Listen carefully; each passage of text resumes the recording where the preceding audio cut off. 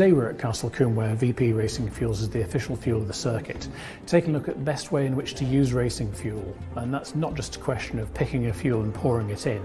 You really have to make sure that the car is mapped and tuned, especially to get the most performance. VP maintains that racing fuel is a performance component.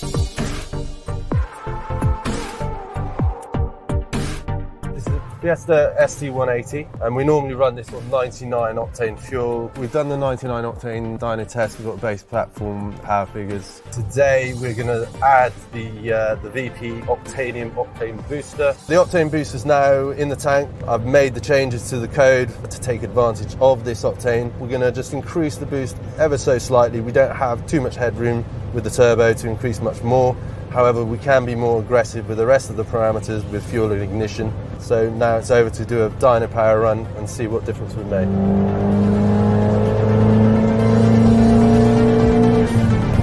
Dyno's coasting down, calculating the transmission losses from the wheel power to calculate engine power and obviously torque to see what gains we've made over the normal 99 octane. Before and after results, a fairly significant increase in ignition advance. Peak power having increased from 350 odd to now it's 374 horsepower. Making power is really what the company is about. VP offers a huge variety of different blends, of different fuels, for different occasions, different vehicles and different races. Anything from 2 wheels to 4 wheels to no wheels, VP has a solution for everybody. What makes VP's fuel so high quality is the 40 years that they've put into production, into development. They work constantly with manufacturers and with racers. They have some of the best blending there is. The chemists are fantastic and it's always fresh every time. Second test of the day, 102 octane fuel's in there. The new ECU map is in there, just completed that. So we're going to do some more dyno runs. This fuel, it's a premium product. You will need your car tuned for it, but the results you can get from it are certainly worthwhile.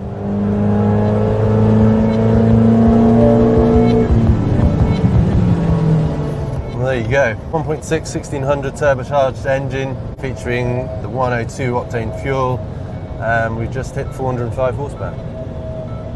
Final results with the 102 octane, really big gains in torque. Quite amazing to see a little 1600 turbo engine break 400 horsepower and 330 foot-pounds of torque. The results from today's dyno test were absolutely fantastic. It really proves the product works. We have tangible dyno results that we have graphs for, so we can show progression from our octanium boosters all the way through to the high end of the unleaded fuels that we are able to supply to racers. VP Fuels is a world-renowned historic brand. It has a huge pedigree in the States, and I believe that makes it a standalone, standout brand in the UK.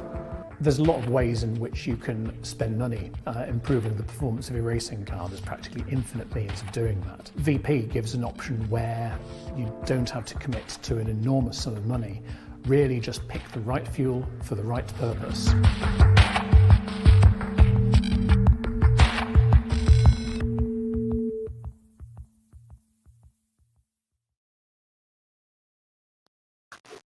Greetings! Good morning. I nearly said afternoon because it feels like it should be afternoon, but it's not. It's only just after 11:30.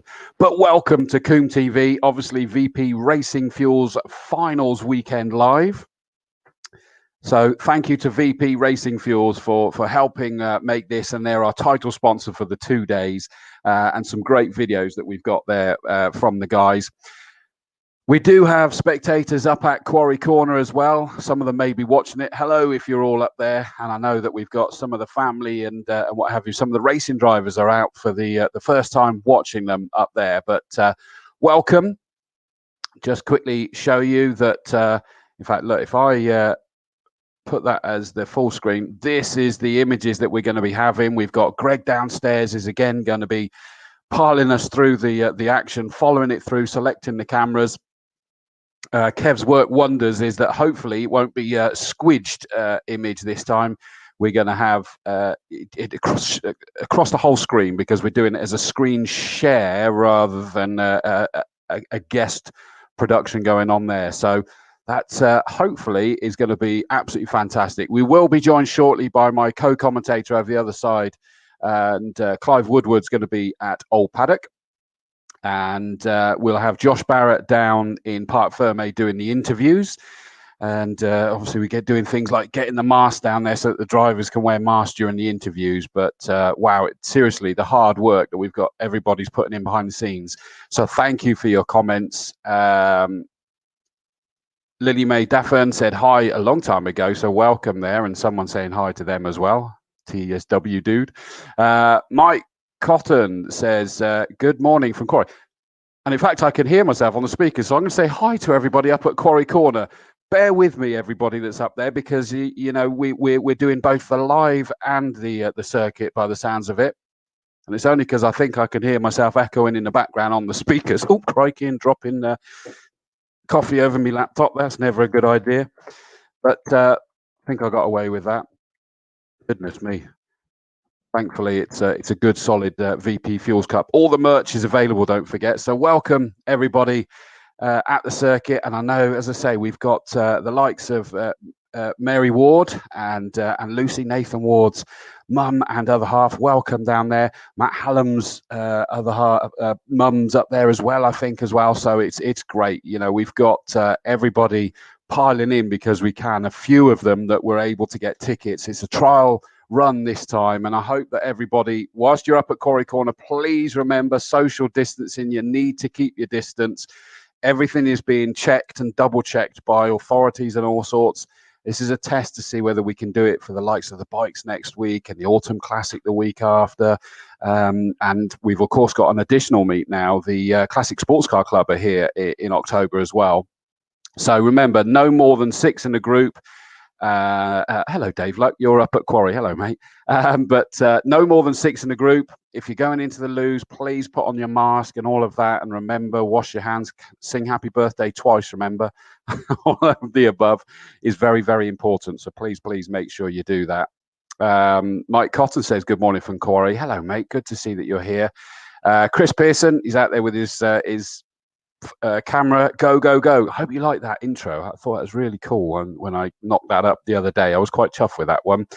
Goose, he's in trouble, but he's up at Quarry. Yay, we're here. Fantastic effort by the circuit to get us here. Looking forward to a mega day's racing. So needed a Quarry fix. The holiday is in hold for 1 day. Yeah, but you're in trouble, aren't you, mate? You know it. Fran Elson, hi from Post 7. Hello, Fran from Post 7. How you doing? Dan Blake, morning all. Looking forward to first race. Season best qualifying of 9th, so hopefully he can get a top 10 out of the race. It's a local driver just down the road that will be in the MX5. So we got to make sure we cheer for Dan Blake. Darren Duffield will be out in the hot hatches. Good morning, sir. Peggy Spackman, morning. Good luck to every single person there helping racing, working today for day 1. Of course, your biggest cheer goes out to Ross Parker. That's the Slip and Grip Automotive Track Day Company. Karen Blake, good luck to Dan Blake, number 27 in the Mazda MX-5 race. Hope you got the problem sorted and have a good race. I'd suggest, Karen, he did. He's in the top 10. A fantastic job. Incidentally, by the way, just to let everybody know, whether you're at circuit or watching live, we're kind of keeping everything crossed now because we have been having power outages during the course of the morning, which, of course, knocks the internet off. So we hope that's going to be okay, and doing an electricity dance basically just to make sure that it keeps going, and hopefully it'll all be okay. If you suddenly lose us, know that's what's happened. Someone's trying to find 50p to put back in the meter, and we will be back in due course. But apologies if we do lose you. So hopefully we won't. Dave Spiller, good afternoon, Mr. Dawes. Good afternoon, Dave Spiller, and obviously going to be out cheering his son Pete Spiller out there in Nooper, I think it is, not Nipper, it's Nooper, I think, that the car, which is actually yours from memory, isn't it, Dave? Oh no, Pete, sorry, Dave's driving. Actually, is it Dave or Pete that's driving? I'm now questioning myself because I got the two of you mixed up there, because Dave's the son, Pete's the dad. But hello to you both anyway. Sorry, we've been desperately trying to set everything up, as you can imagine. Ian Cupertson, good morning from not so sunny Guernsey. Is it not sunny over there? We won't rub in the fact that it's beautiful and sunny here then, Ian, but hope you enjoy it. TSW dude, I love Castle Combe. Mate, that is wonderful to hear. And let's bring back some more images of Castle Combe so you can see up at Quarry Corner there that it's good. Dave Luck, as we say, watching from Quarry Corner. Castle Combe Circuit, greetings from the media centre, waving to the folks at Quarry. So that's Emma Strawford down in the media centre. Good morning, Emma. I haven't even had a chance to say hello to you yet. I've been running around like mad getting it all set up. Joe Bunker, go Mark Pope 987. The Rivet Room. Yeah, Alex Rivet will be out a little bit later. Alex, good luck, Dan. I'm coming for you. Alex Rivet, another local driver, raced in our Formula 4 Championship, and he's out in the Mazda MX-5s as well. Linda Preble, can go off people, you know, Linda. Good morning from sunny Spain. That's just rubbing it in. It's nice here, but probably not Spanish nice. So there we go. Lee Evans, hi all, can't wait from a cloudy Torquay. Well, I'm not sure which way it's all going then. Maybe it will clear up sometime soon because it is nice here. It was cloudy here this morning, but hopefully you can see on those images, it is blooming lovely now. Nick Snella, morning Chris and team, bring it on. Morning Nick. Stuart Tinker-Taylor, morning Chris from Windy Roud. Let's get the fuffers going. Dilly dilly, dilly dilly indeed, mate. Normally, of course, the Camp Softcore. Roll on 2021 when we can have everything open and going again. Chris Mason from down below in the medical centre. Morning, Dorsey, and good morning to everyone. Have a great and safe day. Absolutely. Let's make sure that Chris Mason and co get bored from doing nothing, because that means that nobody's going into medical. That's what we want.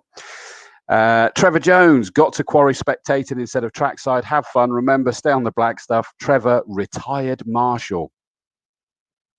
A retired Orange Army vet there. And Gerald Howe, who is out there, dilly from a breezy Tower Corner. That is the big thing. Well said, Gerald, is that it does look lovely out there, but I can assure you it's really quite windy. It actually needs a top on when you head out there, to be honest with you. So, yes, it is very breezy out there, Gerald, so don't get blown away. TSW dude, it's quite nice in Cotswolds. Okay, I like that. I like that. David Campion, greeting from Wiltshire College and University Centre. Wuku Moto Engineer will be racing in Hot Hatch and Formula Ford next year. Also some wonderful sprint events. Glad to hear it, mate. Sam Cooper, morning, Dorsey. Huge thanks and respect to you and the team for bringing us some COMBE action. Cheers, VP Racing Fuels. Absolutely. Thank you to VP Racing Fuels. And again, you know, it's not just if you need the fuel, because you really need to, going along the bottom there, maxgapparel.com. Have a look for the VP Racing Fuels merch. See, I'm getting down with the kids there, merch. But it is amazing quality. I know I've got just a couple of things, but the T-shirts are such good quality. I'm not saying that because, you know, they're here and they're sponsoring. Genuinely, when I got it, I was like, okay, right, put a T-shirt on. Wow, it's nice and smooth, soft, and it actually has got a bit of elastication to it. Really, really nice. So have a look. And I did notice they got a nice hoodie down there. I didn't manage to hoodwink one of those, sadly, but you know, go and have a look at that. And of course, if you actually do need racing fuel, that first video showing the difference they were able to get from that Fiesta, unbelievable. Let's go back to putting that on. If you are planning to watch tomorrow, don't forget, go to youtube.com/user/Castle Combe Circuit UK or facebook.com/Castle Combe Circuit/live. And set a reminder for tomorrow's show. Make sure you tune in, because, of course, we've got the GTs have decided, the hot hatches, and we've got the Formula Ford Carnival, the annual event here at Castle Combe. So set your reminders to make sure that it pings up. I think we're a little bit late to start tomorrow live. 11:45, I think I've got a schedule to go live for that, because it's just a little bit later that we start. We got 11 races today, and there's 9 tomorrow. So make sure you pop that in. Ooh, silly Dorsey. Nick. I have no idea what you mean. Christopher Britton, hello from the start line. Glad to be out here in Orange again. Have a good day, Chris. I'm waving because you're one of the guys down there. Christopher Britton, wherever you are. There you are. Hello, mate. Good man. The mighty Orange Army sat huddling down there ready for a great day. Castle Combe Circuit. Massive thanks to all of the team at Castle Combe Circuit and Racing Club for getting us this far. Ladies and gents, start your engines. Absolutely. And really, the Mazdas are getting into the assembly area, ready to be back out there. Tom Murray, greetings from camp, Orange Army. Can you see me waving? Dilly, dilly, all the way. I'm looking, Tom. Where are you, Tom? You're at camp somewhere, and I'm looking for a young man waving in orange overalls. Can't see you at the minute. I'm still looking because you might have a slight delay, but I'm waving back at you wherever you are, Tom. Tom Murray over there, one of the Orange Army. Chris Pearson, Dawsey, can you do a shout out to the Quarry Hardcore and get them to look to their left and give me a massive wave? So the Quarry Hardcore all sat up there now. Look to the left. There should be a photographer pointing a blooming great big lens at you. Give him a wave, get the photo on there, and hopefully I'll get to see that. So Chris Pearson is there, ready to take the photos. Look left, wave, because it is so cool to see you all back here again. Let's get you on the on some photos, but please make sure if he's taking the photo, you're socially distanced, for goodness sake. Heather Moore, thanks for the live feed. Good luck, Chris, in the MX-5. Wish we could be there. Good luck to Chris in the MX-5s. Lisa Taylor, good morning all from Mrs. Stuart Tinker Taylor. Be glad to be back next year. Fingers crossed. Hello. I assume that you're a fellow Fuffers lover as well. I love that Stuart came up with the Fuffers name. It is so good for the Formula Fords. TSW dude, I'm on my way to just next to the commentator section. Are you? How are you doing that? That's like magic. That's quite spooky. I know that someone who is being spooky at the minute, because he's going to leave it to the last minute, is that Kev's legging it around to the old Paddock commentary box and getting Clive Woodward set up in the box over there. Oh, it looks like they're in. So hopefully they'll be on the stream fairly soon, and we'll be able to welcome them in. We've got Clive Woodward over there today and Josh Barrett down doing the interviews. Then Josh Barrett is over there tomorrow and John Moon's doing the interviews. So it's musical chairs. Chris Pearson says, thank you to everybody that did that. That sounds like you did a good job. Well done. And I hope to see that, Chris. That would be a good photo. Karen Blake, Dan Blake, he just can't keep away from the circuit. Racing today and back tomorrow marshalling. Dan Blake's back in marshalling tomorrow. I'm impressed with that. So he's out in the MX-5s and then he's marshalling tomorrow. Really, really fair shout, mate. Fair shout. Just going to take another VP Fuels coffee. In fact, very quickly before we're going to go through the opening grid. We're going to go. Well, VP Racing Fuels has been the official fuel of racing for over 45 years, but VP isn't just race fuels. VP's Stay Frosty high performance coolant is perfect for your street legal vehicle. It contains glycol for freeze protection and reduces coolant temps up to 14 degrees while protecting against corrosion and scale deposits. VP's Stay Frosty Race Ready coolant is 100% water-based coolant designed to be track approved and ready to race. It reduces coolant temps up to 30 degrees while also protecting against corrosion and deposits, making it the best coolant for your race car application. For more information about VP Stay Frosty Performance Coolants, visit us online at vpracingfuels.com. So thank you again to VP Fuels for that one. Oh, and I can see that Clive's coming in now. Is he ready? I can see the headset going on. Let me bring him in. Clive Woodward, can you hear me, sir? Hello. Hello, mate. No, we can't hear you. Sorry. Yeah, we can. We've even look at that. I've even taken you up to full screen. So issues over here, but I think we're getting there. Hello, everyone online, and we're going out on air as well, I assume, Chris. We are indeed, sir. Yeah, we are. So lovely to see spectators down at Quarry for the first time this year, and a beautiful day for it as well. And on this day in 1971, Jackie Stewart actually won a rain-soaked Canadian Grand Prix. So I'm glad to say it's very different to win his second world title. And obviously here at Combe today, we're going to see the champions of the Castle Combe Formula Ford and Saloon Car Championships evolve as the day progresses. And we're in for some great racing, Chris, with some fantastic grids, particularly the Mazdas and Locosts with sort of 40-car grids. So that should be really great. And very Indeed. much looking forward to a packed programme.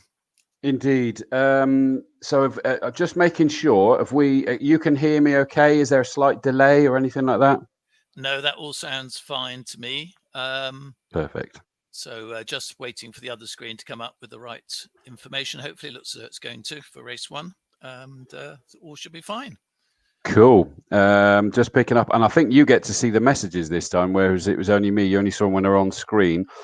TSW dude, I'm also a photographer. That'll explain the situation. Jim B, best of luck to Spiller Motorsport today in the saloon. Sorry I can't be on the pit wall with you today.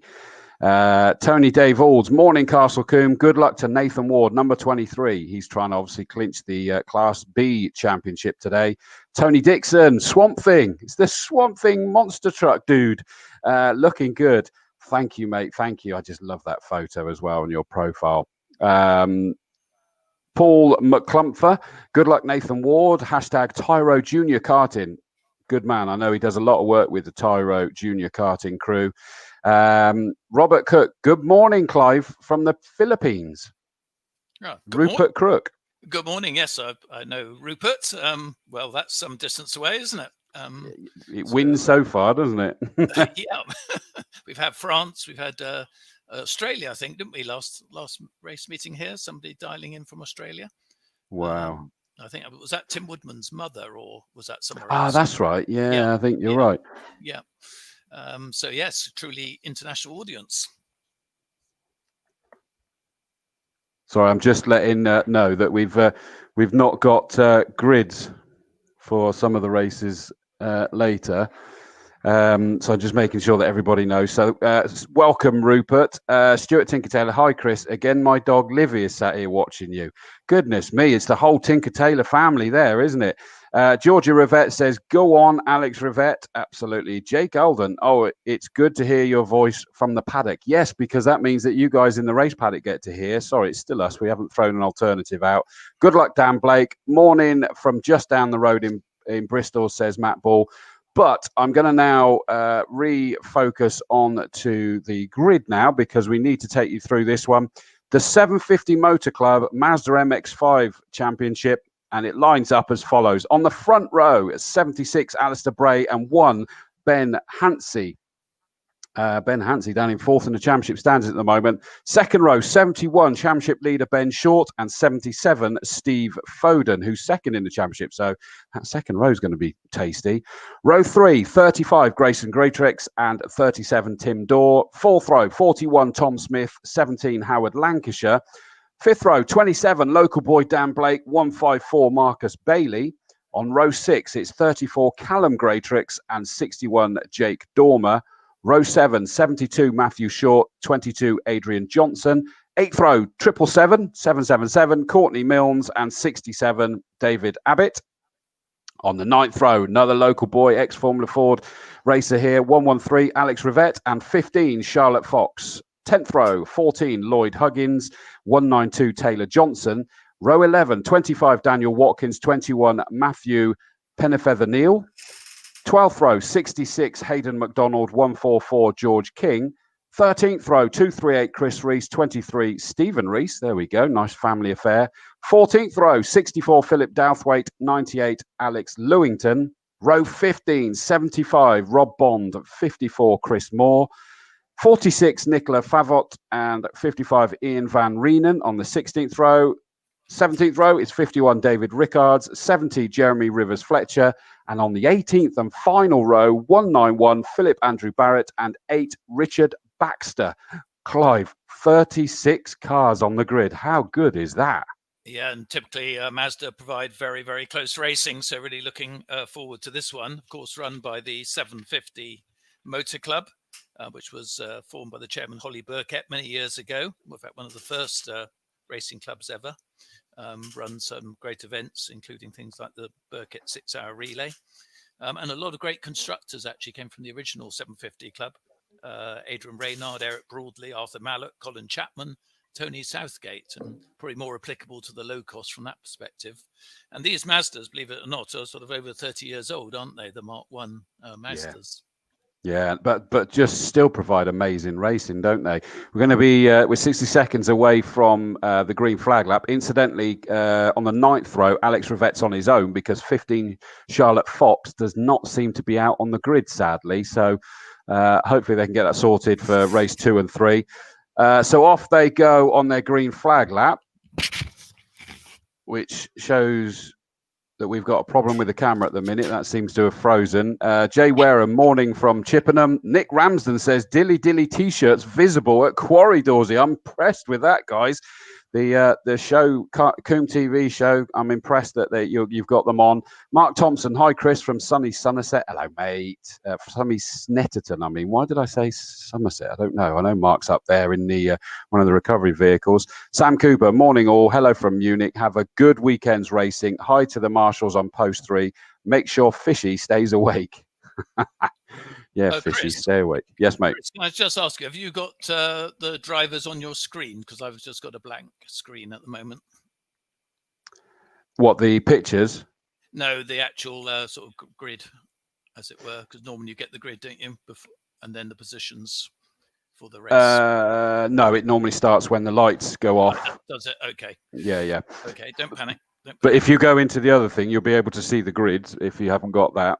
But no, on the thing, it's just blank on the warm-up lap. So it should be A-OK for you in a minute, mate. Great. I know this is the first time you'll be able to see that it's working, isn't it? That's why you're panicking. Well, last time, we had a few problems with this as well. But hopefully all will be good. If not, I have to, first time a commentator Mazdas for many a year. So a lot of different cars, combinations. And there'll be some great battling all the way down the field today, I'm sure. Absolutely. 2 red flags in qualifying this morning. Yeah. We don't have too many of those today. Yeah, let's hope that's out of its system now. We don't want that again. But it was certainly a very busy, as you'd expect. I mean, a grid of this size is absolutely fantastic. But our championship leader and second place. So Ben Short leads the championship on 303 points, 291 Steve Foden, and then 287 for third and fourth Jason Greatrix and Ben Hansey, last year's champion, down in fourth. So it's looking tasty between these front 4, that's for sure. And not necessarily in the order that they would want themselves to be in. So it's going to get itself sorted. Although actually. Yeah, ignore me there. Is that I was just looking around. I thought there was a car the other way around, but it is the correct place. They're just all slotting in. Make sure we haven't lost anybody else on that warm-up lap.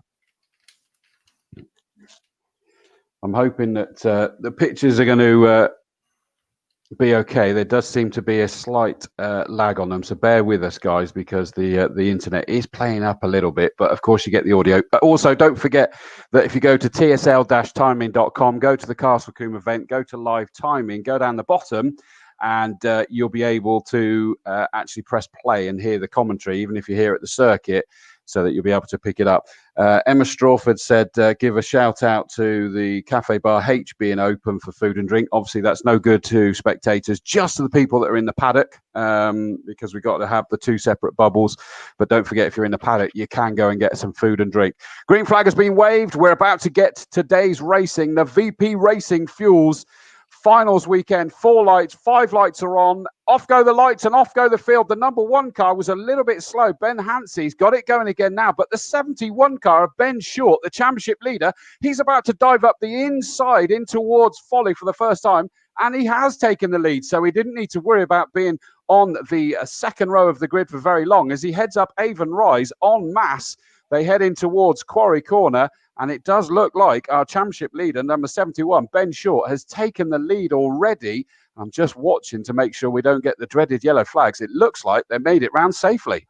Yep, no sign of yellow flags as they stream down into the S's. It is Ben Short leading. A very experienced driver, Ben, ex-Le Mans classic driver, GT Cup winner, and obviously got the racing bug today. In second place is number 76, which is Alistair Bray, and then number 1, Ben Hansey, is in third position.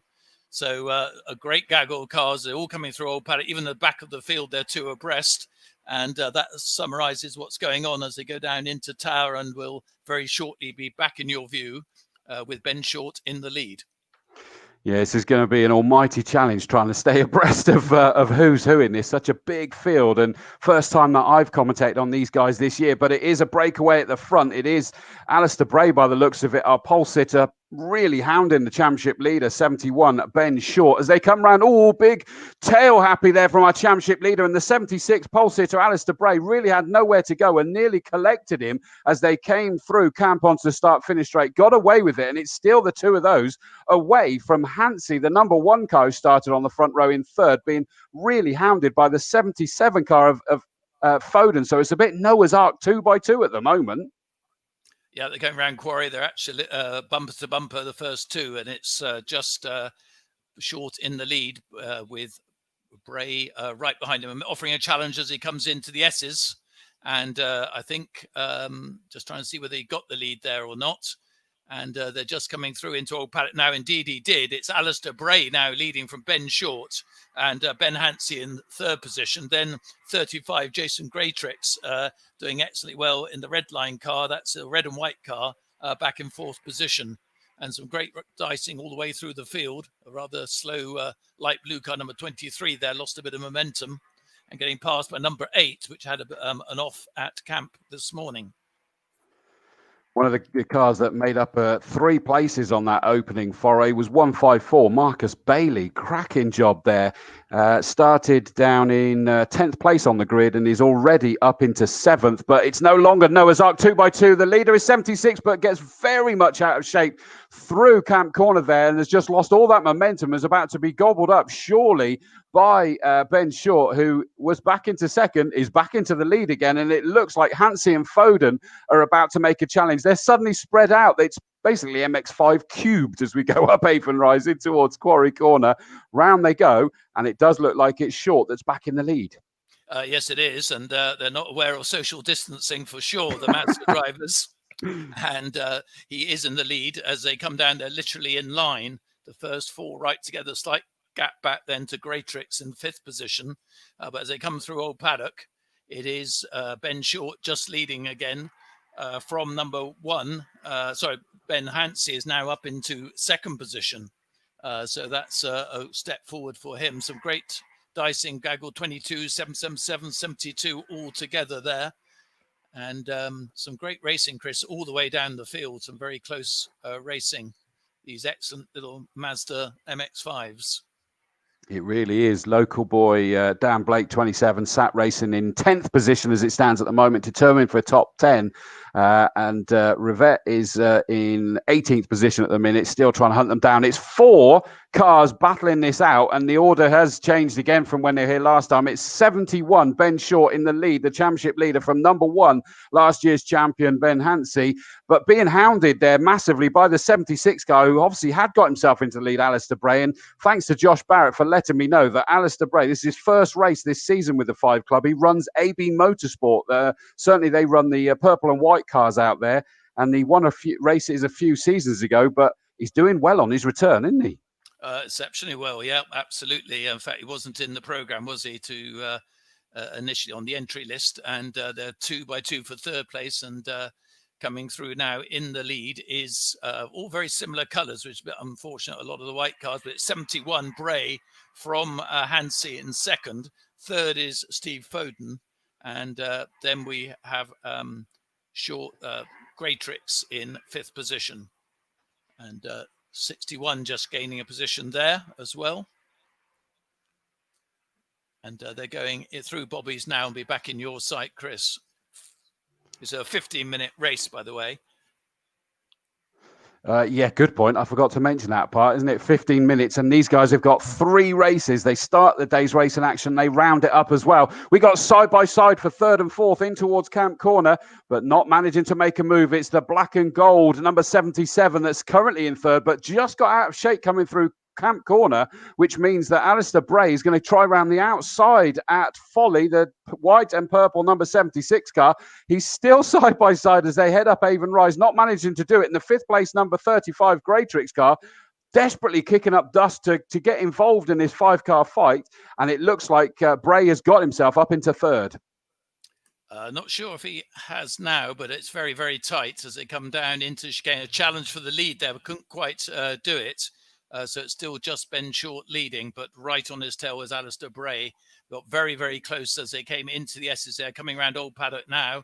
Third position is car number 76, which is actually Bray. So I must have made a mistake. Who was second there from Foden, and then Greytrix, who I think is closing into this group, Chris, which should make it a 5-car train for the lead battle. Yeah, I'm not surprised. I saw him kicking up the dirt on the infields at both Folly and the left kink up over Avon Rise, desperately trying to get glued onto the back of this. And of course, the 35 car is Jason Greytrix, the Cardiff driver, determined to get involved. It's gone back to Noah's Ark 2x2 with Greytrix just off the back of this at the moment. But the two at the front are, of course, 71, Ben Short, still in the lead. The championship leader being hounded, though, by last year's champion, number 1, Ben Hansey. Small gap, and we then get Alistair Bray, number 76, the white and purple car. But black and gold, 77, Foden, all over the back of him. And Greytrix, actually, this time, 35, has just fallen away ever so slightly, but has got a grandstand seat, hasn't he? He must have just lost a bit of ground then, either at Tower or through Bobby's. As they come through a Quarry Corner going quite wide there, was Short in the lead, almost said Martin Short, Ben Short, of course. And Ben Hansey is actually going through, I think, into the lead, as in third place is Bray. And in fourth place is 77, Steve Foden. And that's the order as they go down towards Tower Corner. Greytrix, as you're saying, has dropped back a little bit, and they sort of split up into two groups now, the first two, and then the battle third and fourth. But I think they're likely to all join back together before the end of this race.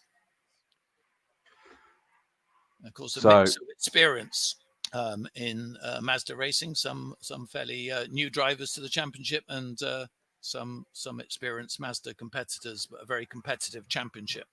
Well, I love the fact that Ben Short that is in the lead in the 70. Well, no, he's not. He's in second in the 71 car. Apologies if you told me that, Clive. But it's the number 1 car of Ben Hansey that's now in the lead of this race, but still being hounded by Short. And what I was going to say, Ben Short runs BS Motorsport, thanks to Josh for this information. And he runs, and here's the interesting point, Clive, is he coaches Ben Hansey. And these two are now glued together. I mean, how do you get away with that one? And it is very much all four. Coaching him too well. You have to get some negative impact, I think, for next time. Yeah, clearly. And they are very close to the top 4 now. Ben Short, and actually comes from a motor racing pedigree. His mother used to race Triumphs or rally Triumphs, and his father was a racer as well. So clearly in the blood. But it's Hansey now leading from Short. In third place is Bray in the white and purple car, and 4 Steve Foden, and then Jason Greytrix. These 5 putting out a big gap to 41 in 6th place, which is Tom Smith, and then 154 Marcus Bailey going well. So that's the orders. They're probably back in your sight now, Chris. Shortly. Sadly, local driver Dan Blake, number 27, is just making his way into the pits. I saw him losing places and going steady past the start-finish straight last time. So someone mentioned about hoping he'd sorted the issue. Sadly, it appears to have come back again, which is a real shame. Here come the leaders. It's the lead 3 at the moment because it's number 1, Hansey from Ben Short, 76, Alistair Bray in third. And at the moment, the 77 car of Steve Foden has slightly fallen away. And the red and white 35 car, Jason Greytrix, hasn't been able to get involved. But heading up Avon Rise, the lead 2 are absolutely glued together. Ben Short determined to have a sneaky snifter up the inside at Quarry Corner. I bet you lot are so chuffed to be back watching this again. And it's coming towards you. Really meaning business. A great place to watch up at Quarry Corner. I'm sure all the spectators really enjoying getting back to Castle Combe again as they come into the S's. It's still the same positions, but... in third place, Alistair Bray is actually now making a serious challenge as well. So we got Hansey from Short with Bray in third position, then Foden, drop back a bit again as Greytrix in 5th place. And then this big gap. By the time the leaders get to Tower, we got a 5th place, 41, Tom Smith, just coming through Old Paddock. And then 154 and 34, which is Marcus Bailey and Callum Greytrix. But great racing all the way down the field here, 14 and 31 side by side as they go down into Tower, and some great racing just overtaking a neat overtake there into Tower, not easily done. Leaders coming across the line to complete their 8th lap, and it's 71.176, literally as quick as that. So Ben Short into the lead in the 71 car, and apparently Josh was saying that a couple of weeks ago, Short and Hansey, the lead two, shared an MX-5 in an endurance race too. So they've got to throw that out the window while they're battling hard. And 76, Alistair Bray, is determined to get involved, competitor by team, competitive by driver. And in fact, they're getting so embroiled, it looks like Foden's caught back up with them again. Yep, it's very close, and this is the way these one-make championships go. Once dicing starts, then gives opportunities for others to catch up. But at the moment, and going very wide on the exit there was Steve Foden of the S's, but it's 71 Short, who's actually pulled out a bit of a gap from Alistair Bray now in second position, and challenging as they go down there is Hansey into third position with Steve Foden fourth. So some very tight racing, but Ben Short just pulled out a bit of a gap at that time. And if Kevin's with you, Chris, my screen's not working. It's hung. No, he's not, sadly. He's probably setting up the interview cameras at the minute. Yeah, no problem. It's the same as I know that the footage is a bit laggy at the minute. He'll be on the case. But leaders coming through towards the completion of lap 9. And you're right, is that Ben Short has broken away. 76 Bray up into second place ahead of Ben Hansey now. Those two still glued together. And Foden, number 77, the black and gold car, I thought had closed in on them. He's a long way back from them now, as is Greatrix. But the top three are just all together. And one of them's off onto the grass on the infield, heading up Avon Rise. There goes the dust. You'll see it kick up into the cloud. And I'm trying to work out which one we've lost. I think, no, you're going to have to tell us, I'm afraid. Okay. It can't be long to go, Chris, either, is there? I haven't got obviously that time. 2 minutes. Sure how long. 2 minutes. So we should get at least one more lap after this. And going on to the grass as he exits the S's there was a back marker. Just getting in the way a bit. 71 from 1 is the order. So it's Ben Short from Ben Hansey. In third place is Foden, and fourth is it was Alistair Bray who went off. He's back now in fifth position, with Jason Greatrix up into fourth place now. So, to be fair, he's done well to only lose those few positions. Yeah, he didn't lose too much, really, considering the moment he had. Not a place you want to be going onto the grass either. No, I mean, it was full speed, exit stage right as they were going up Avon Rise. And I think the three of them were trying to take that together, probably just got tapped a little bit towards the right, that then shot him onto the grass and the infield. And he just kept his boot in and was able to get away with it. Last lap board is indeed now showed as the leaders are about to try and get past not just back markers, but battling back markers, the worst you can come across. And they're picking their way through like hot knife through butter. Well, through one of them. The other one was a bit more difficult to get past, but they're through now. And somehow it is still short from Hansey, Foden, Greatrix, and yes, Bray down to fifth now. Yep, the same order as they come out of Quarry Corner. Ben Short, who, if he can just keep his cool now, should be in a position. He's just pulled out a couple of car lengths. He's got a spinner right in front of him, which he's avoided. He's luckily on the outside of the track. But as they come through Old Paddock now, it is Ben Short from Ben Hansey. Then we have 77 Steve Foden, and up into or trying to get into fourth place, back his position at Alistair Bray. He's right on the tail now of Greatrix as they go into Tower Corner. So you may see a late challenge down at camp for fourth position. And I'll give it back to you for the final corner. Fantastic. So we look into the distance to see the leaders come through, picking their way still through some back markers. The top two look like they're spread out this time, making sure I've got them. Yes, it is. It looks like 71, Ben Short, the championship leader, is going to do his fight the world of good. There he goes, hand in the air, takes the win. Second place of the number one car, Ben Hansey. He'll be pleased with that one. Third goes the way of 77 Foden. Steve Foden, of course, is second in the championship, so that's not great news for him. I've just noticed that somebody has actually pulled off onto the grass heading up Avon Rise, but I can't see who that is. That's possibly one of the Greatrix's cars. No, it isn't, because they're both come through. Apologies, I thought it was red and white. So fourth was the 35 car of Jason Greatrix, so he did hold on to that from 76 Alistair Bray. Sixth place for number 41. Where did that car start? Tom Smith started in 7th, came through in 6th, so I just lost him for a second there. 154, Marcus Bailey. He was one I picked up in the early stages. Started down in 10th place, came through to finish in 7th. Cracking job. That was the opening lap that he made those 3 places up, and he held them on really, really well. Callum Greatrix, 34, in 8th place. 9th is the 777 car. And I'm just Courtney Milnes that started in 15th and came home in 9th. Cracking job there from Courtney Milnes, the Birkenhead driver. 10th, number 61, which is Jake Dormer. In 11th place is number 17, Howard Lancashire. And in 12th place, number 22, Adrian Johnson. 13th, number 14, which is Huggins. Let me just change the screen I'm looking at, sorry. 14, Lloyd Huggins from Hemel Hempstead. In 14th place, car number 8, Richard Baxter. 67, which is David Abbott, came home in 15th place. 16th is Alex Rivette, the ex-Formula Ford, Castle Formula 4 driver. 17th, number 66, Hayden McDonald. 18th, number 37, which is Tim Dorr. 19th, number 25, Daniel Watkins. And rounding out your top 20, number 192, which of course is Taylor Johnson, the Evesham driver. So from just down the road from here, rounds out your top 20. That's the way to start with a bang, isn't it? Certainly incredible entertainment. And well done to, of course, Ben Short, championship leader. Started on the second row and fought it through off the line and up the inside at Folly. But that he didn't manage to settle into that position, though, did he?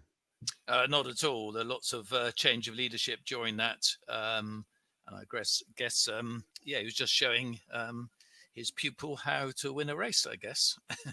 Yeah, quite. He won the first 3 races at Snetterton. I don't think he did the next one because the points lead is based on a couple of drop scores that they've already taken into account. So I think the championship battle will go on for the rest of this year. And we've got 2 more to see as well, Chris, so it should be excellent. It is, as I say, they round out our action at the end of the day as well, plus 1 smack in the middle. We've got Formula Fords next, the the mighty and super mighty minis, the Castle Combe Saloons, the Locosts, Mazda's back again, Formula Fords, minis, Saloons, Locost, and then the Mazda's back out for a 3rd race. So fair play, absolutely brilliant. Sadly, I don't think we're going to be able to get interviews for these guys, although it looks like they've gone straight through anyway, because they're still trying to get everything set up down there, which is a shame. Just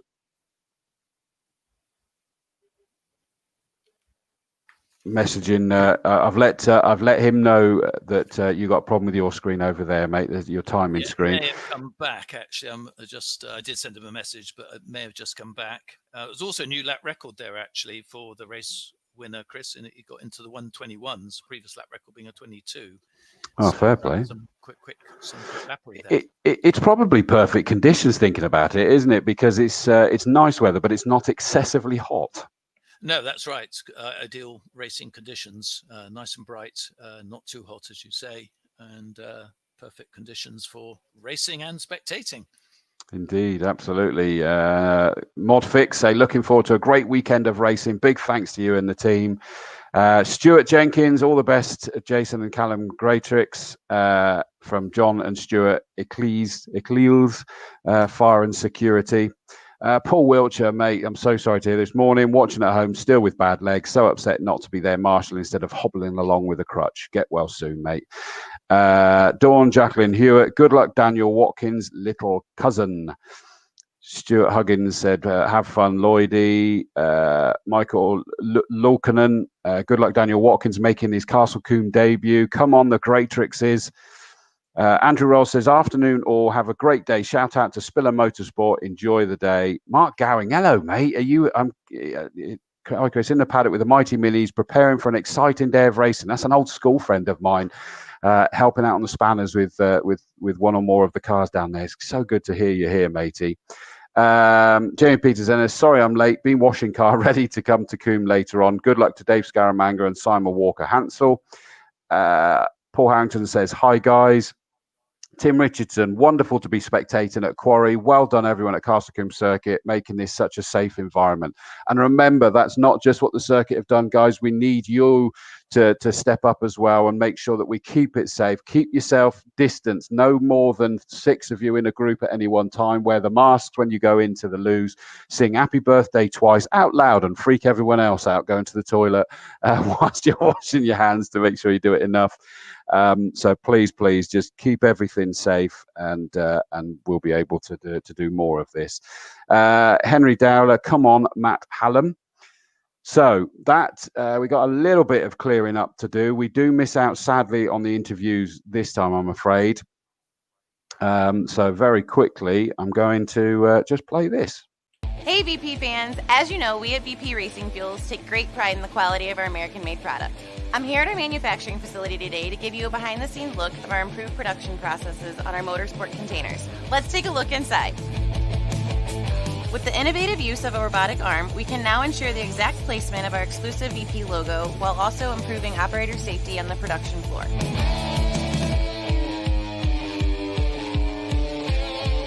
We've developed an air pressure leak system that allows us the ability to assemble and install the jug's cap, followed by a full system seam integrity and leak test.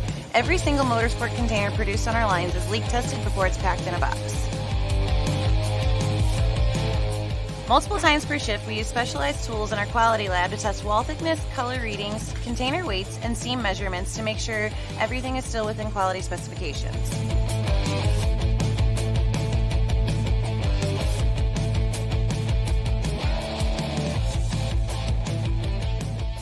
Over the last few years, we've stepped up our game with cutting-edge automation, robots, equipment, training procedures, design enhancements, quality improvements, and our ISO 9001 certification.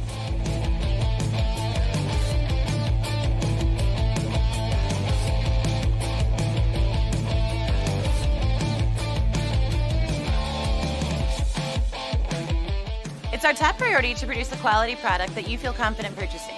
So along with the improvements we just showed you, we also offer a 3-year limited manufacturer's warranty on all of our containers and caps.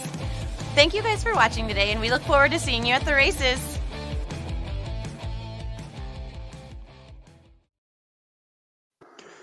We look forward to seeing you at the races too. VP Racing Fuels, thank you for your support this weekend. It is, of course, the VP Racing Fuels finals weekend, and we start one of our local championships coming up next. The penultimate round, you got to say, and I'm going to say it's all to play for, but probably a little bit less so than some of the other championships, because I think, Clive, is it fair to say that Luke Cooper can manage this, can't he? He certainly should be able to, barring any incidents. Interesting, which can happen, by the way, because he spun coming through camp. Yeah, it almost happened in qualifying. There was an oil slick put down around the circuit, and Luke Cooper spun right in front of Felix Fischer this morning, and Felix had to take to the grass to avoid him. For a minute, it looked as though they both may end up entangled with each other. So, as with all racing, you never know what's going to happen, but he does have a 38-point lead, 23 points for the winner, and a point for fastest lap. So it really needs, I think he only needs a sort of about a third place or something like that in one of the races to probably seal the championship. But he's been very busy running the karting school up here in between qualifying and racing. I saw him running back to try and get back to his car in time. So a busy morning for him. But yes, it should be interesting. We also, of course, got Neil McLennan from Scotland, who's a very quick racer in the Kevin Mills run Spectrum, and also former champion Rob Hall, of course, as well. So I think that those four will certainly be in with a chance. And Felix Fischer sat on pole, didn't he, with a under 1 minute 9.868. So a very quick time this morning, but not much in it with Luke Cooper in second, and McLennan third, and Hall fourth. So yeah, it should be a fascinating round. We've had some really fantastic racing, haven't we, Chris, up here this season in the Formula 4 Championship? They've all been really, really close races. They have. I've just noticed that I had Rob Hall down at 75, but he's running number 35 here today. I'm sure that's a change. I'm sure that's a change because Yeah, only 75 as well. yeah, he appears to be certainly on the entry list. He's down as 35. Let me just look down. Although it doesn't look like he's down there at all at the moment, which is a bit worrying. Well, we'll check that one out a little bit later. It's only because on my thing it sort of showed something else, whereas on TSL it's got him as 35. Well, to whip you through this grid, and it was cut short because 27 Sean Macklin sadly had an engine failure, presumably, that just kicked oil, ran most of this circuit, much to everyone's dismay. You heard Clive explaining that quite a few of them had some lovely pirouettes coming out of Camp Corner, which must have been a bit scary. And you could see the slick everywhere. And I think they actually had to restock everybody with cement dust because they used it all up and they needed to restock them so they could finish dressing the circuit and then restock them after that. So it was quite a torrid time. So they lost 4 minutes worth of their qualifying, but still pole position goes the way of 26 Felix Fisher. So that's a big plus for him. 46 Luke Cooper.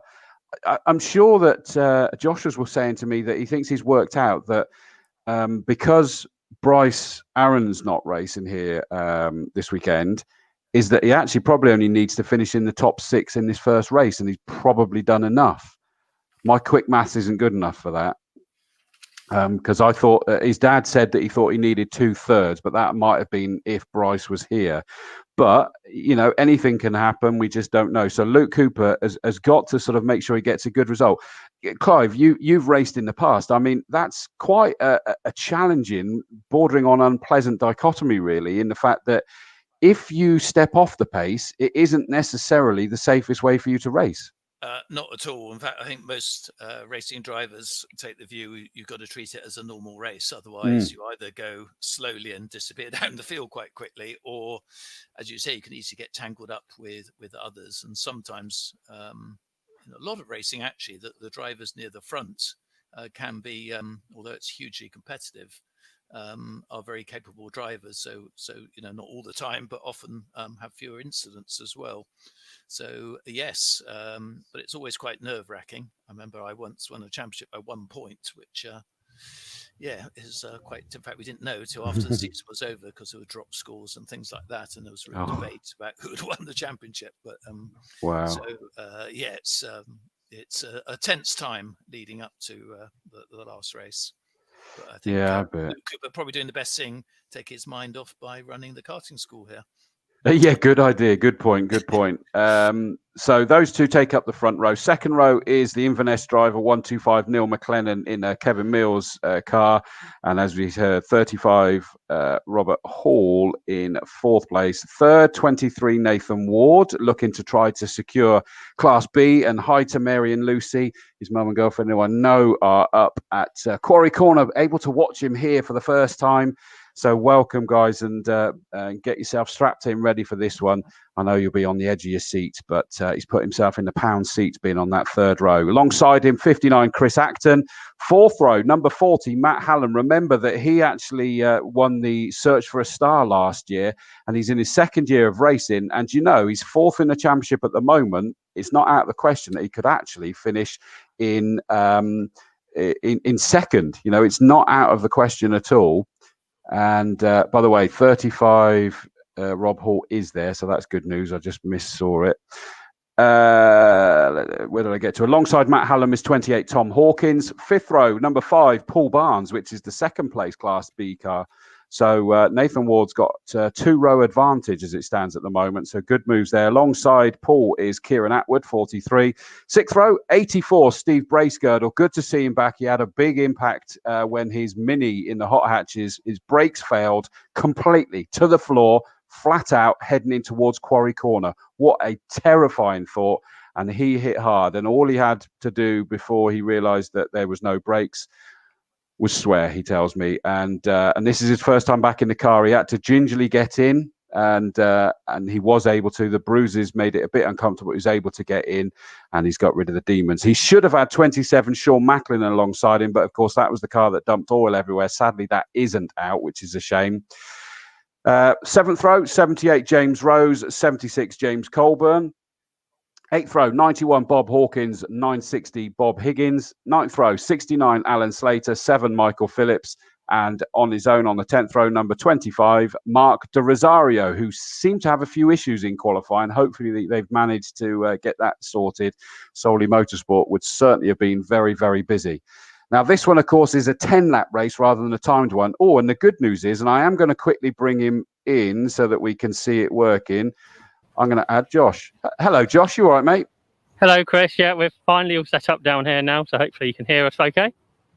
We can indeed. We can see you as well. And Kev there with his arms folded. I know that his next one is that he'll be over because the footage is a bit laggy, everybody at home. I know that, but we're working on it, and Kev's got all sorts of challenges ahead of him, and we thank him for his work. So hopefully we'll get the interviews at the end of this one, Josh. All going well, yeah. Fantastic. Well, we'll bring you in a little bit later. Thank you for that, mate. I know the image isn't very good there. You're quite blurry for some reason, but we can see enough and we can hear. That's the main thing. And it's 16:9. Is it really? But it's just blurry and blocky a bit. I've upped the resolution. Okay, mate. But the on-track footage is what hopefully you can have a quick look at after this, please, mate, if you could. So we'll move that out now and take them back out of the thing, because they're on their warm-up lap. And yes, Luke Cooper, I just don't know what must be going through his mind. He needs to manage it, but he's going to race hard. But presumably he doesn't want to put his nose in any risky places. Well, I guess, yeah, if he's in a secure second, third, fourth place, and he's probably reasonably happy. But he's had 5 wins this year. So far and away the most winningest driver, if there's such a word, against Felix Fischer. There is for us commentators. Absolutely. For those who didn't get English O level. I'm too young for O levels, mate. I know. 18, isn't it, Chris? Is it? Yeah, absolutely. Mine was GCSEs by the time I was there, mate. GCSEs. GCSEs, yeah. So they passed through here. So, yeah, I think it'd be interesting. I'm sure Felix Fischer will go all out to win this one to at least keep his hopes potentially alive. Absolutely. And, he's got to feel that he's in a strong place. Neil McLennan, he's not bothered about anyone's championship. He's going to get involved. Rob Hall is an ex-champion, let's not forget, in the white and red car. Fairly similar livery to Luke Cooper. And we know he's going to be capable of. Nathan Ward's going to want to just keep his powder dry to make sure he's bringing that Class B home. But he sat there 5th on the road with Chris Acton alongside him. Lovely comments where Matt Hallam did a brilliant job fighting against Chris Acton and Kieran Atwood last race and held them off and did a sterling job. And Chris Acton, with a lot of years' experience, came up to him and said, "You know what? Fair play. I was waiting for you to make a mistake to pounce, and you didn't make a single mistake." So well done to Matt Hallam for that one, a sterling job. Now Josh reckons that Luke Cooper only needs a top 10 to take the title. So let's wait and see what he's going to do. Car's making it round. So remember, 10 laps. It's quite a sprint for these guys, and there's plenty of them are going to be joined together by the looks of this. Last car is in. Green flag has been waved. The 5-second board has been given. This is the Premier Financial Planning Formula Ford Championship. Penultimate round. 3 lights, 4 lights. The 5th light goes on. Off go the lights and off go the field. And Rob Hall gets a good start initially. Nathan Ward is coming up through to take 3rd position overall as it stands. Luke Cooper trying to take the lead of the race. But Felix Fischer's got the inside line there at Folly. Nathan Ward is up to 3rd and challenging the top 2 as they go up Avon Rise. Look at this, guys, up at Quarry. This is what you've been waiting to see. The Formula 4's lunging up there as one, and it looks like Felix Fischer has still got the lead.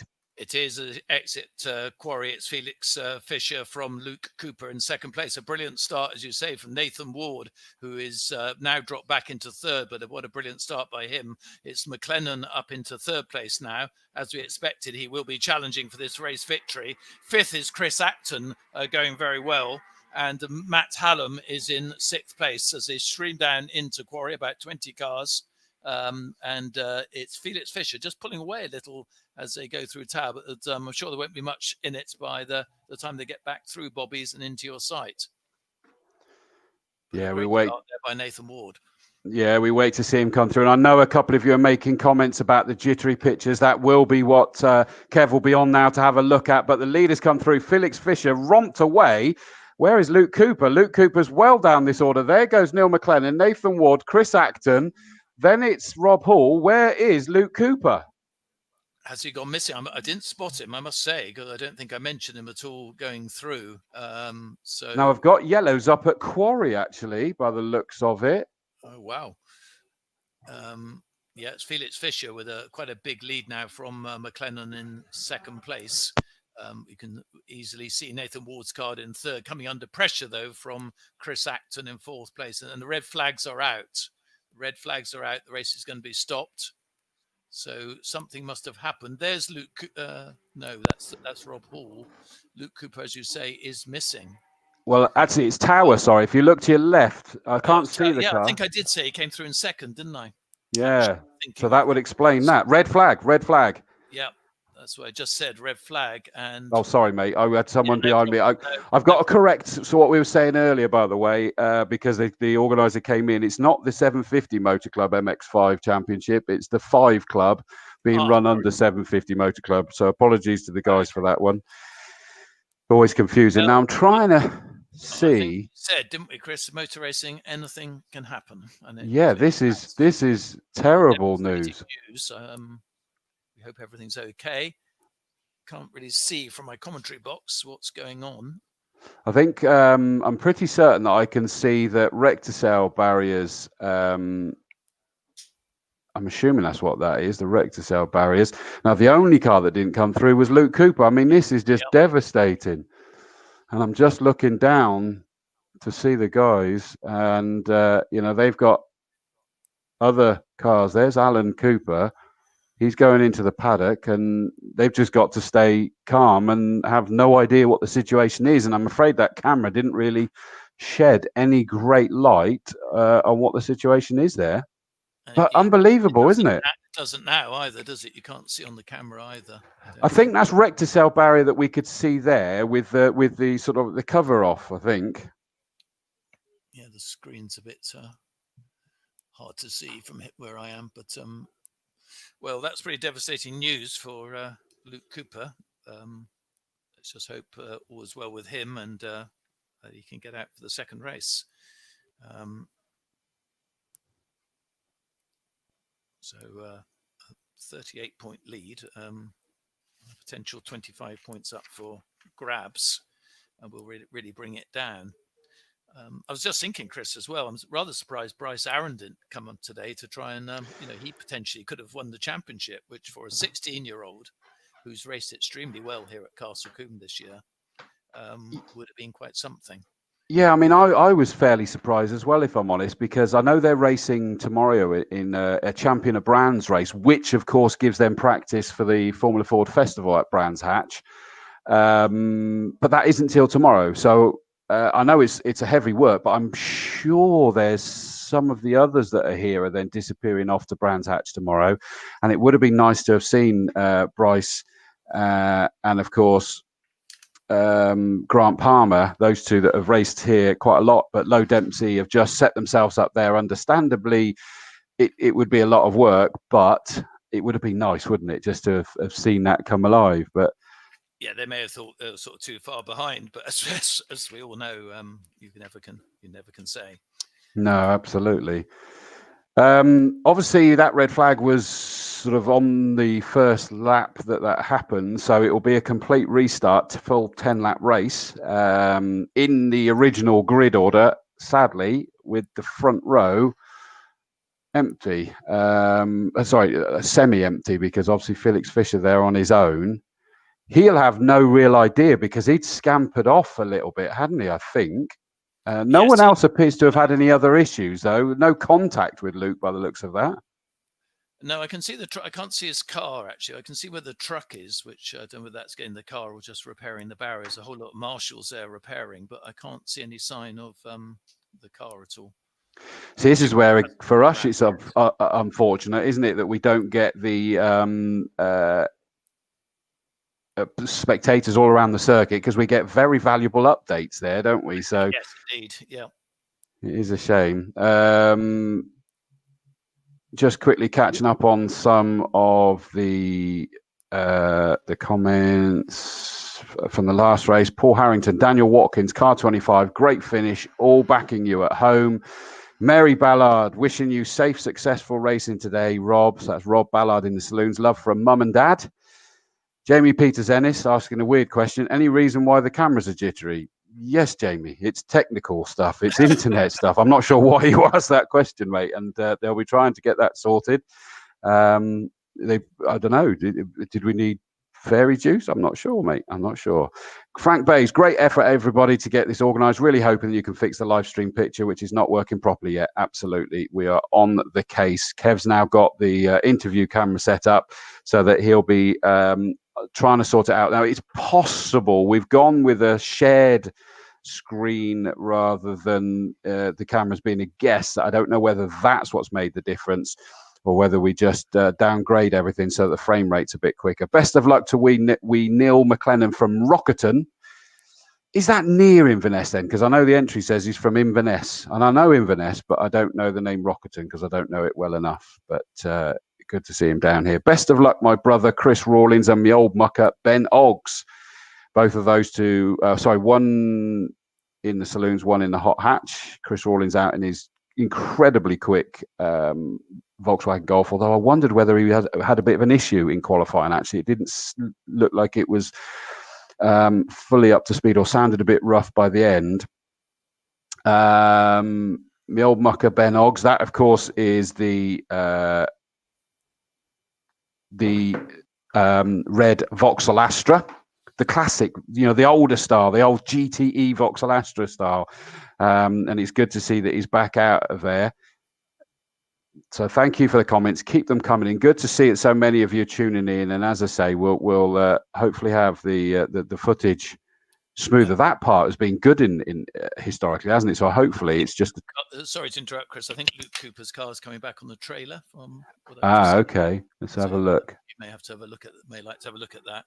Yeah, here he comes. People to watch out for Class D, the old cars, because we've got two fabulous old Formula 4 cars racing. The multiple champion Bob Higgins, of course, well known here at Castle Combe in his Macon, and also Alan Slater in the Nike. So two very nice old Formula 4 cars. And last time here they had quite a dice as well. So that, and Steve Bracegirdle in Class C was leading his class at the time of the stoppage. So I'm just looking through my binoculars just to try to see if there's any telltale signs. No. Well, luckily with those barriers, normally it does restrict damage quite a lot. But well, massively. I mean, it's difficult because it could be on the opposite side, and it may be that front left corner they're looking at a little bit, which, hopefully with something like a Formula Ford is that can get it all sorted out. So fingers crossed. He'll be out for race 2. Obviously, he's going to miss this one, which does kind of suddenly put all the pressure on. And it's not the first time that we've said.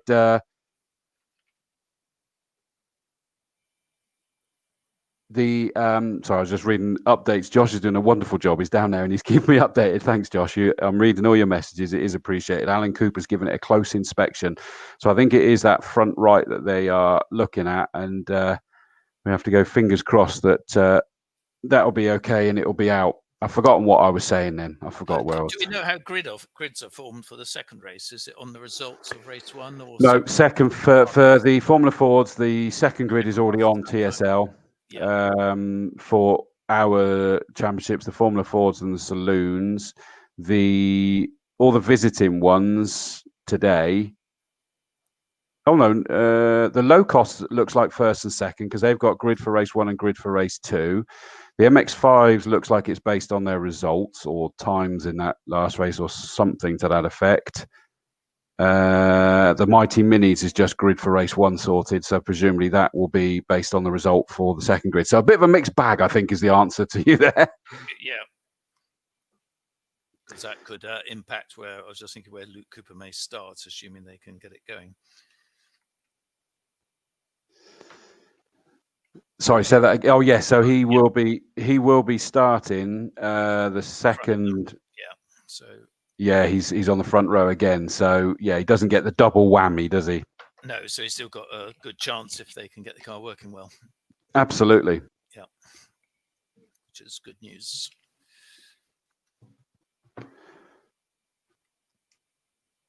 The marshals seem to have dispersed from Tower Corner, so hopefully it shouldn't be too long.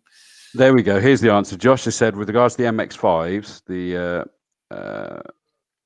race 2 grid is the race result, and race 3 is reversed. Yeah, so that should be fun. Wowzers, won't it just? I mean, that's just mental. I don't know whether that's, and Josh might know the answer, is that the whole field reversed or like the top 10 or something like that reversed? Because that's a big old reverse. The top 10, yeah, thanks, Josh. I just saw that. I was going to say, otherwise that would be a massive reverse, wouldn't it? Imagine that. But even the top 10 is going to be intriguing enough. What did we have? The top 5 managed to make a mini breakaway, but it wasn't a massive breakaway from the rest of the field, really, was it? No, well, the first actually they did pull away a fair bit, didn't they? But that would maybe make it more interesting. Could be a commentator's nightmare, mind trying to. You know it. Come through. You know it. I'm just going to top up my VP Racing Fuels thermos mug. So Formula Ford Championship here, been going more than 50 years. A fantastic series, Formula Ford. End of the year, 2 major events: the Formula Ford Festival at Brands Hatch and the Walter Hayes Trophy at Silverstone, which get fantastic grids for and great Formula Ford racing. But I think from a regional series, Castle Combe is very hard to beat. And it was Howard Strawford who was the first person to have a local Formula Ford Championship all those years ago. So that's great stuff. I love the fact that lots of people, obviously the finals weekend is regarding our championships, but obviously we've got some amazing support races here. And Roger Tello, of course, who runs the Mighty Minis. Love you too, mate. I haven't seen you here today, so I'm guessing you're not here. So watching. The good news is, by the way, I'm just looking down and seeing Luke Cooper walking away absolutely fine, basically quite quickly to go and have a look and see about his car. So not what he would want, but at least he's A-OK. Ben Sifried as well. Good luck to all the Mighty Mini drivers this weekend. He is 3-time Super Mighty Minis champion, and he is an instructor on the Castle Combe Racing School. I was with him on Tuesday when I was here hosting the racing school, and he was one of the instructors. I call him our token lap dancer, because he's a bit suave and sophisticated. Simon Walker Hansel saying thank you to Jamie Peters-Ennis, because of course Jamie gave him a shout out a little bit earlier, and that's great. So, and again, I know you can't see it on your screen because Kev's desperately trying to get this sorted out, but they are now on their green flag lap, ready to take this restart, and it will still be a full 10 lap race.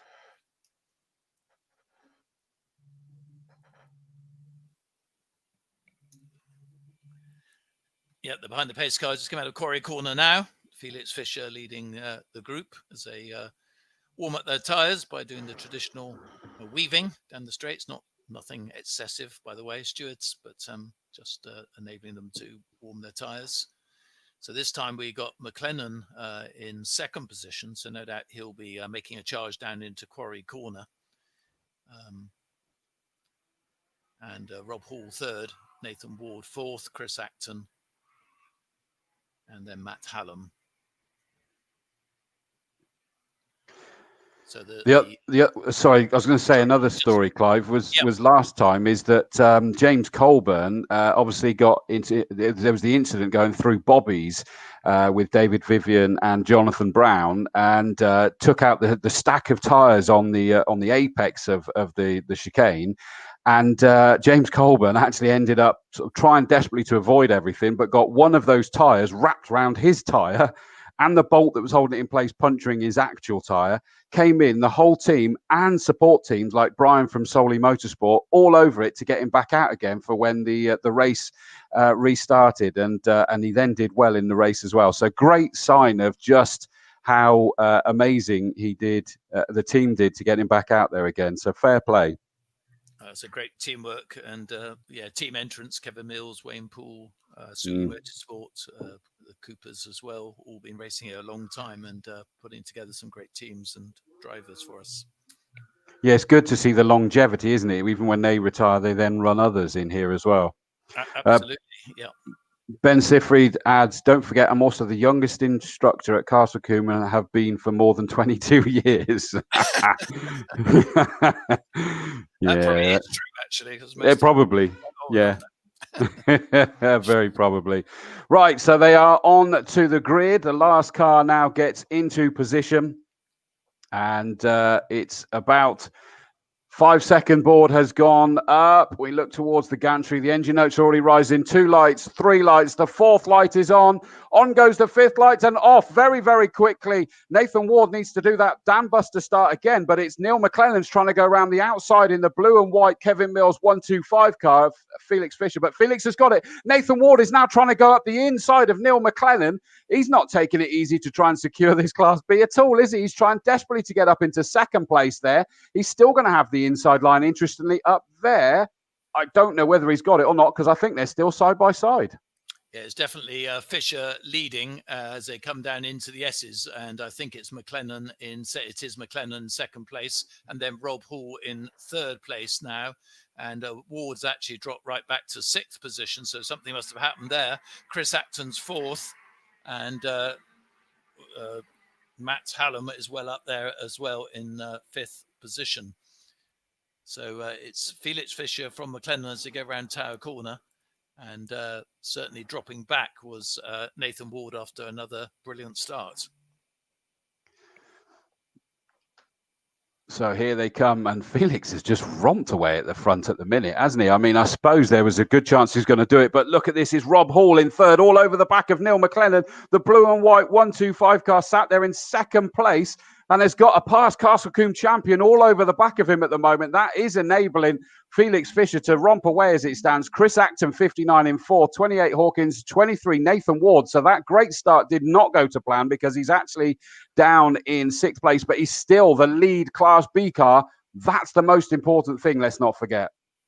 Yeah, Rob Hall challenging very hard for 2nd place, no doubt, driving a Swift Cooper. He would love to try and take some points away from Felix Fisher, but at the moment, Felix Fisher extending his lead, going very wide, though, out of the S's, as indeed did McLennan, went very wide, and that's given Rob Hall the opportunity. It gets him around the outside of Old Paddock. A great move there, just a slight mistake by McLennan, and he grabbed the opportunity with both hands, and Chris Acton going down to Tower in an excellent 4th place.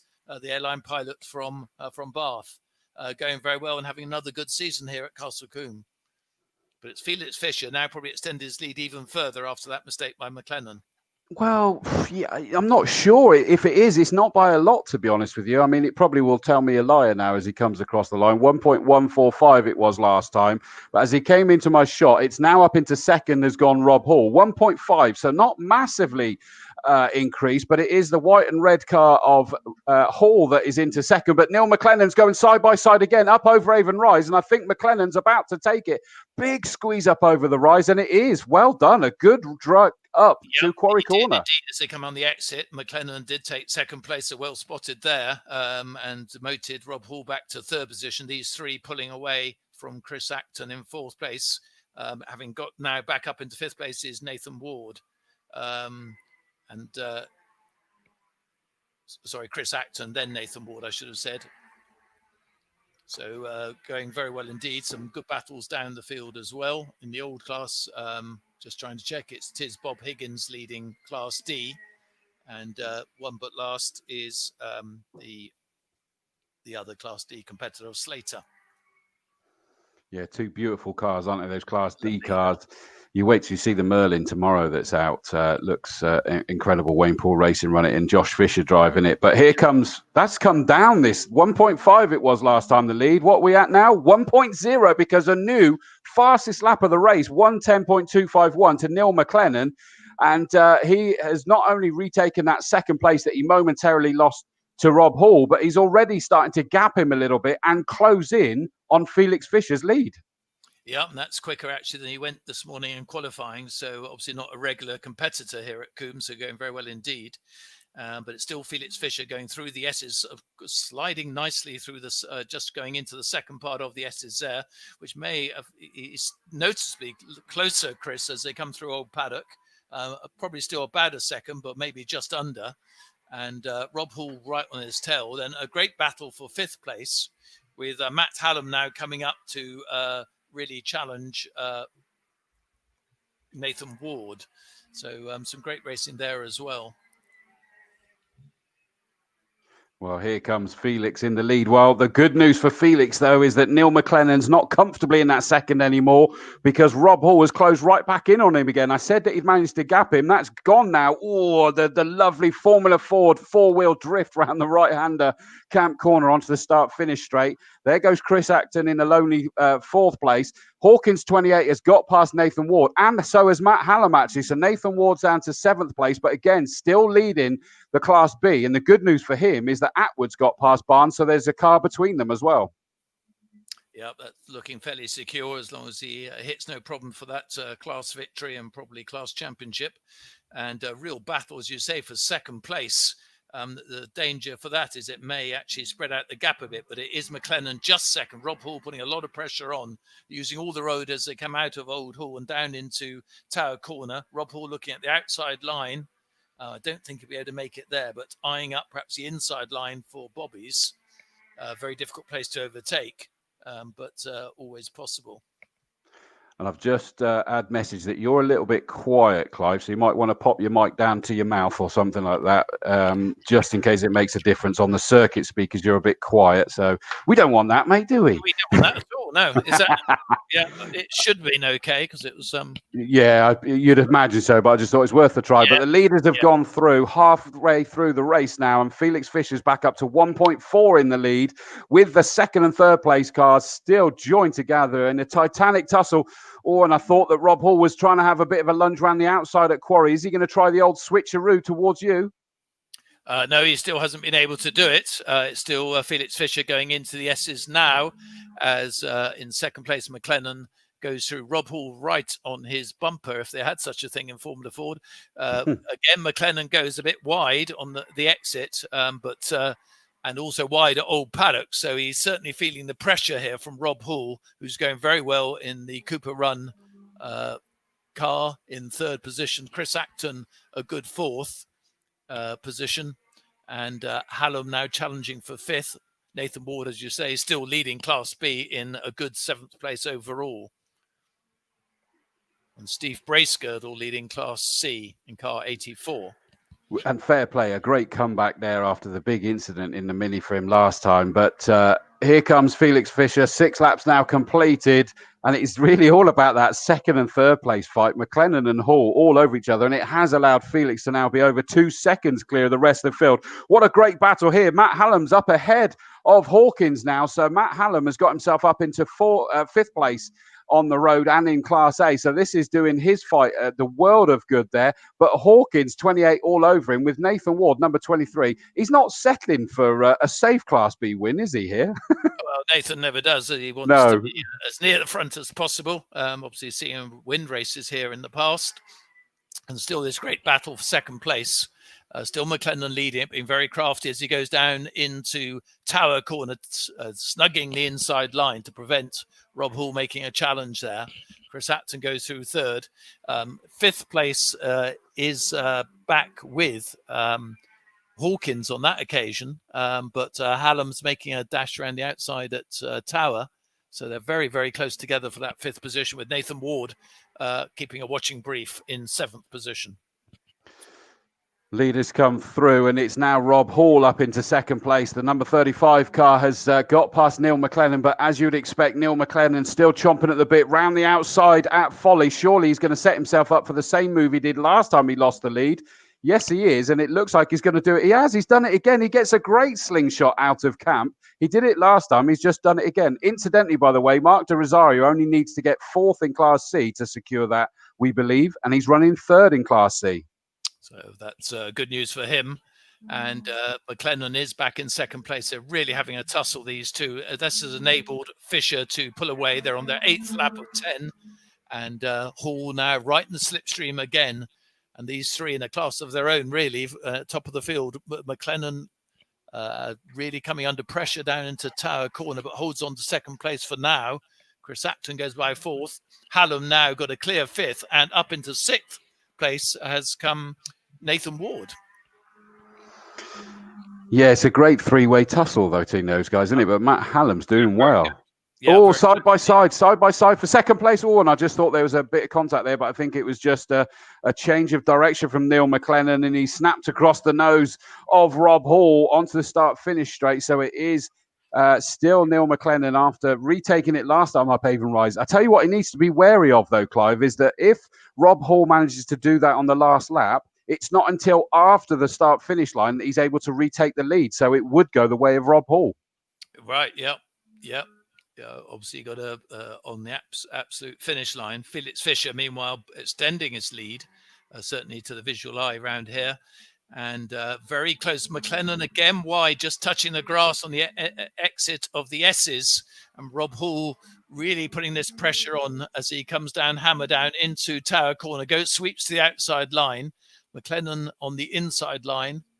And he's trying to go around the outside, would you believe? They then briefly go out my side, but it's just McLennan as they go into Bobby's. But a fantastic duel there for second place. The leaders there. Well, Felix Fischer long into the lead, side by side down towards camp we go, but the inside line covered off by Neil McLennan. That was such a big lead. It threw me for a second then, but they come through and they're now onto their final lap. It's still Neil McLennan that just about has it in that second place. Felix Fischer nearly 4 seconds clear of these two. Such is the fight that they're having with each other. It's just kind of slowing them up. But this is what's going to happen, is that Rob Hall's going to try and make that move like he's done twice before, and he knows that he'll have it by the time we get across the line.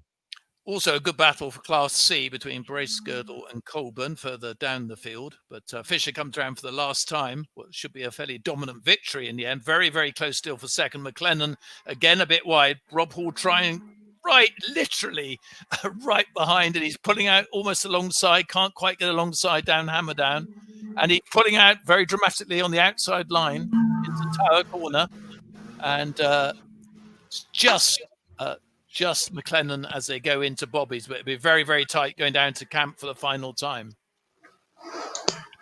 So here comes Felix Fischer comfortably in the lead. Probably can't believe what's happening. They've got a back marker between the second and third places. They've got past that back marker before camp. Oh, and again, it's such a win goes to Felix Fischer. Such a vicious move by Neil McLennan from right to left. I keep thinking he's lost it, but he's kept on. Held second place, Neil McLennan. A great fight there against the previous champion here of this circuit. And absolutely well done to those two. Rob Hall come in third. Chris Acton crosses the line in fourth place. There's Matt Hallam, number 40, in fifth. Tom Hawkins, 28, comes home in sixth place. Kieran Atwood actually got ahead of Nathan Ward. So that looked like a little tiny mistake on that last lap by Nathan Ward, but it doesn't matter. He secured Class B win in that race. And just ahead on ninth place was Paul Barnes, number 5. And great fight there. The two Class C cars that was actually first and second for Class C. 84 Steve Bracegirdle just holding back James Colburn, number 76. Bob Higgins, 960, comes home and takes Class D win. In 13th place, number 78, which is James Rose. In 14th place, and we believe the Class C title, number 25, Mark de Rosario. 15th, number 91, which is another Hawkins. That's Bob Hawkins. In 16th place, number 69, Alan Slater. That gives him second in Class D. And 17th and final finisher, car number 7, Michael Phillips, which is obviously a Class C car. Now, we believe, Josh, I'm going to put it all at him, that it's now 137 as we know for Luke Cooper. And 122. So, for Felix. 15 points, isn't it? Between and 20, and so people know it's 23 points for a win, 20, 18, 17, 16, 15, so on. So sixth place in the second race by my calculations. Indeed. Won more races, wouldn't he? So if it was a tie, Luke Cooper would win. Now, in Class B, Nathan Ward obviously got the victory with Paul Barnes, number 5, in second, and Nathan Ward got the fastest lap point for Class B. Yeah, so that puts him to 74. Points, 11 points in the lead of that championship. So Barnes would have to win next time with Ward really not finishing. Non-finish, yeah. So, but as we've just seen from Luke Cooper's situation, anything can and does happen. And Bob Higgins should win Class D, I think, as well. Indeed. So it's still a couple of bits to play for on that one, but it's looking rather interesting how that one's going to go. Now, I'm hopeful that some of the drivers are going to make their way in towards the Parc Fermé, and that Josh will be able to grab an interview. What I will do is very quickly whip you through the grid for the Mighty Mini, so that then Josh has got a bit more time. I'm keeping half an eye on it. So it is the Super Mighty Minis that have the first 6 rows, and then there's a gap, and it's the Mighty Mini. So on the front row, Greg Jenkins, number 70, takes pole position. 37, Steve Rideout alongside him. Second row, 15, Ian Slark. 11, Nev Kirkpatrick. Third row, 48, James Lyford. 10, David Kirkpatrick. Fourth row, 46, David Burns. 8, Stuart Coombs. Row 5, 19, Mark Ditchburn. And 55, Tony Claringbold. And on the 6th row for those guys, 41, Alex Comis. Then we jump back to the 10th row for the Mighty Minis, and it's number 90, Paul Ogborn, and 36, Darren Nightingale. 24, Robert Duke. 60, Matthew Baker. 81, Ryan Parle, and 91, Lizette Ogburn. 9, Graham Shepherd. 4, Mark Price. 16, Bethany Hughes, and 98, Josh Ogborn. And then 28, Gary Windet on the final row. Okay, so... and I'm watching because Josh has got to do a couple of extra bits and pieces here, because he has to make sure that the drivers have got masks on. So hopefully he's got a box of them there, and he'll be able to give them the mask if necessary. Yeah. Let's have a look. Yeah. Bring him in. Okay, Josh, over to you, mate. Okay, thanks, Chris. We've got Felix Fisher down here. We're getting the drivers all the way over there now, so it's a bit of a hassle to get them over here. Well done, Felix. Thank you. Did you see what happened to Luke to start with? No, I didn't. No, I made a good start. I was in the lead, and I saw I had a couple car lengths gap, and I just said go. And I didn't know what had happened until the red flags had come out. So yeah. I seen he was okay, but yeah, I hope he is all right, and they can get things sorted for him. Yeah, I think Chris saw Luke walk in the paddock, and they took the car straight to the awning. So I'm sure they're going to be trying to fix that, because of course they don't get out. The championship's very much on for you. Yeah, we weren't thinking about that really this weekend. It was more of after the suspension failure last time, it was more get the car back together, give it a run, and make sure we're okay for future events. But big thank you to Tom Margetson, Ringo Hine, especially Ringo for putting the bold engine in the car as well. The car seems very good, as it always is, but there's a few improvements here and there. So yeah, pleased. And obviously, like you said, the car was damaged at the last round, and it looked like it's running really well, winning by 3 or 4 seconds there. Yeah, it comes to like we've been struggling for the last couple races, and the suspension failure, when it actually broke away, has actually, we've noticed now why, and that's why the car would have been harder to drive over the last 3 or 4 races. Right. So now it feels much better again, like it did sort of, a year ago. So which is good.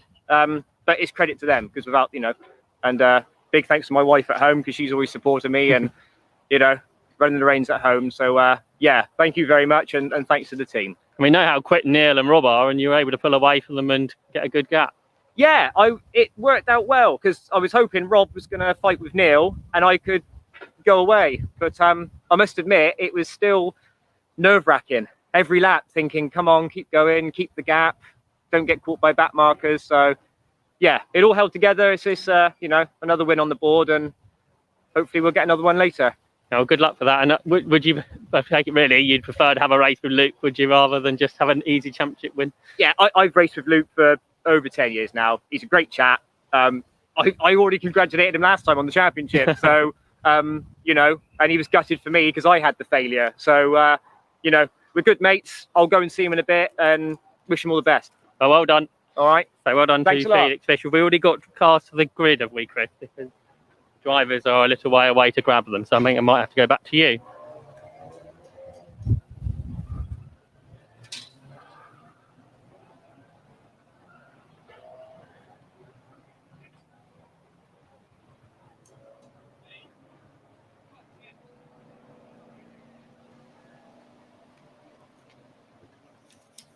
though, saying that I think we have got Rob Hall, so we'll quickly grab a word with Rob. Third place it was in the end, wasn't it, Rob? A good battle with Neil. Yeah, real good battle. I thought when I got ahead of him at the start of the race, I thought we could maybe get together and try and catch Felix at the front. And then when he came past me the following lap, I tried to just stick behind him. I wasn't trying to battle him with any stretch of the imagination. And it just got to a point with 3 laps to go, which I could see Felix had got a gap and it wasn't going to come back to us. So just try and have a go. And he defended real well, to be fair. I couldn't do anything about him in a straight line up to the first corner. He was just miles quicker in a straight line. But everywhere else, I think we probably had the pace, but he just defended real well. So first class, real good race. Happy to be back, and that's good. So is that the first time you've raced with Neil? Yeah, probably. I'm probably a fair bit older than him, really. I'm not a whippersnapper anymore. So no, it was good to have a dice with him. And no, it's just nice to be back at the sharp end. The boys have done a real good job this week. We had to change the engine on Friday, and then clutch went in qualifying, so we had to change the clutch after qualifying as well. So, but no, it's good. The pace is looking like it's there now, so we're happy now. Oh, well done, and we'll get Neil in quickly for the next race start. Neil, do you want to make your way over? Mark over there. And then we'll get Neil in quickly before this next race starts.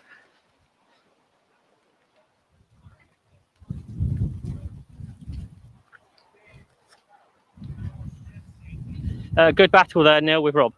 Yeah, no, thank you. Yeah, it was a very tough race. First time being here this year, so took a few laps just to get back into it. But no, we managed to keep them off. Yeah, no, hopefully for the next race we'll try to keep with the leader. So we'll see what happens. I guess you haven't actually done that much racing this season. Sorry? You haven't done that much racing this year? We've been doing a lot of testing. Yeah. We're at Brands Hatch tomorrow.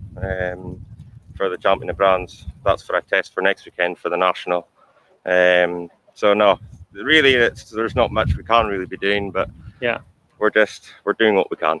Well done on second, and good luck for later. Thank you very much. Thank you. I think thanks, Josh. Okay, back to Chris. Yeah, thank you, mate. Well done on grabbing those, mate. That was absolutely brilliant. Let's pop you down there. Right, let's add this now. Hopefully this will now be I'm trying to work out. That means I can't do that way anymore, but I'm going to put that up to full screen now. Oh, I can't see your face anymore. Yeah, lucky you, mate. Lucky you. Right, and people will hopefully notice that footage is sort of a little bit more flowing. Look, Clive, now. So not better. Yeah. Yeah.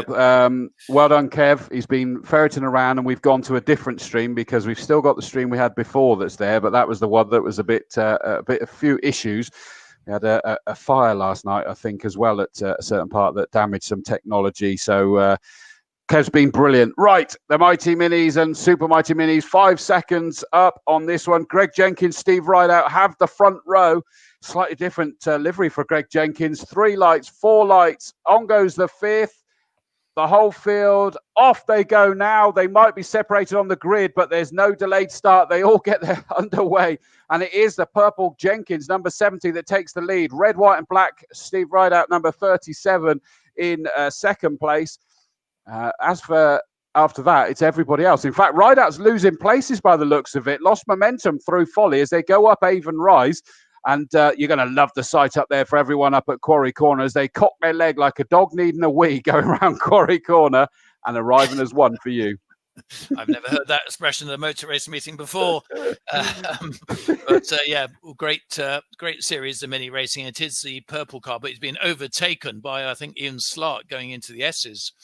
Great move starting from 3rd position. So Ian Slark is now leading from Greg Jenkins in 2nd. 3rd place is Rideout in number 11. And then 37. Rideout is in 4th. 3rd place was Kirkpatrick, with Rideout in 4th position as the Minis go screaming down into Tower Corner. And I feel quite privileged commentating at Old Paddock, where David George always used to commentator, being an ex-mini racer, and always got very excited with the fabulous mini racing. How can you not be impressed with and excited by mini racing? It's always entertaining, isn't it? It's absolutely brilliant. Look at them coming down towards us, down towards camp they come for the first time. And it looks like it is all change at the front because our pole sitter's down into third place. Who's in the lead? That's Slark, isn't it? It is. The number 15 car of Slark is in the lead. Then it's Nev Kirkpatrick in second place, car number 11. Jenkins, our pole sitter, Greg Jenkins, down into third place, although he's looking to get up the inside of Nev Kirkpatrick. The grey car on the outside, up the inside, and in fact, right out in the red, white, and black number 37 cars, trying to follow him through as well. Slipstream heaven up Avon Rise for these guys, isn't it? Yep, and it's change again. I think it's Nevin Kirkpatrick, last year's champion, in the lead, with Slark in second place as they come down the straight into the S's. And real topsy-turvy from how it's all going on every lap. And there are at least five cars up with a chance at the moment. Probably a few more as well. But it's the purple car of Greg Jenkins now back in the lead again from Slark and Rideout, and Kirkpatrick back in fourth place. So they're changing all the time here at Castle Combe as they go down to Tower Corner. Fantastic battle for the minis. I think this one's going to go on for the duration as long as reliability holds together. So some great racing there. And we've got the legendary Roger Tello. Race, by the way. We got the legendary Roger Tello's down here. I wondered if he was here. He's watching his mighty minis with his mighty effort he has put in every year to get these guys running. They never fail to put on a show. And look at this. There is kind of 4 mini pulled away, but David Kirkpatrick in that number 10, the Union Flag livery car, he's closing in on them, and somebody just went slowed there. Burns, the 46 car of Burns, just sort of moved deliberately out of the way. Coombs got past him as well, so he dropped back a couple of places there, and it was a clear, deliberate move. Now the lead group up in towards Quarry Corner, that went mini cubed again, and into the lead. It looks like it's all of a sudden Rideout, number 37, from third to the lead. Yeah, they keep changing. And you can't be sure who's going to come in the lead. It is Rideout in the lead as they come into the S's. And Slark has got into second. And Greg Jenkins demoted to third position. Slark having a go on the outside. They're coming around Old Paddock absolutely side by side. And it's just Rideout, but they slightly touch. Jenkins is right behind them in the slipstream. Slark just a fraction ahead as they go down into Tower. And Jenkins is trying to go on the outside, almost 3 abreast, as they go into Tower Corner. Some excellent racing. They are 3 abreast as they go in to Bobby's, and that won't last for sure. But a fantastic racing here between the Super Minis, the 1293cc top class of this mini championship. I mean, it is absolutely incredible. Incidentally, the Mighty Minis are going at it as well. Nightingale 36 just got up into second place ahead of Matt Baker, number 60. But Paul Ogborn 90 leading the way there. But as these Super Mighty Minis arrive onto the start-finish track, right out from Slark, a small break. Then it's Nev Kirkpatrick. Side by side is then the Union Flag liveried David Kirkpatrick, who has just been passed there, as it turns out, by the number 70 car of Jenkins. But it's all going to change again. Side by side, it looks like the white car of Slark's going to dive up the inside. Car number 15 is going to have the lead round Quarry Corner by the looks of it. He is, but I think Rideout was trying for the old switcheroo on the exit there. Trying, and it is Slark just in the lead, but Rideout right in his slipstream. Will he make an effort as they come into the S's? I don't think so. He's going to follow him through for now. And they're side by side for third place, with Kirkpatrick actually just taking that from Jenkins as they went through the S's, but they're virtually side by side. Slark just pulled away about 3 car lengths, but that won't last for long. And back in fourth place, Greg Jenkins putting a pressure back on Kirkpatrick as they go down to Tower, and the other 3 cars not that far behind either. So that's David Kirkpatrick and Coombs as well.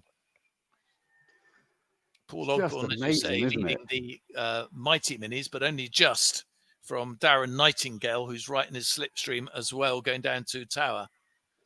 I'm just loving these guys, just duking it out, something chronic. It's different every time we see them. The cameras are really helpful on this. But looking up the inside goes Nev Kirkpatrick up the inside of the 37 car of Rideout. That unsettles him. So up into second goes Kirkpatrick. Rideout gets bumped down into fourth place because Jenkins in the purple number 70 car, our pole sitter, jumps up into third place. But Slark, all the meanwhile, is going, you boys carry on doing that. I'll try and break the toe I don't think it's quite as easy as that. There's 3 and 3 as it stands at the moment, up towards Quarry Corner. Someone kicks up dust as they just cut the left a bit tight, but it is just about Slark in the lead. Yep, and his lead has been reduced. This is what tends to happen in mini racing. Somebody pulls away, but they very quickly get caught up again by the bunch. So this is typical mini racing. And it's Ian Slark leading from Kirkpatrick with Greg Jenkins in 3rd place. David Kirkpatrick going well now in 4th place.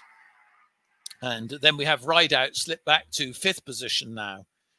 So that's the order as they go down into Tower Corner. But still absolutely anybody's race as we wait for the Mighty Mini, which should be led by Paul Ogborn. From Darren Nightingale. There are also 3 newcomers to mini racing this year: Josh Ogborn, Bethany Hughes, and Mark Price. So we wish them well in their first season of mini racing. And the Super Mighty Minis are suddenly all together. 1, 2, 3, 4, 5, 6, 7, 8 of them all in a line. Slark number 15 kind of punching there saying, come on, let's work together. I'm not sure that Nev Kirkpatrick is going to be that desperate because they're currently split by 2 points at the top of the championship standings, and they're about to be attacked by the pole sitter, the number 70 car of Greg Jenkins, as they fan out again up Avonlise in towards Quarry Corner. They flick right now, and it looks like Nev Kirkpatrick snuck into the lead now. He has. And also David Kirkpatrick has set the fastest lap of the race. So it's all happening. And where do you want to be on the last lap, I guess, is the question. Because if you're leading, doesn't necessarily mean you're going to win in mini racing. It is Slark in 2nd place. But Nevin Kirkpatrick pulled away. Greg Jenkins is 3rd. Then we have Rideout. Then David Kirkpatrick. Then Stuart Coombs in 6th position. So some great racing there at the front. Burns just going by, and then a big gap back before the next class. But surprisingly rapid cars, these minis, Chris, aren't they? You think how small they are and how long they've been going. Quite amazing. They really are, and you know full well. I mean, people have been, it's like a vortex. They've been racing this for years, haven't they? They just don't want to escape from racing something like this. The action's always amazing. It's one of my favorite things to commentate on, and it always has been. They're just so exciting. Round cam, Slark just gets the tail end out ever so slightly there. Surely that's rubbed off some momentum, but interestingly, he's managing to go alongside. We're going 3 abreast in towards Folly. Please don't do this. That's not a good place to be doing it, but thankfully, minis can just about get away with that. But Slark in the lead, but he's just bumped. I'm trying to remember who that was. It would have been possibly Jenkins that he just bumped then towards the infield, but got away with it. Yeah, I think it's the purple car of number 70, our pole sitter Jenkins, just into the lead. Yep, Slark is definitely in 2nd place, and it certainly looks like Jenkins has the lead as they come into the S's, but it's very, very tight. It is Jenkins from Slark from Kirkpatrick, Rideout in 4th place as they exit the S's now. David Kirkpatrick is right up with them as well, having set the fastest lap previously, but now that's gone to Rideout. So, anything can happen. And as they go down into Tower, again, there's a challenge being made for the lead on the outside by Slark. That must be very hard to do around there. But if he can keep his momentum going, I suppose there's a chance into Bobby's. Can't quite do it, as you can see on the camera. So all 6 of them absolutely tied together. And I noticed that the Mighty Minis has all changed. 60 Baker in the lead, 36 Nightingale 2nd, 90 Paul Ogborn in 3rd now. So those guys are having a great fight. We got side by side, but a little bit further back in this gaggle. It's David Kirkpatrick in the Union flag, and Coombs is going to be on the inside in the number 8, the orange car, trying desperately. That's for 5th and 6th, and that means that Alex Commis is now trying to get involved as well in the 41 car, and they've gone 3 abreast through Folly Corner. They've got no bones about going 3 abreast through one of the fastest parts of the circuit here around that right-hand kick, and 2 of them have gone into the infield. 2 of the lead couple. That looks like the white car of Ian Slark and possibly Jenkins that was the leader. So that was the top 2, made contact up Avonrise. They've rejoined, but a long way back. Wow. And in Mighty Minis, Paul Ogborn has resumed the lead from Nightingale and Baker. So that's changed again in that class as well. So dramatic stuff here in the mini racing. Now it is Nevin Kirkpatrick leading from Rideout in 2nd place. So we're just waiting to see where. Yeah, there's Jenkins just coming by now, and Ian Slark as well. So they're in about 6th, 7th positions, or 7th and 8th. Wow. An awful lot of work to do. So I think they're pretty out of the lead contention. But dramatic moments there as they headed up towards Quarry.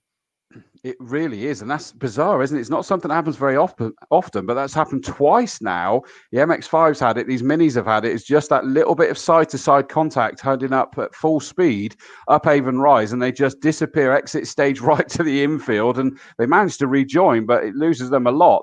Yeah, and a very good night here for the Mighty Minis as well. It's now Nightingale leading from Ogbourne and Baker, so that's changing every lap as well.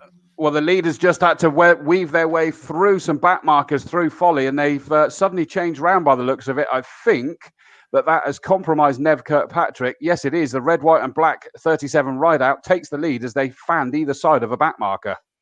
Right. Yep. He is leading, as you say. So well spotted there as they come down to the S's. There's not much in it.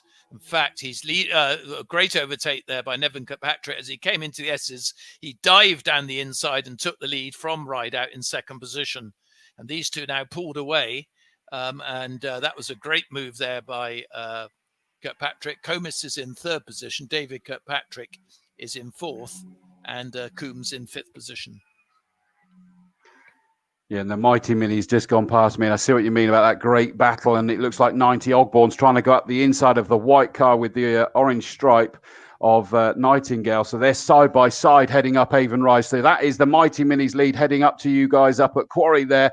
And the side by side cars are 1st and 2nd, with the yellow car of Baker just behind, actually in 3rd. So Ogbourne retakes the lead in the Mighty Minis as the Super Mighty Minis come through camp, and the front two have definitely broken away. Nev Kirkpatrick, the grey number 11 car, ahead of 37 Rideout. So ironically, by the time they get to me, it's as they were, but that doesn't tell the story of the changes that happened behind them. David Kirkpatrick, number 10, the Union flag livery car, up into 3rd place ahead of Alex Comis in the blue car, and Coombs, number 8, just behind him as they fan out side by side as well. Yeah, Ogbourne still leading as they came through in the Mighty Minis. Going well, Mark Price was first season. That's in the pink liveried Mini. A lot of people may have... Paul is pulling off here, by the way, at Old Paddock with a problem. Parking very neatly sort of way out of the way. But that Mark Price car, the pink car, is the ex-Inch car, Susie Inch, you may remember. Meanwhile, Nevin Kirkpatrick leading just from Rideout. Comis, David Kirkpatrick 4th, and Comis in 5th position. Catching up are Slark and Jenkins. They're pretty much right together, so they can resume their own individual battle.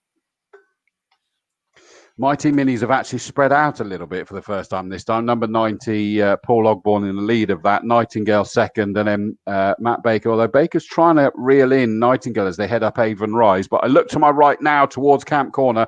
We've still got just under 5.5 minutes left to go. And it is Nev Kirkpatrick, car number 11, still has the lead. But Rideout is definitely loitering with intent. Gets the slipstream round Camp Corner onto the straight. Folly still sat in that slipstream, timing the move right. 3rd is now 41 Alex Comis, but with the Union flag livery number 10 David Kirkpatrick going from one side of the track to the other. But interestingly, I've just noticed that Rideout hasn't made that move yet. Surely it's a bit early to be thinking I'm just going to stick in his wheel tracks to the end, but maybe not with these Minis. That's not mini racing. No. It's sensible racing, but... but absolutely, tactics do come into mini racing, and the last lap or two is absolutely critical. Unless somebody can make a break, but it rarely happens. But it is Nevin Kirkpatrick, about 3 cars widths in front of Rideout, and then this great battle now for 3rd with David Kirkpatrick, Comis, and in 4th position. And they'll not long, I guess they'll be lapping the Mighty Mini battle before the end of this race, which is still led by Paul Ogbourne from Daring Nightingale. I'm not sure they will quite, because they're already making their way through Folly, and I'm only just getting into view. Yeah, it's not going to be far off, but I don't think they're quite going to do it. But the Mighty Minis are close together. Nightingale's now all over the back of Ogbourne, up over Avonrise in towards the Quarry Faithful. They go, and I thought that it was going to be a challenge, but not quite. Leaders of the Super Mighty Minis go through. Still Nev Kirkpatrick, 37 right out. Then there's a gap, and it's David Kirkpatrick, number 10, Alex Combes. But it looks as though the number 8 car of Stuart Coombs, the orange and black car, is trying to position himself for a move on Alex Combes. No, he's changed to the other side, but they're just kind of posturing now, is the feeling I'm getting. Yeah, and Coombs has come up well. And the Mighty Minis just coming past here, the same order as before, Ogbourne, Nightingale and Baker, and equally distanced, about a car length between each. And just coming out of the S's is the leader, which is now Nigel Rideout from Kirkpatrick. So the lead constantly changing. Both winners in many very experienced mini races. David Kirkpatrick in 3rd place. And Slark and Jenkins are beginning to close on that third group, the battle for 3rd place, but may not have enough time before the end of the race, with Jenkins getting closer to Slark every lap. So it'll be interesting to see whether he manages to get by him before the end of the race. Yeah, I saw that last time. Saw that Slark was moving through and that Jenkins in the purple number 70 was getting close. Lead 2 are very, very close now. What are we down to? 2.5 minutes left to go. So we've got another couple of laps of racing still to go. And it is Rideout that's in the lead. Nev Kirkpatrick in 2nd. So 37 Rideouts taken the mantle again at the minute through camp, and up they go. But Nev Kirkpatrick still trying to find a way. Slark and Jenkins are now both past Ditchburn in the 19 car, but I agree. I think it's probably too much of a gap to make up in 2 laps. But you don't know, because they're fighting so hard ahead of them, aren't they? Exactly. Yeah, just takes a bit of heavy dicing, and very soon back together. Meanwhile, the Mighty Minis come by in the same order. Actually, Baker's got up to 2nd place. And here come the leaders. It is Kirkpatrick. In fact, Rideout going very wide, just touching the grass on the exit of the S's. Rideout, a former Mighty Mini champion. So both these drivers have won championships. David Kirkpatrick 3rd, and a bit of lapping going on, making it quite dramatic for the slower runners as the leaders come by. And Slark still ahead of Jenkins at the moment, but those are definitely closing in on the battle in front. I haven't even looked to see whether there was any damage to either of those 2 cars. It's been so frenetic, but I'm guessing nothing that's caused an issue, because they're still lapping rather quick. In fact, Slark's done a personal best on that last tour, so it is still very, very quick. What are we down to? Just over a minute to go. So last lap board goes out.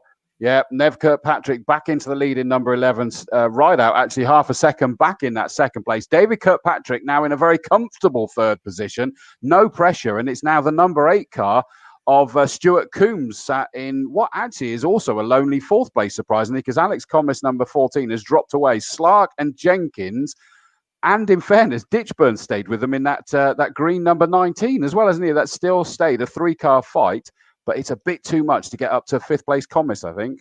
Yeah, and Stuart Coombs must have come up well, because he wasn't in the first few on the grid, was he? So he's driven a very good race to get up there. Yeah, 8th he started. For the last lap, and it is Kirkpatrick in the lead from Rideout, about 2 car lengths in it. Can Rideout do anything? He's closing as they go down into Tower Corner. David Kirkpatrick is in 3rd.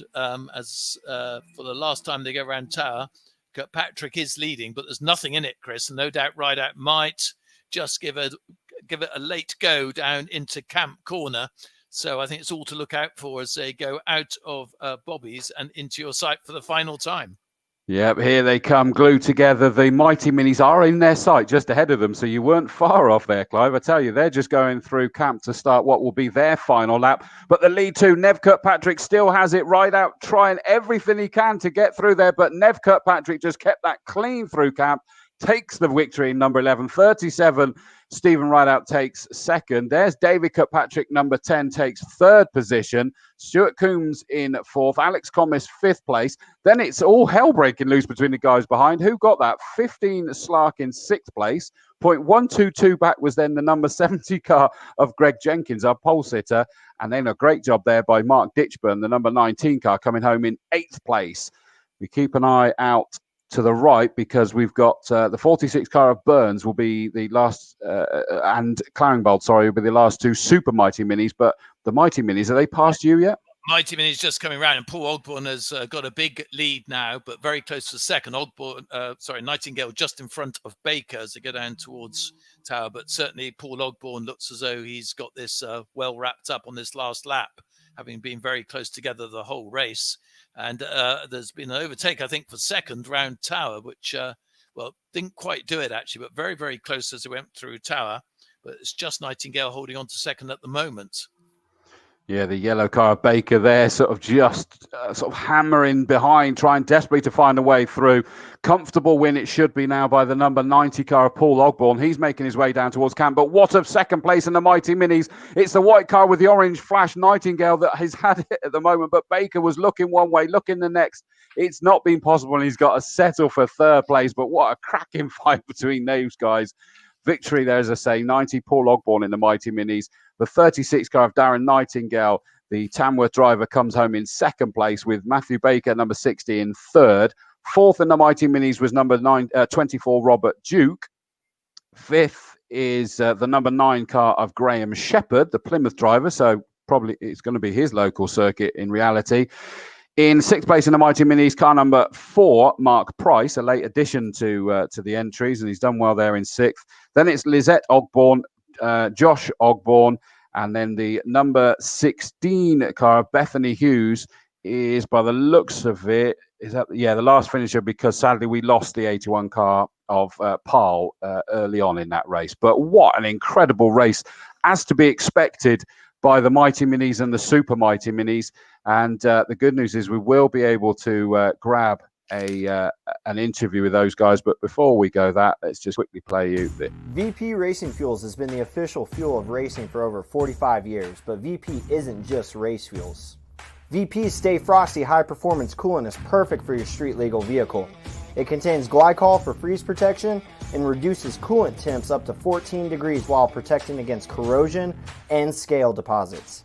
VP's Stay Frosty Race Ready coolant is 100% water-based coolant designed to be track approved and ready to race.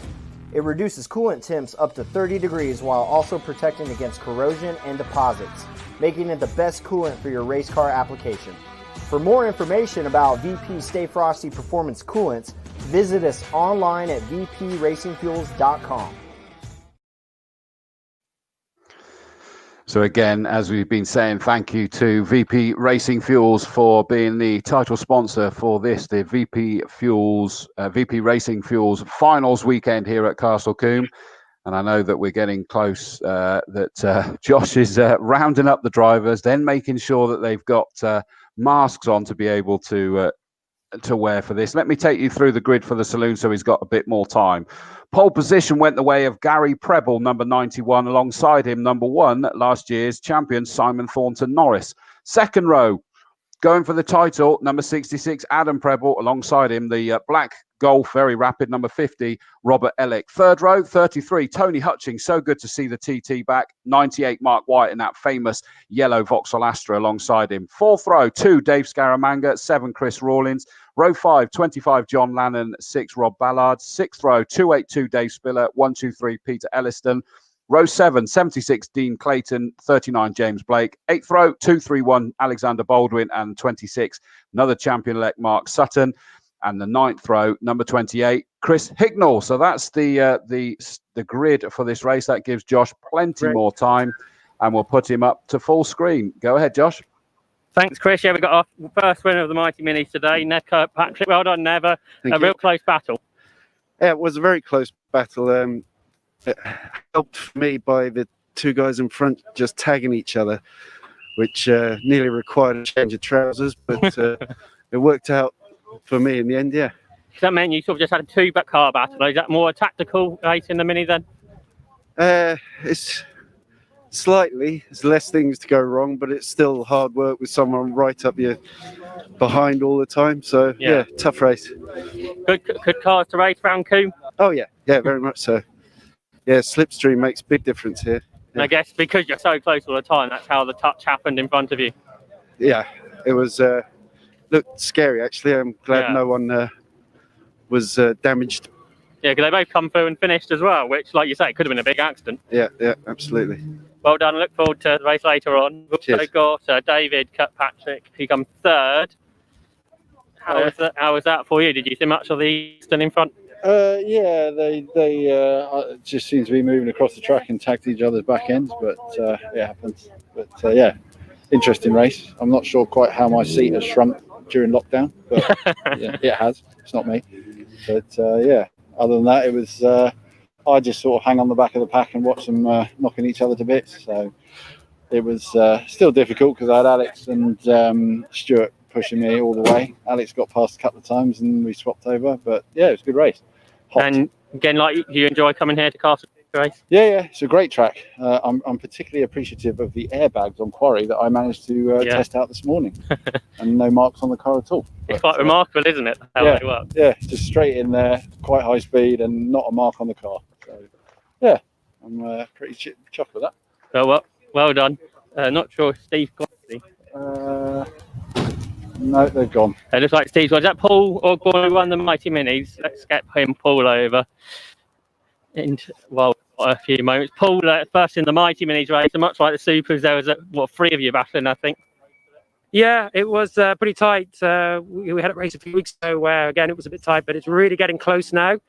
And yeah, we changed the lead a few times. But the thing about this track is there's a good drag. You tuck in, you wait your turn, and suddenly, if a little wide on the corner, you can sneak through. So very close, very exciting race. Full away as well in that kind of battle. It is in a Mini because it's like a brick. Exactly. So as soon as you show yourself out into the airstream, you're straight. You've got this brick and a lot of wind resistance. So you think you can fly past, and then you realise you can't. But like a lot of the guys in this grid, you stick with Mini race, and it's what you love. Been doing it since 2016. Yeah, mainly Mighty. So I had a little go in the Supers as well. Yeah, it's fantastic. Such a great car to race, and I got a great support crew around me. Octane Racing, Steve Rideout runs the car. He does a fantastic job, prepares it, and that's what you get when you get someone like Steve who's all over the car right from the start, and his wife Lynn, and Mark who also comes along and supports us. So and obviously the family. You got two of my family are out there racing today as well. My wife and my son were racing. So the real family day out, boy. It was today, yeah. Well done on your winning. Good luck. Thanks very much. That was Paul Mighty Minis winning. We also heard from third and first overall with David and Patrick, Chris. Fantastic. Thanks, Josh. The picture's a bit jittery there, but the good news is your audio was fine. That's the most important thing with the interview. So thank you for that, mate. Much appreciated. Let's put that back down there. Right, so the saloons are out. And just to make sure you understand this incredible championship, leading the way is currently Mark Sutton in his MGZ up, number 26. By leading Class C, 45 points. Adam Preble leading Class A, 44 points. Chris Hignall leading Class D, 41 points. That is how close it is, certainly between the top three. And, any DNFs bring a few of the others in, but they're now making their way off on their warm-up lap. And good to see the comments coming in. Andy Welch from Sobry Fuels. Hello, mate. Hi, Chris Dawes and all the team. Good to hear from you, buddy. Mike Rawlins says, tell Kev, great view down Farm Straight and the S's. Jason Skelton says, class racing, gents. That was about the Minis. You're absolutely right. These guys will be good as well. Celeste Widd, which, of course, is Adam Preble's other half. She's probably nervous as heck with all the possibilities here. Good luck, Preble boys. Such a great day down here. Thank you, everyone at Castle Combe, for all your hard work this season. And I echo that. Everybody has worked so hard. Darren Duffield, good luck to Dave Spiller and Dean Clayton in the true Mighty Minis. Yeah, the two Minis out there it's a big ask, isn't it, really? Good luck, boys. Nice to see Hutchings back out. And as Emma Strawford has just said, I'm not sure how healthy that's looking, sadly. Thought that this morning, to be honest, when he went out. But fingers crossed, it is good to see Tony Hutchings back again. And of course, we've got, wrong one. Good luck, Rob Ellick and Team TSR Performance, says Lynn Bateman. Gareth Haycock says, good luck, Chris Hignall, and enjoy. It's his last race weekend as a full season, that is. And he's very thankful to everybody for the last 7 years. Adrian Slade, of course, Slady, a previous champion a couple of years ago. Good luck, Tony Hutchings. That's the TT just going through your screen there, ahead of Mark Wyatt's yellow Vauxhall Astra. You know, the grids are a little bit smaller than we're used to for the saloons, but there are many, many championships that would be very envious of this grid, Clive. Absolutely. Always get great grids here at Castle Combe. It has been increasing slightly over the last few races, which is great to see. Gary Preble, of course, won 4 races up here last time out in the hot hatches and the saloon cars. But the championship absolutely tied together, 45, 44, 41. And with the points varying, for example, Chris Hignall, because he's the only starter. Whoa, just jump in. I've just got to jump in. Adam Preble's come into the pits. Oh, no. Championship the number leader. 6. Yeah, exactly. No The championship leader is into the pits now. Doesn't sound like a problem. Apologies for jumping in there, Clive. No, not at all. The championship leaders having bad days so far. Yeah, so he's in. Open and That is, I mean, I'm intrigued. Everybody else is now getting in. Gary Preble will see that there's a gap behind him, and that's not what he's going to want to see, is his brother missing, and he's going to hate the sight of this. This is terrible news. They are still working on it. They're trying to work on the bonnet almost as if it's maybe flapping, which is not the first time he's had that problem, is it? Last car is in. Green flag has now been waved. We've got other cars not in the right positions. I'm not entirely sure what's gone on here because Chris Rawlins isn't out there. I said there was problems with his car. And red lights are on. Up go the engine notes. Off go the lights in this kind of crazy grid. Tony Hutchings get a cracking start and he's up into 3rd place. He's going through the middle and he's into the lead. The TT of Tony Hutchings screams through in an electric start there into the lead. Gary Preble in 2nd. Simon Thornton Norris in 4th. Then it's Ellick, by the looks of it, in the black Golf in 4th position, sorry. And as they make their way up there, just waiting to see them turn, it is the TT that's got the nod. And Preble's gone out at the back of the field. Oh, no. He's on circuit. No, he's on circuit. I mean, he's out of the pit lane. Oh, Adam Preble. Sorry, I thought you meant Gary for a minute. I thought, no, Gary is actually leading the race. And in 2nd place after that excellent start is Tony Hutchins in the Audi, with Thornton Norris 3rd, Ellick 4th, then Scaramanga in 5th place, going exceptionally well. John Lannon, the Class C leader, really well up there and going exceptionally well, is behind them. So what a dramatic start. Adam Preble has gone by. He's already overtaking Mark Sutton, and he'll be going like an absolute dingbat now. And the times this morning were quite impressive. 11:4:07 for Gary Preble, under the lap record. And these saloon cars are getting faster and faster. Yeah, which is a double-edged sword, isn't it, for sure? But look at this. Yeah, Gary Preble didn't get the start he wanted. Hutchins is down to 3rd now because Norris is ahead of him. So that car may have got a fantastic start. But I'd imagine this is the first time it's even been bought out of its storage box, to be honest with you, Tony Hutchings TT. So good to see him back again. And the top 4 sort of spread out. Dave Scaramanga in a lonely 5th place at the moment. And then John Lannon, as you say, in that 6th place, doing a stunning job and leading Class C. Yeah, the car sounds really healthy as well. Lovely engine note as it comes past here at Old Paddock Corner. It's Gary Preble doing what he does so often, leading and winning races here at Castle Combe. Thornton Norris, though, not far behind in this amazing Mitsubishi. Then Ellick in 3rd, Hutchins 4th, not far behind. Scaramanga going well in 5th place. Then the 25 car of Lannon that we said before. And Mark Wyatt is right up there as well. He'll be, he's a Class B car, so 2nd in class behind Thornton Norris. Adam Preble has got by a couple of cars already, about to get by another car. So he's overtaken 3 cars as he goes down into Tower Corner. Leader's already on to the start-finish straight, so it's Gary Preble. Simon Thornton Norris a very sideways for a minute there, the number 50 car of Ellick. So he's just going to, as he goes past the pit lane, pick up a spare pair of pants for that one, I think. I tell you, that was full speed, side on through Camp Corner, and he will have been looking through his side window down the start-finish straight rather than his windscreen, but he got it gathered back up again, and he's still in 3rd.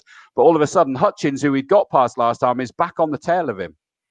Yeah, that those Golfs are going very well now in the Saloon Car Championship, and obviously a scary moment there. Thornton Norris looks, if anything, slightly closer on this lap.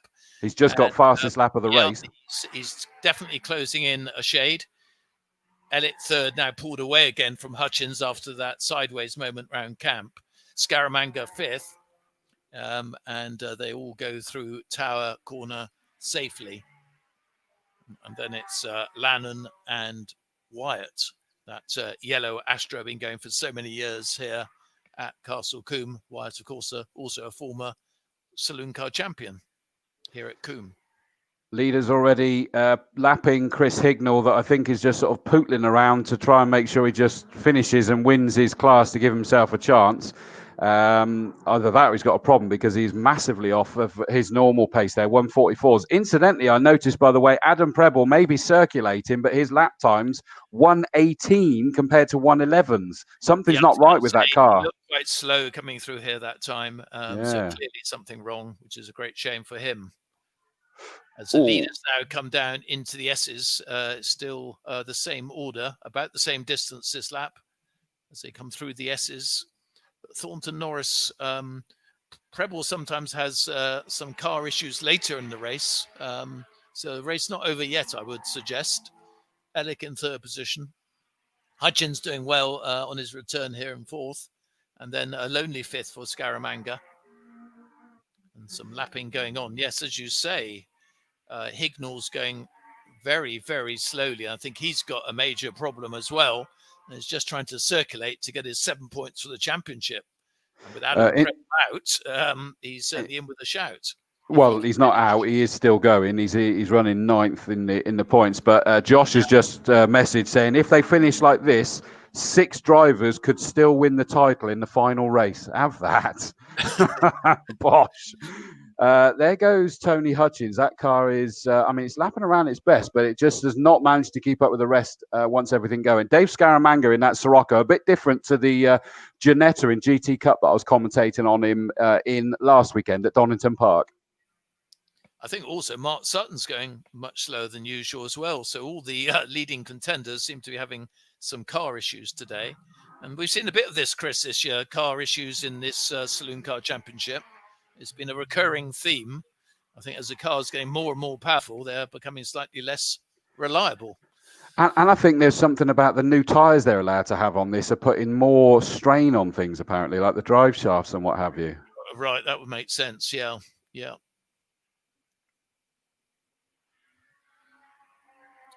And, leaders back into my sight. Well, John Lannon's going. Yeah. Gary Preble down to Camp Corner now, and his next target is going to be one of the championship contenders. Sutton, as you say, is going rather steady. 128. His best was a 124. So I hope that's not an issue for him. But Gary Preble, Simon Thornton Norris suddenly spread out a little bit there. 1.25 seconds gap between them. Ellick number 50 in third, 33 Tony Hutchins, and there goes Scaramanga in fifth place. Wyatt's come through the field well, hasn't he? Yes, very well. Yeah, it's actually been going better the last couple of races up here than earlier in the season in Astra. Of course, Gary Preble's on 31 points, so if he can hold on to the win for Clark, which looks as though he will, barring problems, then he will come into contention, no doubt, as well for the championship, potentially. The white TT looking very, very smart. The Hutchins car, as you say, great to have that back. Always a nice car to see. There was a lot of smoke coming out the back just when they had it ticking over this morning, and still hasn't seemed to clear its throat yet.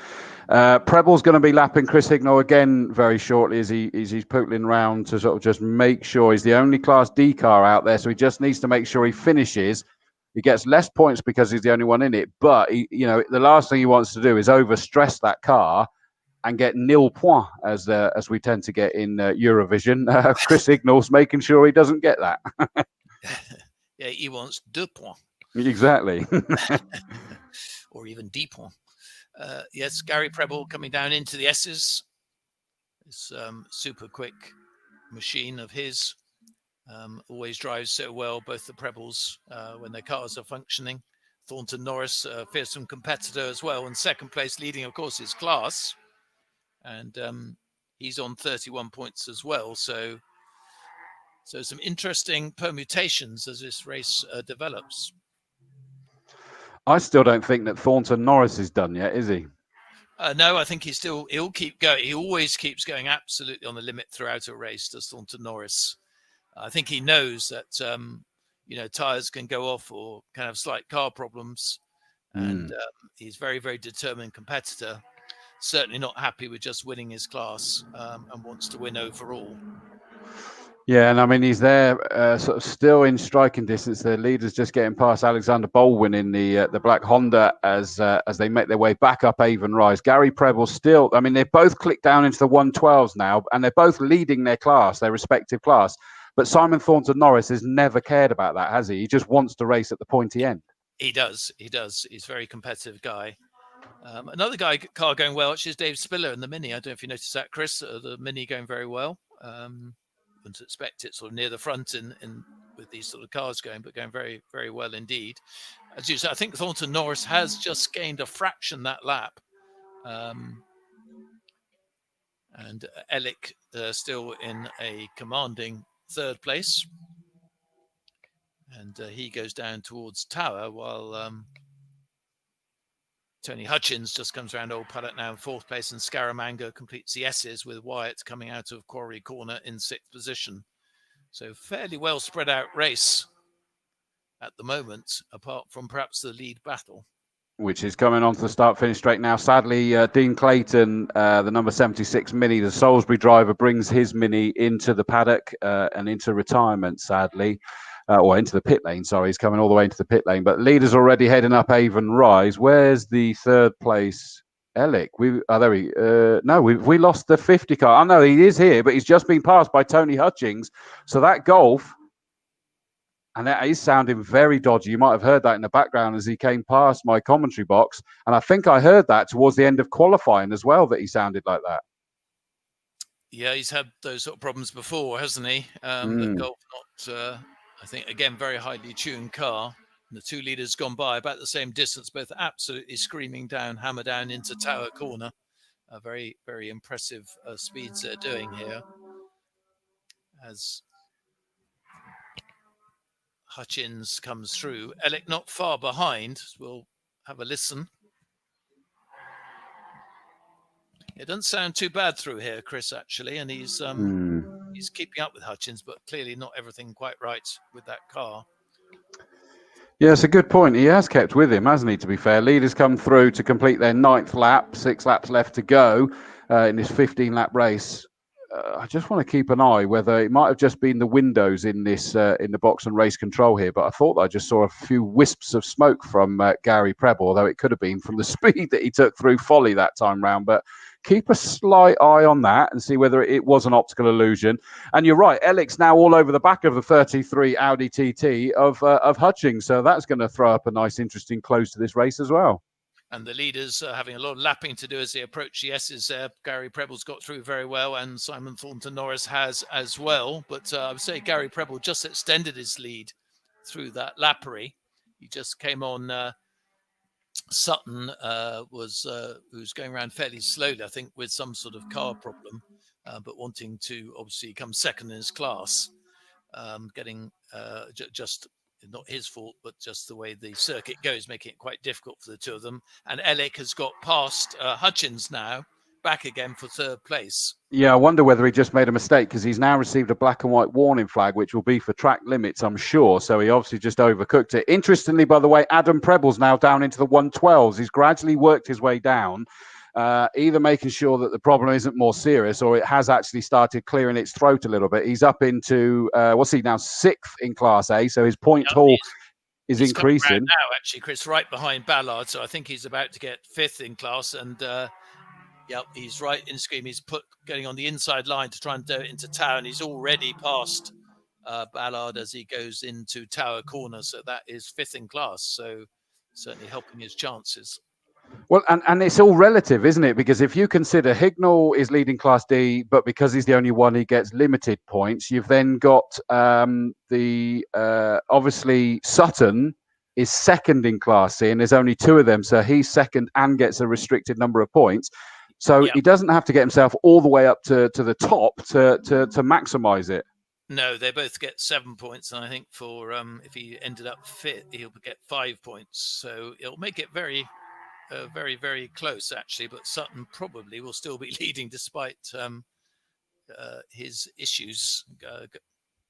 Despite his issues, will probably still be leading, but he's going very, very slowly past here, as indeed is Hignall. Or as indeed did Simon Thornton Norris. He just done a 1:17 that last lap. Hopefully he just made a small mistake because he looks like he's up to speed. But you'll suddenly see the gap between the lead 2 is over 6.5 seconds. Wow. Yeah, he's just to you now. Adam Preble just going past, and he's pulled out a long way in front of Bollard. And here comes, as you say, a very big lead indeed now for Gary Preble. So I think Simon Thornton Norris will try and see what's going on.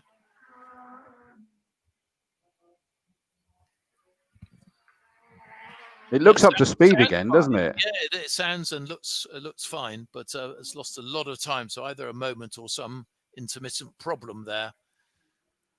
And it's weird, Chris, how this season's going for the Saloon Car Championship, isn't it?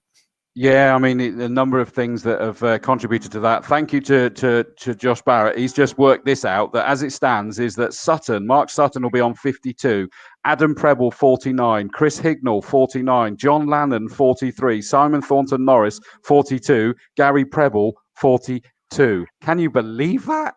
Yep, so it leaves it absolutely wide open for later. Of course, with only 1 or 2 in class, as long as they can finish, no matter what speed, they get some very valuable points, which will make it tough for Class A competitors. Of course, don't forget Chris Hignall doing an amazing job there. He lost one eye in a fireworks incident some years ago, and he's still out there racing with just one operational eye. It's an awesome job, isn't it? Absolutely, yeah. And he's a great character, very friendly person. And it'd be interesting if Josh can speak with either of those two, Sutton or Hignall, because I personally think they both got probably quite bad car issues. Either that or they're just absolutely cruising around to get the points, but I don't think that is the case. Yeah, it's difficult to know. I mean, you can understand that they might do that, although you probably wouldn't enjoy it as much, would you? But yeah, intriguing one. We're down to when the leaders come down towards us now, picking our way through some of the higher up back markers. There goes Rob Ballard. He seems to be, I don't know whether that car's full health. No, that's 119s, that Sirocco. Yeah. And that's another one that's fought against the odds, of course. He's had a replacement kidney and dialysis and everything. Yeah. And he's out there racing. The first race meeting, I think, this year. Front row. Front row, sorry. Yes, front row. And then his car had a problem. So he doesn't seem to be going as well as he should be. Adam Preble coming by again. He's a long way behind anyone now. I think he's going to end up where he is, all being well for him. And John Lannon still screaming round. Gary Preble got this comfortable lead now from Thornton Norris.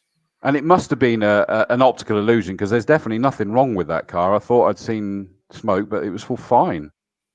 No, unless it was a gear selection issue, or unless he did have a moment somewhere, but not that I saw. And Elliott coming through in third position, now pulled well clear of Hutchins TT Audi in fourth. Well, here comes Gary Preble. He's about to start his last lap in this 15-lap race, sorry. And yeah, comfortably, Simon Thornton Norris is lapping quicker, but the gap is 3.4. We look towards the distance to see the black number 50 Volkswagen Golf of Robert Ellick, the TSR Performance Run car, the Bridgewater driver. He's had to fight that a little bit, but he's got himself up into quite a comfortable third position now. Yep, a good effort there.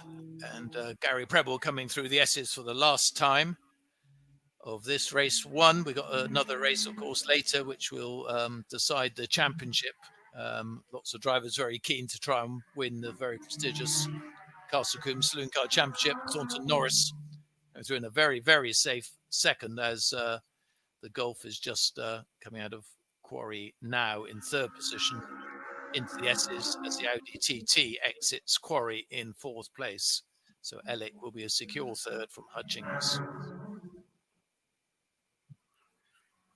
Here comes Gary Preble then down for the final time towards Camp Corner. And John Lannon just ahead of him, but he's not going to put a lap on John Lannon through. He cruises now, punches the air, double punch in his car there to take the checkered flag. Simon Thornton Norris in second place, also therefore taking Class B honours. They're also taking the flag. A lap back is the number 6 car of Rob Ballard that gives him 6th in Class A as well. And equally, Dave Spiller crossed just behind him. So they're both fighting Class A, 6th and 7th. And they were rather close together because Dave Spiller was hunting him down. There's the third place, Robert Ellick, number 50, the VW Golf, gently across the line there because he doesn't need to stress it, comfortably in third place. And then we look back, the number 33 car, welcome back. Tony Hutchings brings that Audi TT to a great fourth position in Class A. Dave Scaramanga in the white number 2 Volkswagen Sirocco is going to come home in fifth. That car, I don't think, was at full chat either. I know he was telling me, I forgot the details now, but they were sorting some issues out on that. He was possibly going to bring the black one out to play instead this time because of those issues. But he comes home in fifth. There goes number 98, Mark Wyatt, 6th on the road, 2nd in Class B. Adam Preble brings it home in 7th in the end, but more importantly for him, 5th in Class A. So the points are still racking up for him. Side by side here, pootling along to give their maximum. Chris Hignall, number 28, number 26. Mark Sutton. They've both done a championship drive there in reality to make sure that they get those maximum points. Chris Hignall winning Class D, Mark Sutton taking 2nd in Class C. So they're really doing themselves the favours there. Go back to after Adam Preble, though. It was the number 25 car of John Lannon took Class C honours in 8th place on the road, winner of Class C. 9th, number 6, Rob Ballard. 10th, number 282, Dave Spiller. 11th, 123, which is, of course, Peter Elliston from my neck of the woods, his Swindon driver, comes home in 11th and 8th in Class A. 12th, number 231, Alexander Baldwin. The Photo JCS photography car, still getting to grips with that Honda, but it does give him some silverware. 3rd in Class B. 13th, number 26, Mark Sutton. 14th, number 28, Chris Hignall. And sadly, we lost Dean Clayton. And I meant to go back and mention it, but James Blake, sadly, in his Seat Leon, second race meet, of course, for him in that car, came into the pits into retirement, which is a shame. Hopefully, they'll get that sorted out for a little bit later. So the cars are now making their way towards Josh, and he'll obviously throw various bits and pieces. Let me just pick up on some of the comments that were going out. Thank you to Brenda, says, thanks again to everyone at Castle Combe for all their hard work so we can watch the racing at home. Our pleasure. Selena McCarthy says, go on, Dad. Jodie Coy, which of course is Gary Preble's other half, as you can tell from the photo there. Keep going, lover. And Linda Preble, mum, says, Jodie Coy got everything crossed and it worked. And there we go, is that Sharon Ballard says tyres. So that was the issue with Rob Ballard, is tyres. Now, I don't know whether that means off the cliff or whether tried these different ones that we know the Preble brothers tried different type of tyres last time and it didn't work. So maybe there's something there. So remember, first calculation based on those results. Sutton 52, Adam Preble 49, Chris Hignall 49, John Lannon 43, Thornton Norris 42, and Gary Preble 42. So 10 points separating 6 drivers, all within a shot. Remember, it's 12 points for, 10 points for a victory. So, and we've seen that all sorts can happen. As well, of course. Oh, yes, good point. So, and I don't know whether Josh has taken into account. I just worked it out. That does include, he's on the case very Is well. he? Josh, that includes fastest lap. Gary Preble's fastest lap was 11.379, which is a phenomenal time. And Thornton Norris only a fraction behind. So some very quick lappery there. There is. Right, let's bring in Josh because I can see he's got the drivers. Josh, down to you, my friend. Thanks, Chris. Yeah, and it's Gary Preble that wins again. I think it's the 7th race recently I've been at that Gary's won.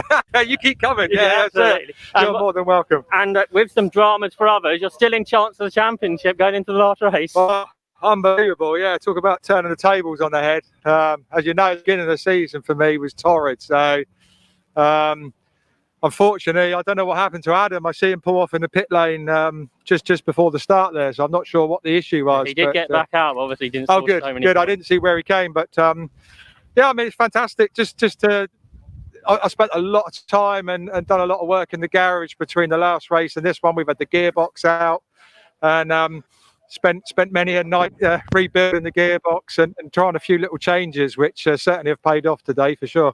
And this championship is unique, really, in these types of cars. You don't see these types of cars anywhere else in club racing. How quick they are for saloon cars. Yeah, I don't think people realise just how highly strung these things are to drive. Yeah, I mean, they're sort of like, you know, the power of a touring car. Yeah, don't handle anywhere near as well as one. So yeah, they're a handful to drive, which does make them makes them a challenge. But everyone's in the same boat, you know.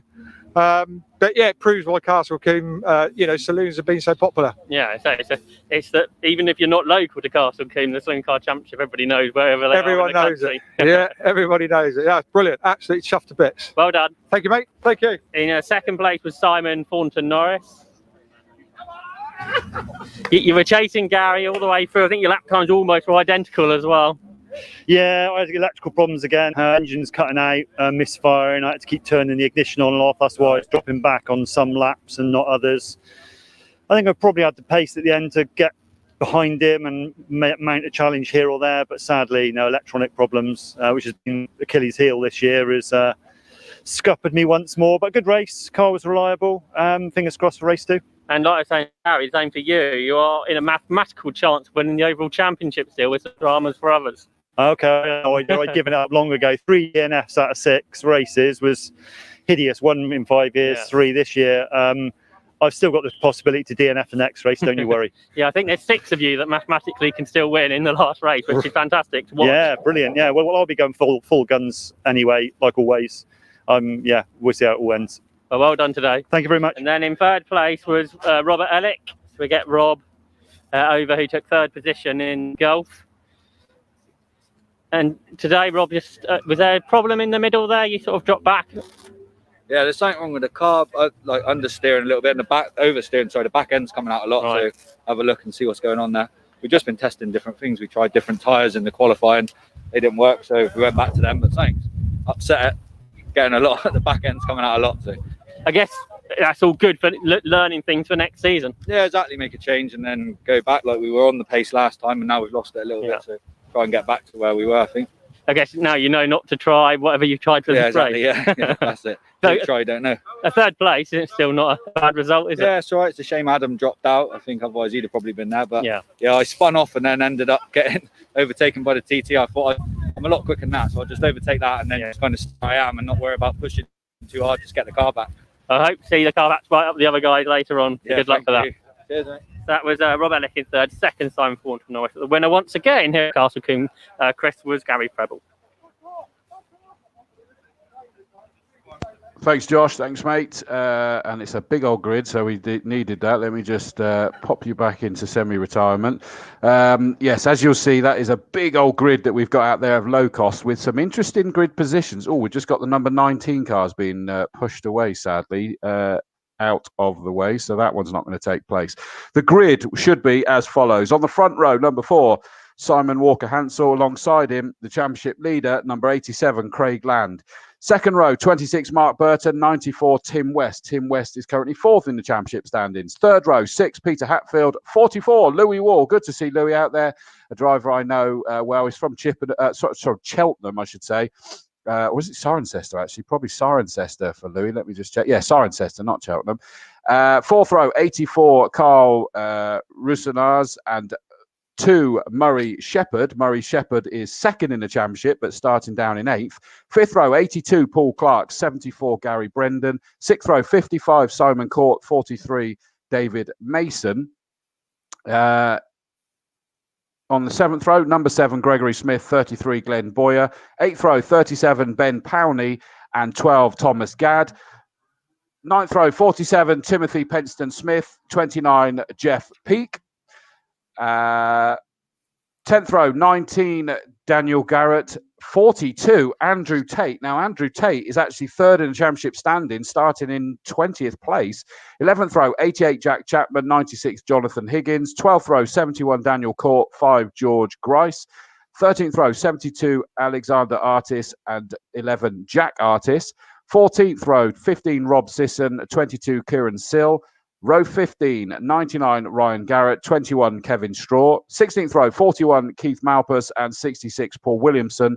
And on the 17th row, 33rd on the grid, 77, Andy Perkins. 33 of these cars, Clive. This is going to be mental, isn't it?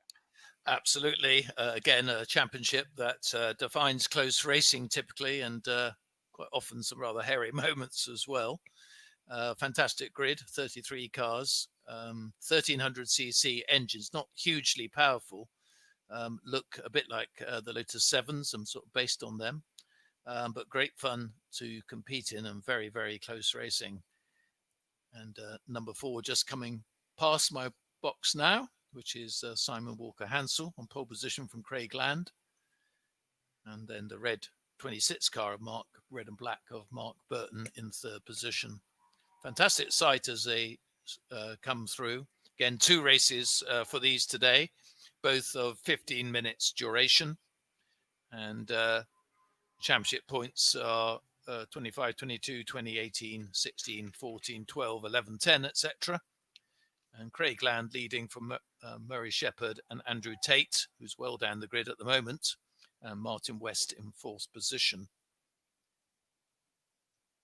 So one of the things Josh was saying, who follows this championship quite a lot, was that some of the people who weren't necessarily very well up last year are doing exceedingly well this year, and some who were doing quite well last year not doing quite so well this year.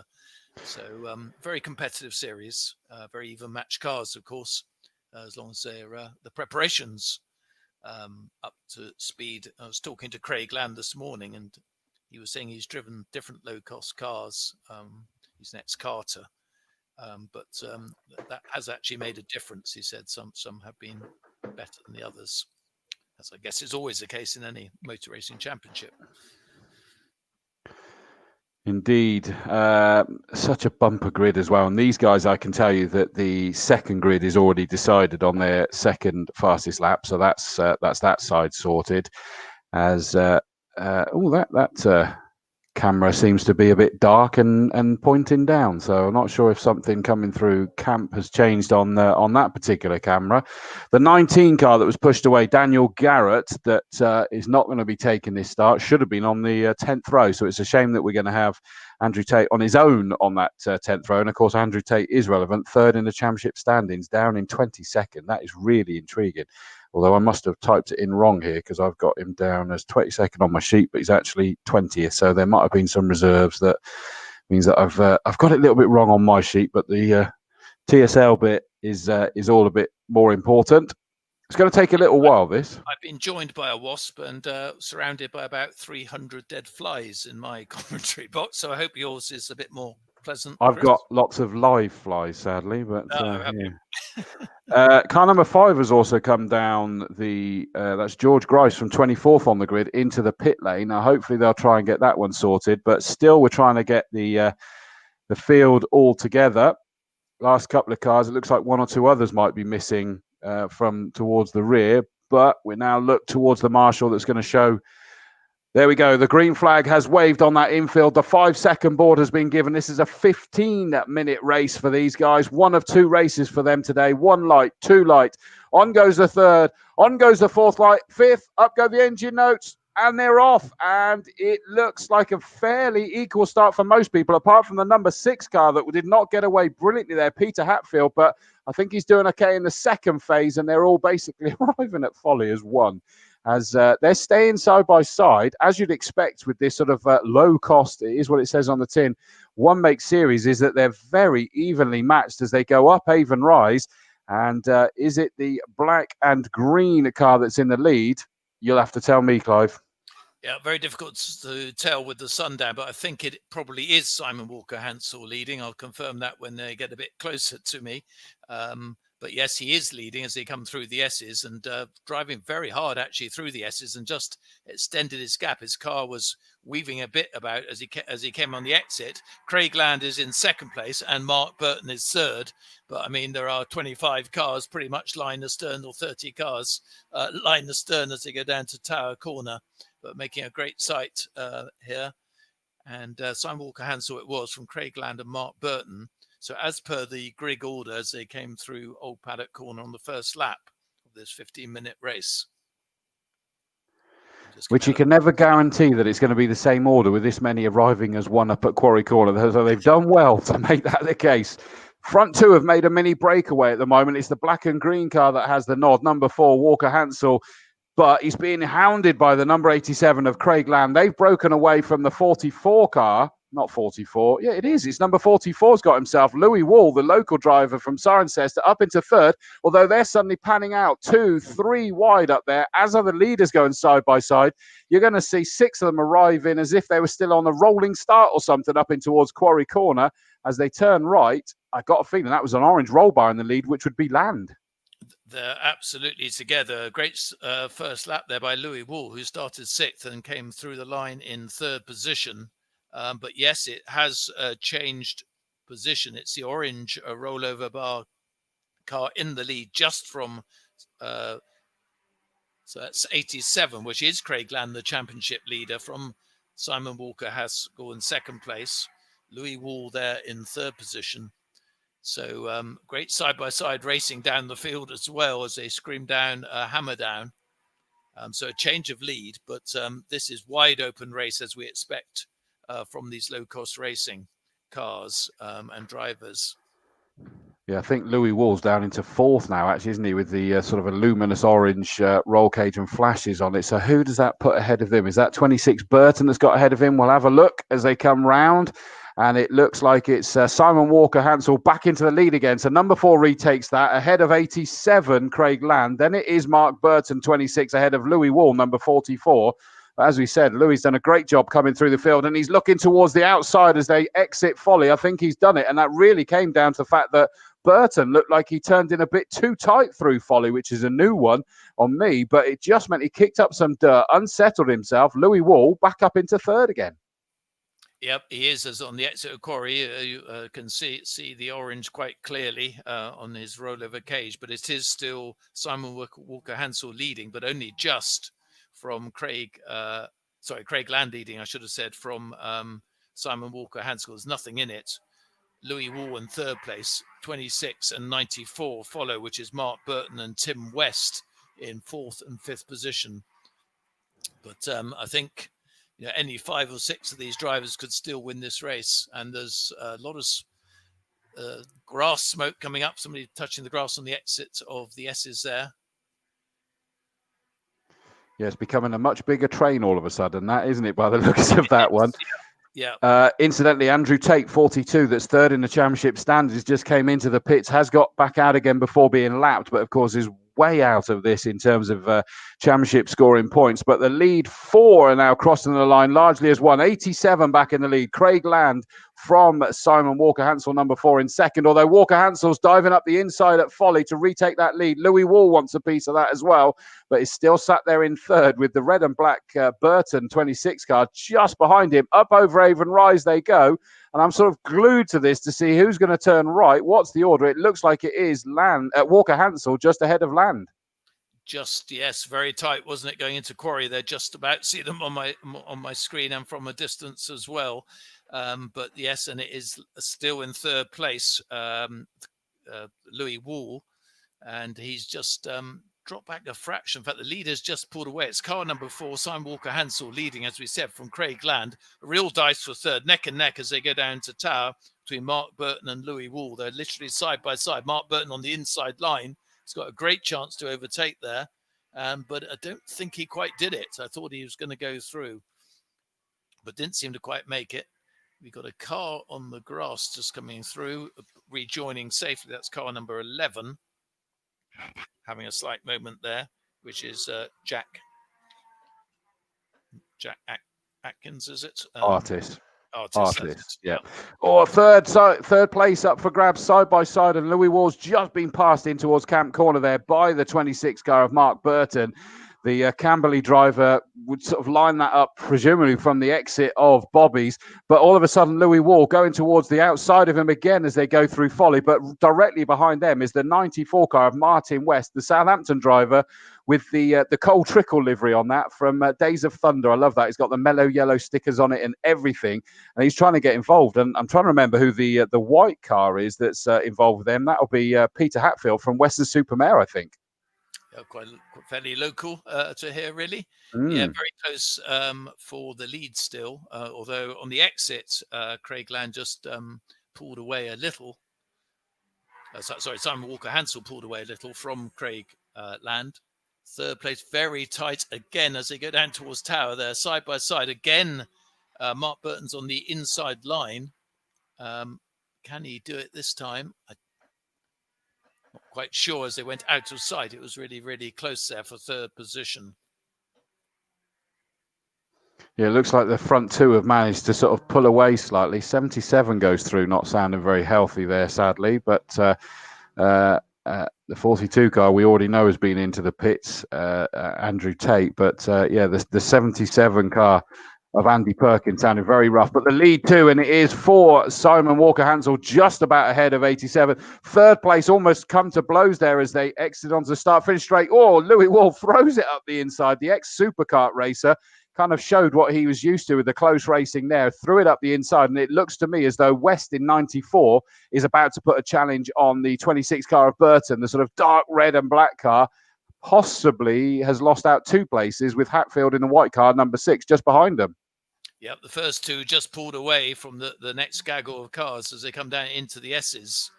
And very close with Craig Land still just leading from Simon Walker-Hansel.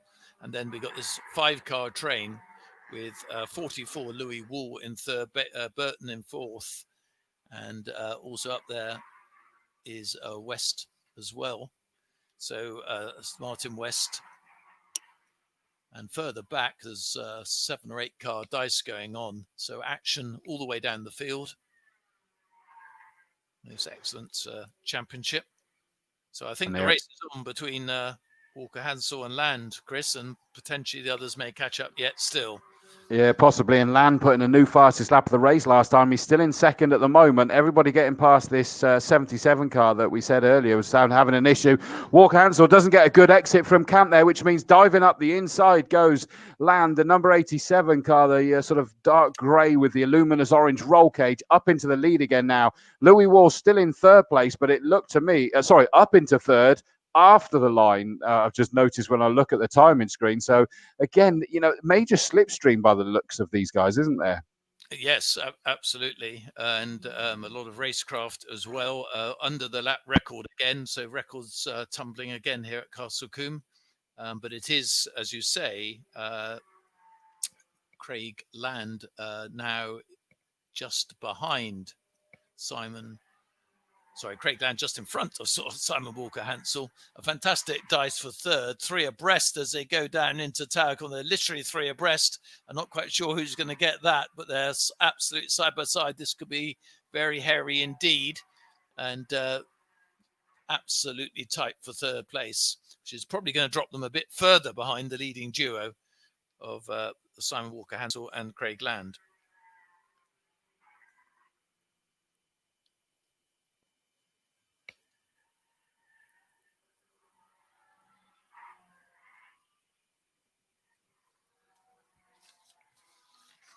Larry moment there for car 71. Oh, it would help if I sorry, my microphone was off, my mistake. I was saying that the 94 car actually sort of managed to take advantage of that 3 wide in towards Tower, and he's pulled away from them. So up into third has gone West 94. Louis Wall and Burton still fighting, but now suddenly fighting for a place lower because of that 3 abreast attempt that sort of hold your breath moment in towards Tower, wasn't it? It was, yeah, very dramatic as they went down there. That you wonder whether they'll all be able to make it round, but they did, and so drove very well to make that happen without incident. But it's still Simon Walker-Hansel leading from Craig Land in second place. This race isn't over. Martin West, as you say, pulled away in third place with Louis Wall and Mark Burton fourth and fifth. Good dice going on there between Murray Shepherd as well as down in about 8th or 9th place with number 12. And amazingly, we're down to only 4 minutes left to go in this race as we look towards the distance, see the leaders come back into our view. The front two still stuck together. Land 87 had taken it last time round. Is it Land or Walker Hansel? It is still Land, the 87 car, the grey car with the sort of dark orange roll cage that has it. But the number 4 car of Land is still trying desperately to do it. Josh has just let us know as well, last year's champion Tom Gadd started 16th, but is now battling for 8th position. Across the line there he goes, car number 2. Yeah, and that was, I think, with Murray Shepherd, Chris, who also is well up at second in the championship. So those two, going well. And I see Louis Wall lost 2 places at last time round. He's down to 7th now. Back of the group now. But this is what so easily can happen. Just lose a bit of momentum and suddenly other competitors come storming by, but still very close for that dice. But still it's the same order, 4 from 87. Hansel from Land, then West, then Burton in 4th position, and a real scrap. Louis Wall trying to get past the competitor. He does, I think, going down into Tower. So I think he's up to 6th place. Those 3 very close indeed. Yeah, that was the number 6 Hatfield, wasn't it? But it was only just getting through. Wowzers. It was very close. He does love pulling those brave moves. Spot the ex-supercar, so I tell you. Exactly. The lead is about to change again by the looks of it, because it was the number 4 car had it, but that was an easy move down in towards camp there. I need to keep an eye on that to see whether Walker Hansel either has a slight problem or maybe made a mistake and sort of almost an illegal move. Louis Wall is ahead of Hatfield, so he's up into 6th place, but ahead of him is Russenars, the 84 car, who's got up into 5th now, of course, and all over the back of Burton. Yeah, interesting. So we think Craig Land's leading now. As they come down into the S's, they're right really tied together. Come through the S's. Just going slightly wide on the exit there. With Simon Walker Haskell right behind him and is making a challenge and hammer down. Squealer breaks behind me as I'm watching the leaders, but he can't quite do it actually. So he's still in 2nd place. Some side-by-side dicing going on here as well through old pair 82 and 12, having a great scrap. Josh has just cleared up. You know, I was sort of like wondering whether there was an issue with Walker Hansel because it was an easy pass by Land coming down in towards camp. Yeah. Josh has just informed me that because there's only 2 of them for the lead, there's a probability they'll start being tactical because they don't want to lead onto the last lap. This is about to be the start of their last lap, and they are. They're basically doing that age-old thing about winning it in the slowest time possible. Last lap. I mean, they're down in the 124s compared to the 122s, so they really are taking it steady. West is a long way back, so they don't need to worry about that side-by-side, and it looks as though... who's that's just made the work move? Burton, I think, has just been passed. I don't know. We need to check that out because it was side by side through Folly. But for the final time, the leader's coming towards you. Yep, and it's very close indeed as they come down into the S's. Can the lead be taken back? And if so, where's he going to make the challenge? By the way, number 6 Hatfield's just gone crawling through, and that's the white car that was up in the lead battle, and he's basically out. Walker Hansel with a couple of cars length of Craig Land as they go down there. We're very close there between Mark Burton, but they're going through Tower now and be back in your sight for the final time. But it looks as though Simon Hansel may be able to hold on to this, but will a late challenge be made by Craig Land as they go down into Camp Corner? Well, someone's off at Tower. We got yellow flags down there, and someone's into the wreck to sell barriers. But the leaders are making their way towards us. I think that was before the leaders got to them. So the lead 2 side by side in towards camp. They're both duking it out. Who's going to do it? It looks like it's Walker Hansel. It is. The number 4 car just about takes it at the end there. and it was that sitting duck. Land takes second place, 94 West in third, and it is Louis Wall, the Cirencester driver, that comes home in fourth place in the 44 car, just ahead of number 26 Mark Burton. In sixth place was Carl Russenars, the Cheltenham driver as well there. So plenty of local talent here. He comes home in sixth. Seventh is number 2, Murray Shepherd. Eighth is number 82, which is Paul Clark. Although, there we go. I was going to say the first 6 weren't showing as taking the checkered, but they certainly did. In ninth place, car number 12, which Thomas Gadd, and I think that was the one that was last year's champion by the sounds of it. In 10th place, car number 29, which is Jeff Peake, the Hawley driver. In where did I get to? Sorry. In 11th place, car number 43, David Mason. 12th, number 47, Timothy Penston Smith. 13th, number 55, Simon Court. 33, which is Glenn Boyer from Bridgewater in 14th place. 15th, car number 7, Gregory Smith. 16th, 37, which was an addition to your program, Ben Powney. In 17th place, number 88, Jack Chapman. 18th, 96, Jonathan Higgins. 19th place, car number 11, Jack Artis. Just behind is the number 72 car of Alexander Artis, the pair from, one from Dorking, one's from Leatherhead, so basically the same, right next to each other. I know because I used to live in Horsham, not far from them. In 21st place is the number 71 car of Daniel Court. 15, Rob Sisson in 22nd place. 23rd is the number 21 car of Kevin Straw. 24th place, number 66, Paul Williamson. And then the very rough sounding at the end there, sadly, Peter Hatfield, the Western Supermare driver, with an issue with his car. 26th was 41 Malpas. 42 Tate came home in 27th with an issue with his car. And it would appear that it's Andy Perkins, the 77 car, that we lost at the end there, presumably into the barriers. We also lost Brandon Sill and Grice. Certainly dished up plenty of entertainment now, didn't it? Yeah, very, very close racing as we expected, and some great racing there. So very well done to the podium finishers, and more action to come from them later on in the day. Which I'm delighted about, I must be honest. We return to Mazdas next, so more action coming up for sure in the next race. And, Indeed. Just about on time as well at the moment. Shh, don't say that. Okay, we're slightly behind at the moment. Yeah. Right, before, although I've got a horrible feeling they've gone whipping past Josh. Is he going to be able to... we might have grabbed... Yeah, he's there. Let me bring Josh in. Have you managed to grab someone, Josh? Yeah, and we've got the head of the 750 Motor Club here to help me grab the top 3. So the race winner then, for the first time in Locosts, I think, Simon Walker-Hansel. Well done, Simon. You did a few laps in quali, which got you pole, but it was a real classic Locosts race to win. Yeah, it was. Yeah, we were a bit quicker in quali. To be fair, we got the lap in early when it was a bit cooler, so it worked really well. But I knew that the race with the slipstream, I'm surprised us two broke away as we did. Yeah. But Craig and I, it was still it was hard work.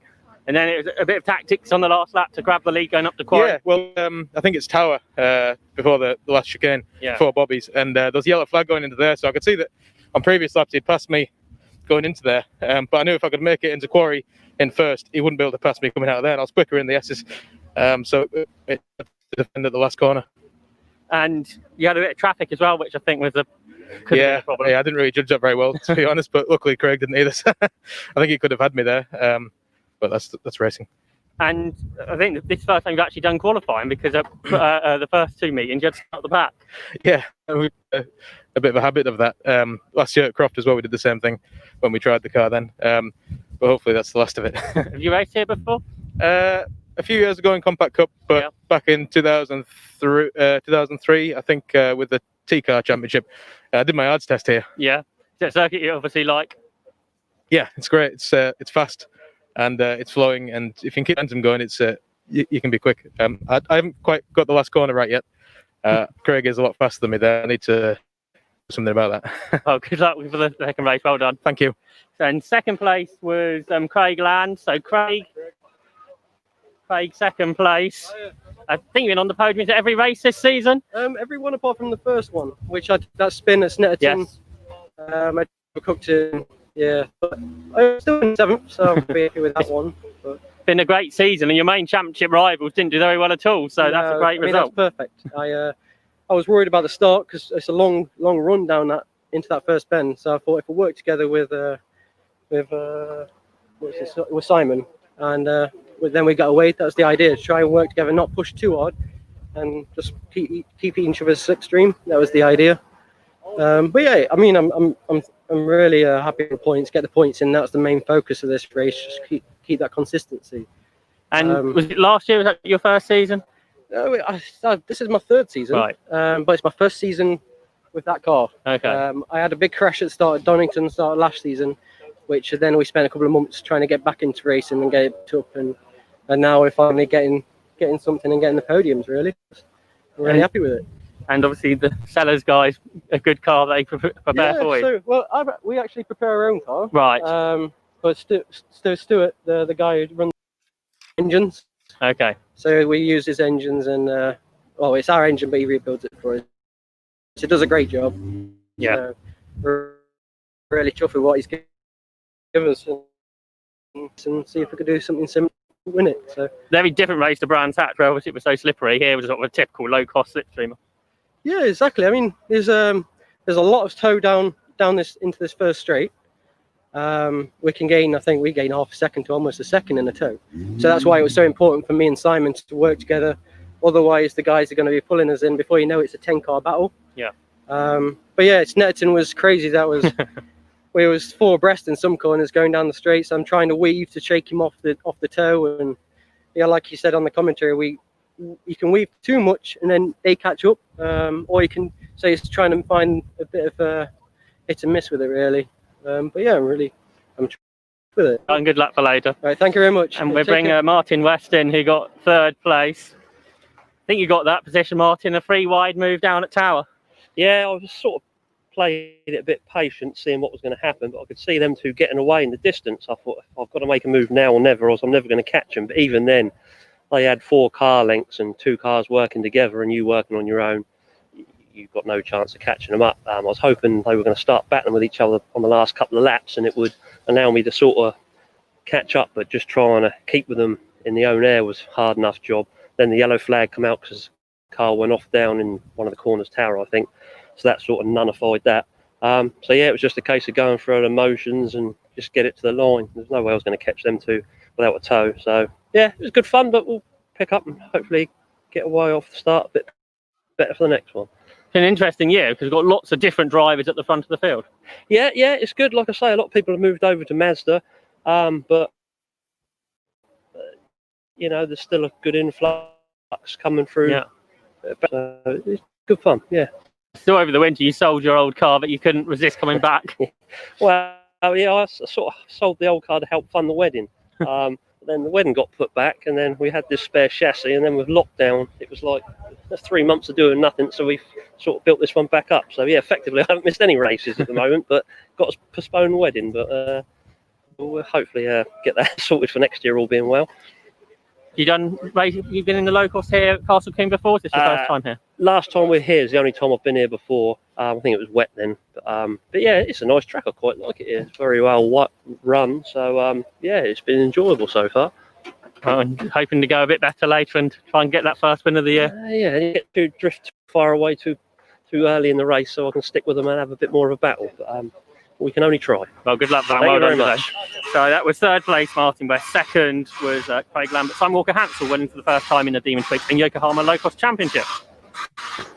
Magic, thank you very much for that, Josh. So we'll catch up with the others a little bit later as the MX-5s are just about to make their way out. So I'm going to take you through this big grid for their 2nd race of 3 that they are due for these guys. So on the front row, pole position goes to 71, championship leader Ben Short. 2nd place alongside him, number 1, Ben Hansey. Of course, those two, was it Ben Short coaching Ben Hansey? So it's going to be interesting, that one. 2nd row, 77, Steve Foden. 35, Jason Graytrix. Row 3, 76, Alistair Bray. Remember that gravelly moment that he had at means that he's going to come fighting through with a vengeance. Alongside him, 41, Tom Smith. 154, Marcus Bailey. 34, Callum Graytrix on the 4th row. On the row 5, we see 777, Courtney Milnes, and 61, Jake Dormer. 6th row, 17, Howard Lancashire. 22, Adrian Johnson. Row 7, 14, Lloyd Huggins. 8, Richard Baxter. Row 8, 67, David Abbott, and 113, Alex Rivette. 9th row, 15, Charlotte Fox. 66, Hayden McDonald. Row 10, 37, Tim Dorr. 25, Daniel Watkins. 11th row, 192, Taylor Johnson. 72, Matthew Short. 12th row, 144, George King. 55, Ian Van Reenen. 13th row, 23, Stephen Rees. 64, Philip Douthwaite. Row 14, 238, Chris Rees, and 98, Alex Lewington. Row 15, 54, Chris Moore. 46, Nicola Favo. 16th row, 191, Philip Andrew Barrett. 75, Rob Bond. 17th row, 51, David Rickards. 27, Dan Blake. And the 18th row, 21, Matthew Pennyfather Neal. And 20, Jeremy Rivers Fletcher. Now, in terms of our local talent out there, obviously Dan Blake from just down the road.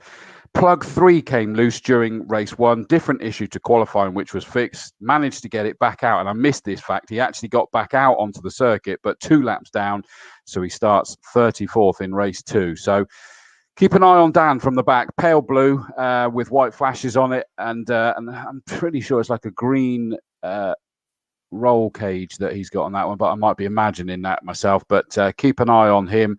And hence we've got Karen Blake saying good luck to Dan Blake, number 27 in AMX5 race, starting from the back due to problem in first race. Fingers crossed it's fixed. Give it your best shot. Jed Doyle says big shout out from Tower Corner Massive. Dilly dilly Jed Doyle indeed, my friend. And Georgia Rivette, good luck, Alex Rivette.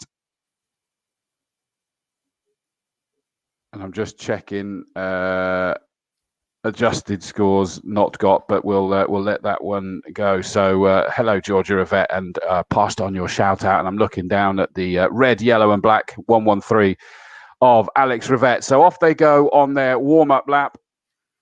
So we can expect battle to recommence by certainly the top 5 at the very least. That we're duking it out. And I've got to just check, actually, because Josh made a comment earlier, Clive, that you probably wouldn't have been aware of either. Of course, we didn't have the mics up working by there, but he managed to speak to Ben Short, and he said it was him that made slight contact with Ali Bray as they went up Avon Rise that forced him onto the infield, and he was gutted, really gutted that it happened. So right. that gives us a bit of an idea, and I'm guessing that...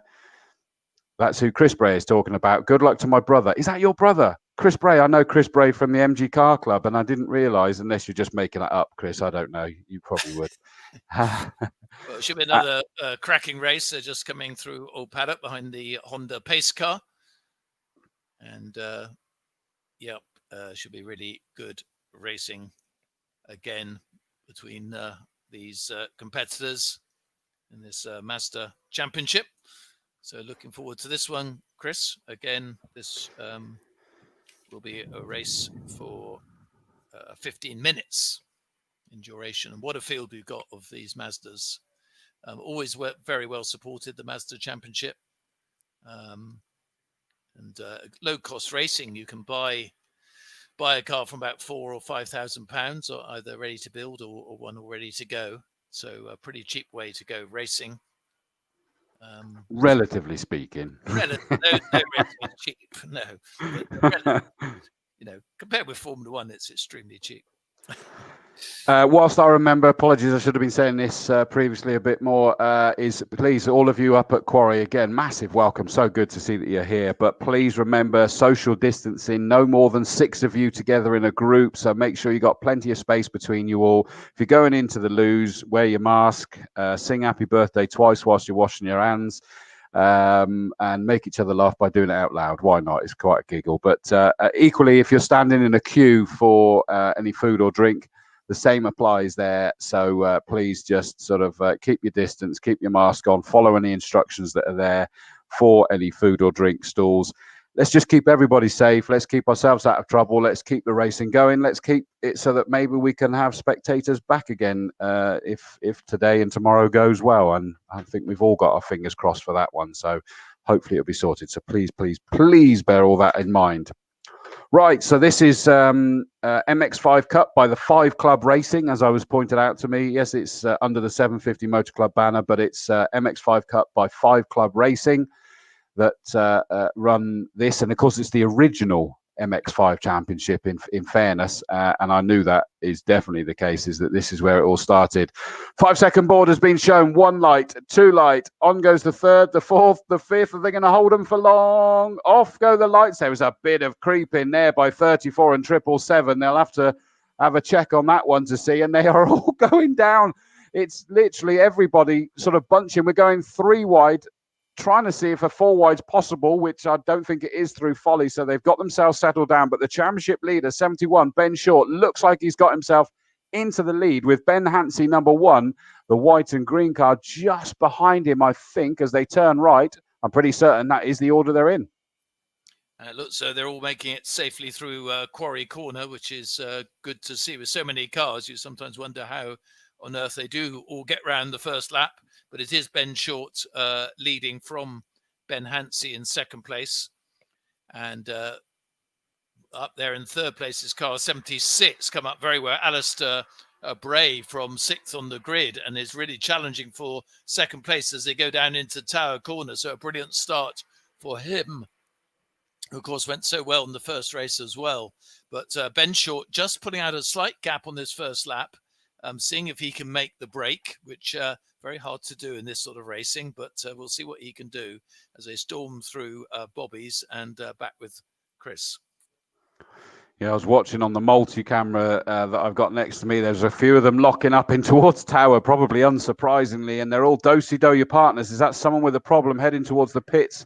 Certainly has been passed by a lot. Hasn't gone into the pits, but has been passed by plenty of drivers as the lead gaggle go through. The one that's hands up in the air is 777, but for some reason chose not to go into the pits, was probably hoping it was going to clear its throat, and is now stumbling down the order. What a shame there for the 777 car. Courtney Milnes, the Birkenhead driver, out of the race and is just pulling off on the grass at the end of the pits. But the lead, what's that? 4 of them glued together, I think, at the front.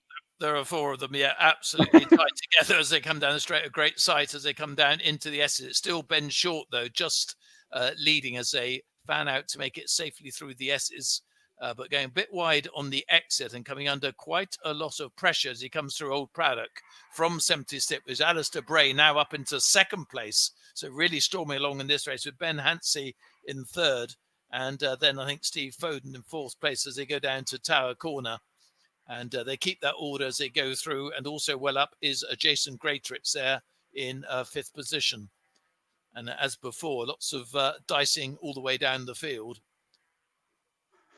A car that I've just noticed has continued its move through the field that was noted last time. It's a number 8 car of Richard Baxter. Made up 5 places up into 9th place and I think made up a whole load in the first one as well. So he's going to keep going, I suspect. 71, 76 now is in 2nd. Alistair Bray, yellow flags here, so they can't do anything. That's the 777 car that stopped on the grass at the end of the pit lane. They're past that now, so they can now reconvene their fighting. And the front 2 have managed to actually take advantage of that and pull away from Ben Hansey, the number 1 car in 3rd. Just sort of slowed down a bit more than the rest of them by the looks of it. It won't last long. They'll change it back again soon. Absolutely. And Alistair Bray looks very determined in this race to me, Chris, coming up from that 5th position on the grid, challenging for the lead now, but he's also coming under pressure from behind, so he's got to watch his mirrors, and as a result goes wide on the exit of the S's, just dropping back a fraction from a Short. Ben Hansey really putting the pressure there on in 3rd place, with Steve Foden in 4th place, and then Jason the Greatrix. And look at these cars all right together as they come through Old Paddock right the way through the field. Generally speaking, great little cars, so reliable, Mazdas, for road cars and racing purposes, and been going so long as well. it's one that I really takes my fancy, I must be honest, of jumping in this, because you're always going to end up in a fight with somebody, you know, a cracking race without question. Double waved yellows there approaching here as the marshals are removing that 777 car. They'll disappear very quickly, to be honest, because they've nearly done the job already. But Ben Short, 71, Alistair Bray, 76, up into that second place. Ben Hansey, number 1, is under massive pressure from the black and gold 77 car of Foden. And this time, Jason Greatrix, 35, is well and truly on the back of that. We said he had a grandstand seat last time. Well, this time he's got his sleeves rolled up. Yep, and Alistair Bray has set the fastest lap, coming up into that second position so far. But again, there's literally not much between, certainly second to fifth. But Short just did put out a little gap. But as they come through Old Paddock, Bray begins to close in again. Hansey in third, Foden fourth, Greatrix in fifth place. And those 5 pulling away a little from the rest of the field. And this mid-pack field of about 10 cars coming through, making a great sight all around the circuit. I'm sure you're enjoying them at Quarry Corner, and great to have you back there to see some more racing at Castle Combe today. I want to be able to catch up as well where the number 8 car of Richard Baxter's got to. He has lost out 1 place, back down to 10th with the great fight with 61 Dormer, but he started the first race at the back, fought his way through, was now running up in the top 10. And of course, he's from Aylesbury, so not far from here, the Aylesbury Stones that we know about, obviously. So keep an eye on that. Callum Greatrix in the lonely 7th place. That was a good opening foray from him. Of course, Baxter, the number 8, was actually the one that brought out the red flag in qualifying, because he just span it coming out of camp onto the start-finish straight and just made a little bit of contact with the barriers. But it's good to see he's flying now and keeping up local interest. Yep. Yes, I saw that actually this morning. He didn't hit the barrier too hard, but did cause a bit of damage and did a great job to get that going again. And the leader a bit wide coming out of the S's that time. So they're right together. Top 4 now, absolutely nose to tail. So Alistair Bray putting on the pressure, but also he's been really chased by Steve Foden down into Tower Corner for that second place. As they go through now, the same order, but they're all so close together, those top 4. And coming through Old Paddock is a stream of cars again. Some really nose-to-tail racing throughout the field here. And I think you can have fun, Chris, no matter where you are. As you say, you can have some great racing if you're leading or if you're down in sort of 30th place. Exactly, and that's what you want. You want to enjoy it, want to have some fun. Top 4 are certainly doing that. Across the line they come to complete their 5th lap, and it's still Ben Short, 71, Ali Bray in second in the white and purple 76. Ben Hansey's got that wound back up again and is glued to the back of that white and purple car as they go up Avon Rise. Is he going to have a sneaky snifter towards the inside at Quarry? Certainly is positioning himself as though he's going to be soon to do it. Number 8 car's pulling off to the left now. The one that we were talking about from Aylesbury, he's now got an issue and is going steadily round Folly. And we've got 2 cars collided here at Camp Corner with the number 14 with a very damaged nose. And I mean on the car, not on him, obviously. Oh yeah, that's a shame, and it's still Short leading as they come through Old Paddock with Bray in second place, but literally on his bumper is Ben Hansey again. Those 3 pulling away a bit from Foden, and Greatrix down in 5th place. And as they go through the very fast Tower Corner.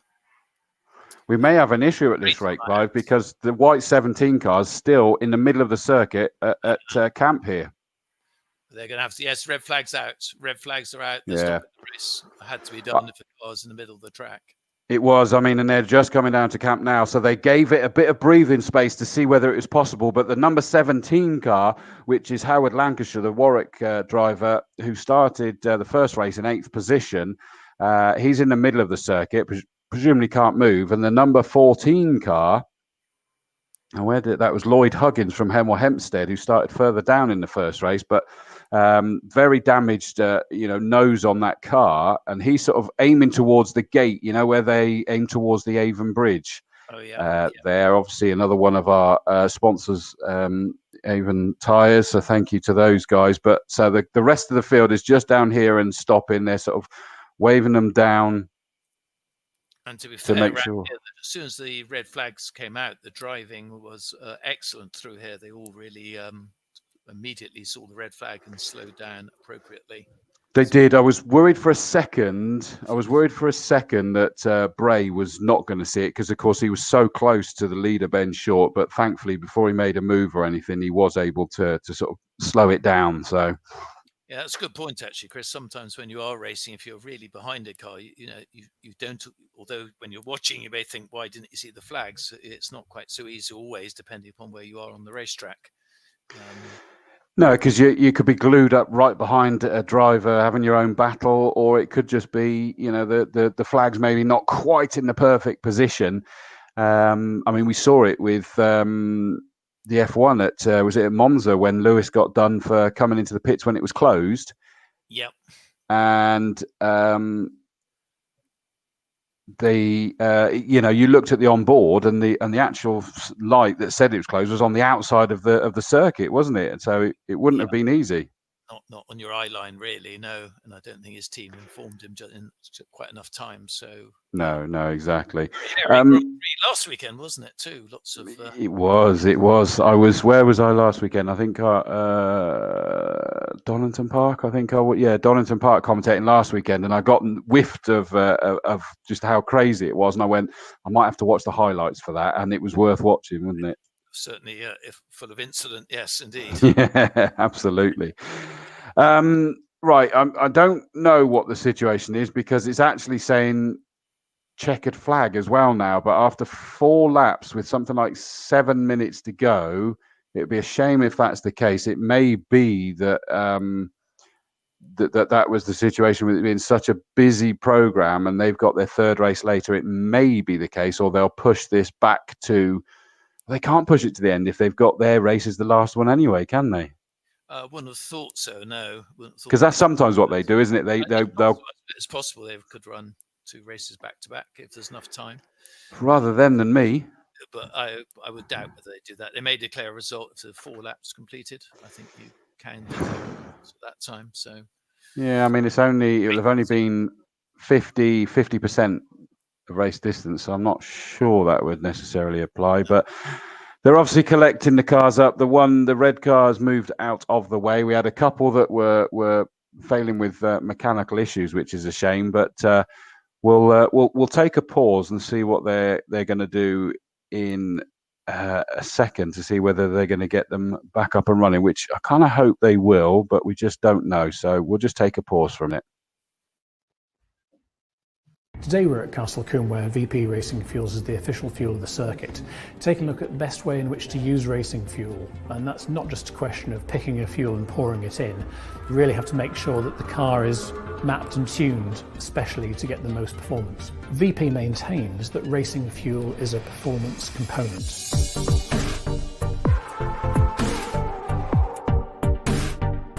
Fiesta ST180, and we normally run this on 99 octane fuel. We've done the 99 octane dyno test. We've got base platform power figures. Today we're going to add the VP octane booster. The octane booster is now in the tank. I've made the changes to the code to take advantage of this octane. We're going to just increase the boost ever so slightly. We don't have too much headroom with the turbo to increase much more. However, we can be more aggressive with the rest of the parameters with fuel and ignition. So now it's over to do a dyno power run and see what difference we make.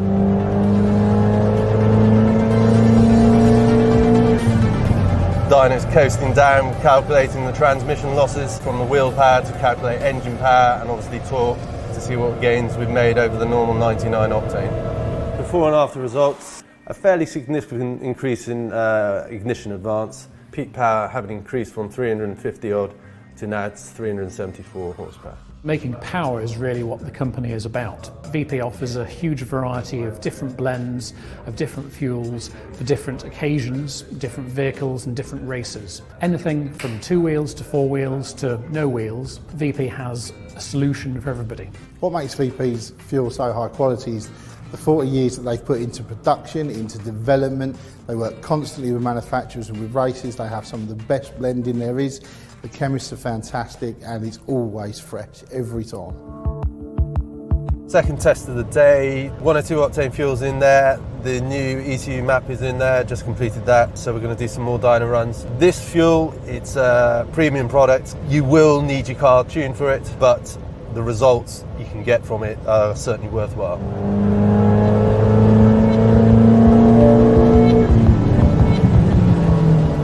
Well, there you go, 1.6 1600 turbocharged engine featuring the 102 octane fuel, and we've just hit 405 horsepower. Final results with the 102 octane, really big gains in torque.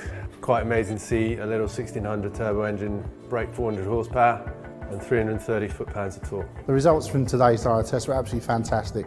It really proves the product works. We have tangible dyno results that we have graphs for, so we can show progression from our octanium boosters all the way through to the high end of the unleaded fuels that we are able to supply to racers. VP Fuels is a world-renowned historic brand. It has a huge pedigree in the States, and I believe that makes it a standalone, standout brand in the UK. There's a lot of ways in which you can spend money improving the performance of your racing car. There's practically infinite means of doing that. VP gives an option where you don't have to commit to an enormous sum of money. Really just pick the right fuel for the right purpose.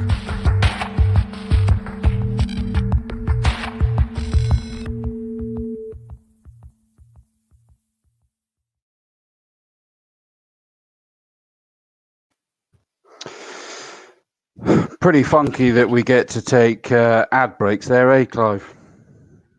Sorry, just grabbing a quick bite to Oh, eat. good idea, mate. Good idea. I was just saying how funky that we get to take ad breaks, but it means you don't know when we're back. I don't know whether you use Facebook Messenger, but I've just pinged you a message, and I'll say it as well. Is don't forget that we've got to pick driver of the day between the three of us for our local championships. Yeah. Obviously, the Formula Fords and the Saloons. So we can do that. Saloon car race, yeah, sometime. Yeah, exactly. Yeah, because that's the last of our races, isn't it? So we need to, after that one, sort of pick. So keep a note of anybody that's jumping out. If you've got any thoughts, pop it into Messenger or something to that effect, so that we can just make sure that we're all sort of thinking of somebody. I'll send you a message. Yeah. Thank you, mate. Thank you. Stuart Jenkins, come on, Great Tricks from Eclipse Fire and Security. It is Eclipse. I wasn't sure whether I had to read it, as was said. Thomas Parker says, hiya from Shelsley Walsh. I was hoping to be commentating at Shelsley Walsh soon. I'd love to do that. And it was a possibility. I can't remember when it was coming up. Supercar drivers were going to be doing something up there. There was a meeting there, I believe, last weekend, because I was talking to somebody in the paddock earlier. And the fact that the hill record was very nearly broken, actually. Really? Lovely. Have you been there? It's a lovely venue. No, I haven't, bizarrely. I really haven't, considering it's not far away. No, and it's beautiful countryside there as well. It's a really stunning location. Very different sort of sports, but for sure. Yeah, it's a good sport, actually. Absolutely. So greetings, Thomas Parker. So it does appear that we are going racing with the Mazdas. 5-minute race, Clive. 5 minutes. Wowzers. Okay. Wowzers. I'm glad, because I felt as though Alistair Bray had unfinished business from that first part of the race. And, Agreed. Yeah. So I think it'd be interesting to see who can do it. But as you say, 4 or 5 people could easily win this, couldn't they?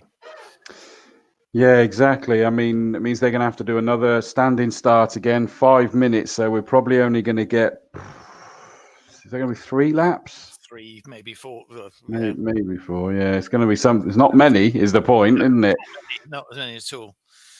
So the start will be very critical, and gives actually the people who are a bit further behind a chance, doesn't it, as well? A bit like the Grand Prix last weekend, which had 3 starts. Why can't Mazdas will have at least 4 starts now today? It was mad, isn't it? And everybody forgot how to do rolling starts as well. Absolutely, yeah. I always prefer the standing start myself. I'm never a big fan of rolling starts. Agreed, which is why we had 3 of them. Is that was the new rule they brought in, wasn't it, to make them standing rather than rolling where possible? Yeah, I think that's good. And although they say standing starts are perhaps more dangerous. But if you do have a crash and when you're motoring on, then obviously it can be more severe. So it's sort of sits one half dozen the other, really. Yeah.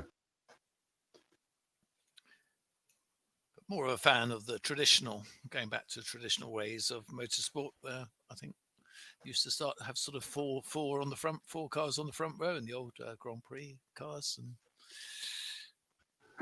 Yeah, that would be a bit different. Fit these days. But, this just to let you know, Josh has just let me know he's just had a chat with Luke Cooper. For anybody who missed it, Luke Cooper obviously was, we were saying he only needs to finish in the top 10 to secure the championship, and then he went out on lap 1, and he has turned round and went off at Tower. Apparently the car is back together, but they're more concerned about what caused the original accident, as the car didn't slow down and he doesn't know why. So that was the issue, is he went to apply the brakes going into Tower at full chat, and the car stayed at full chat. Oh wow! Yeah, so that's more of a challenge for them.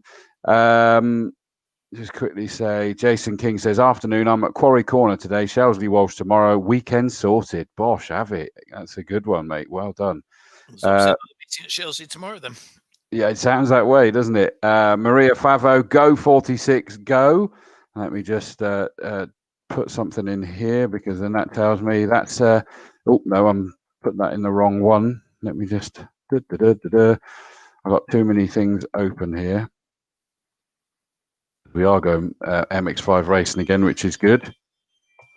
Nicola Favo from Northampton obviously is the 46 car that Maria's cheering on there, so a big cheer indeed. We've got all sorts of noises from a phone. We got, look, it's Tom. His sidekick Tom.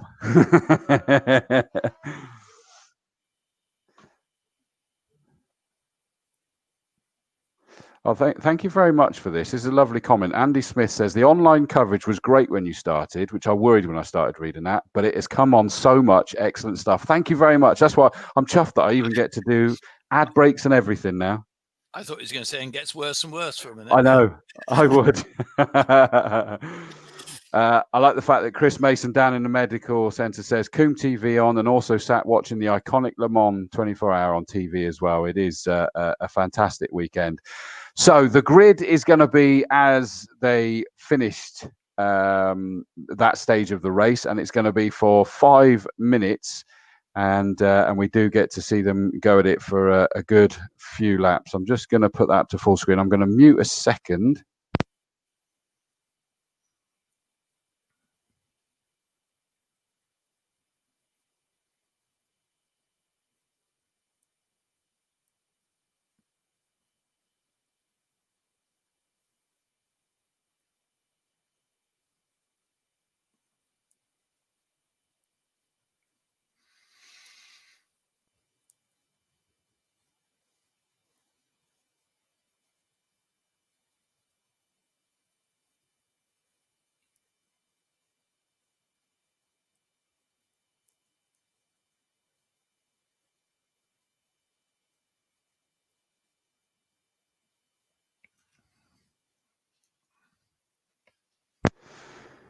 Right.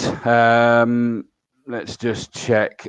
Stuart Jenkins confirmed 3 laps, then maybe 4. Yeah, we'd agree with that, wouldn't we, Clive? That's what we think we're going to get in these 5 minutes. Yeah. Ali Powell saying, well done, Big Mac, 440 banger PRI World Final Champ 2020. Congratulations.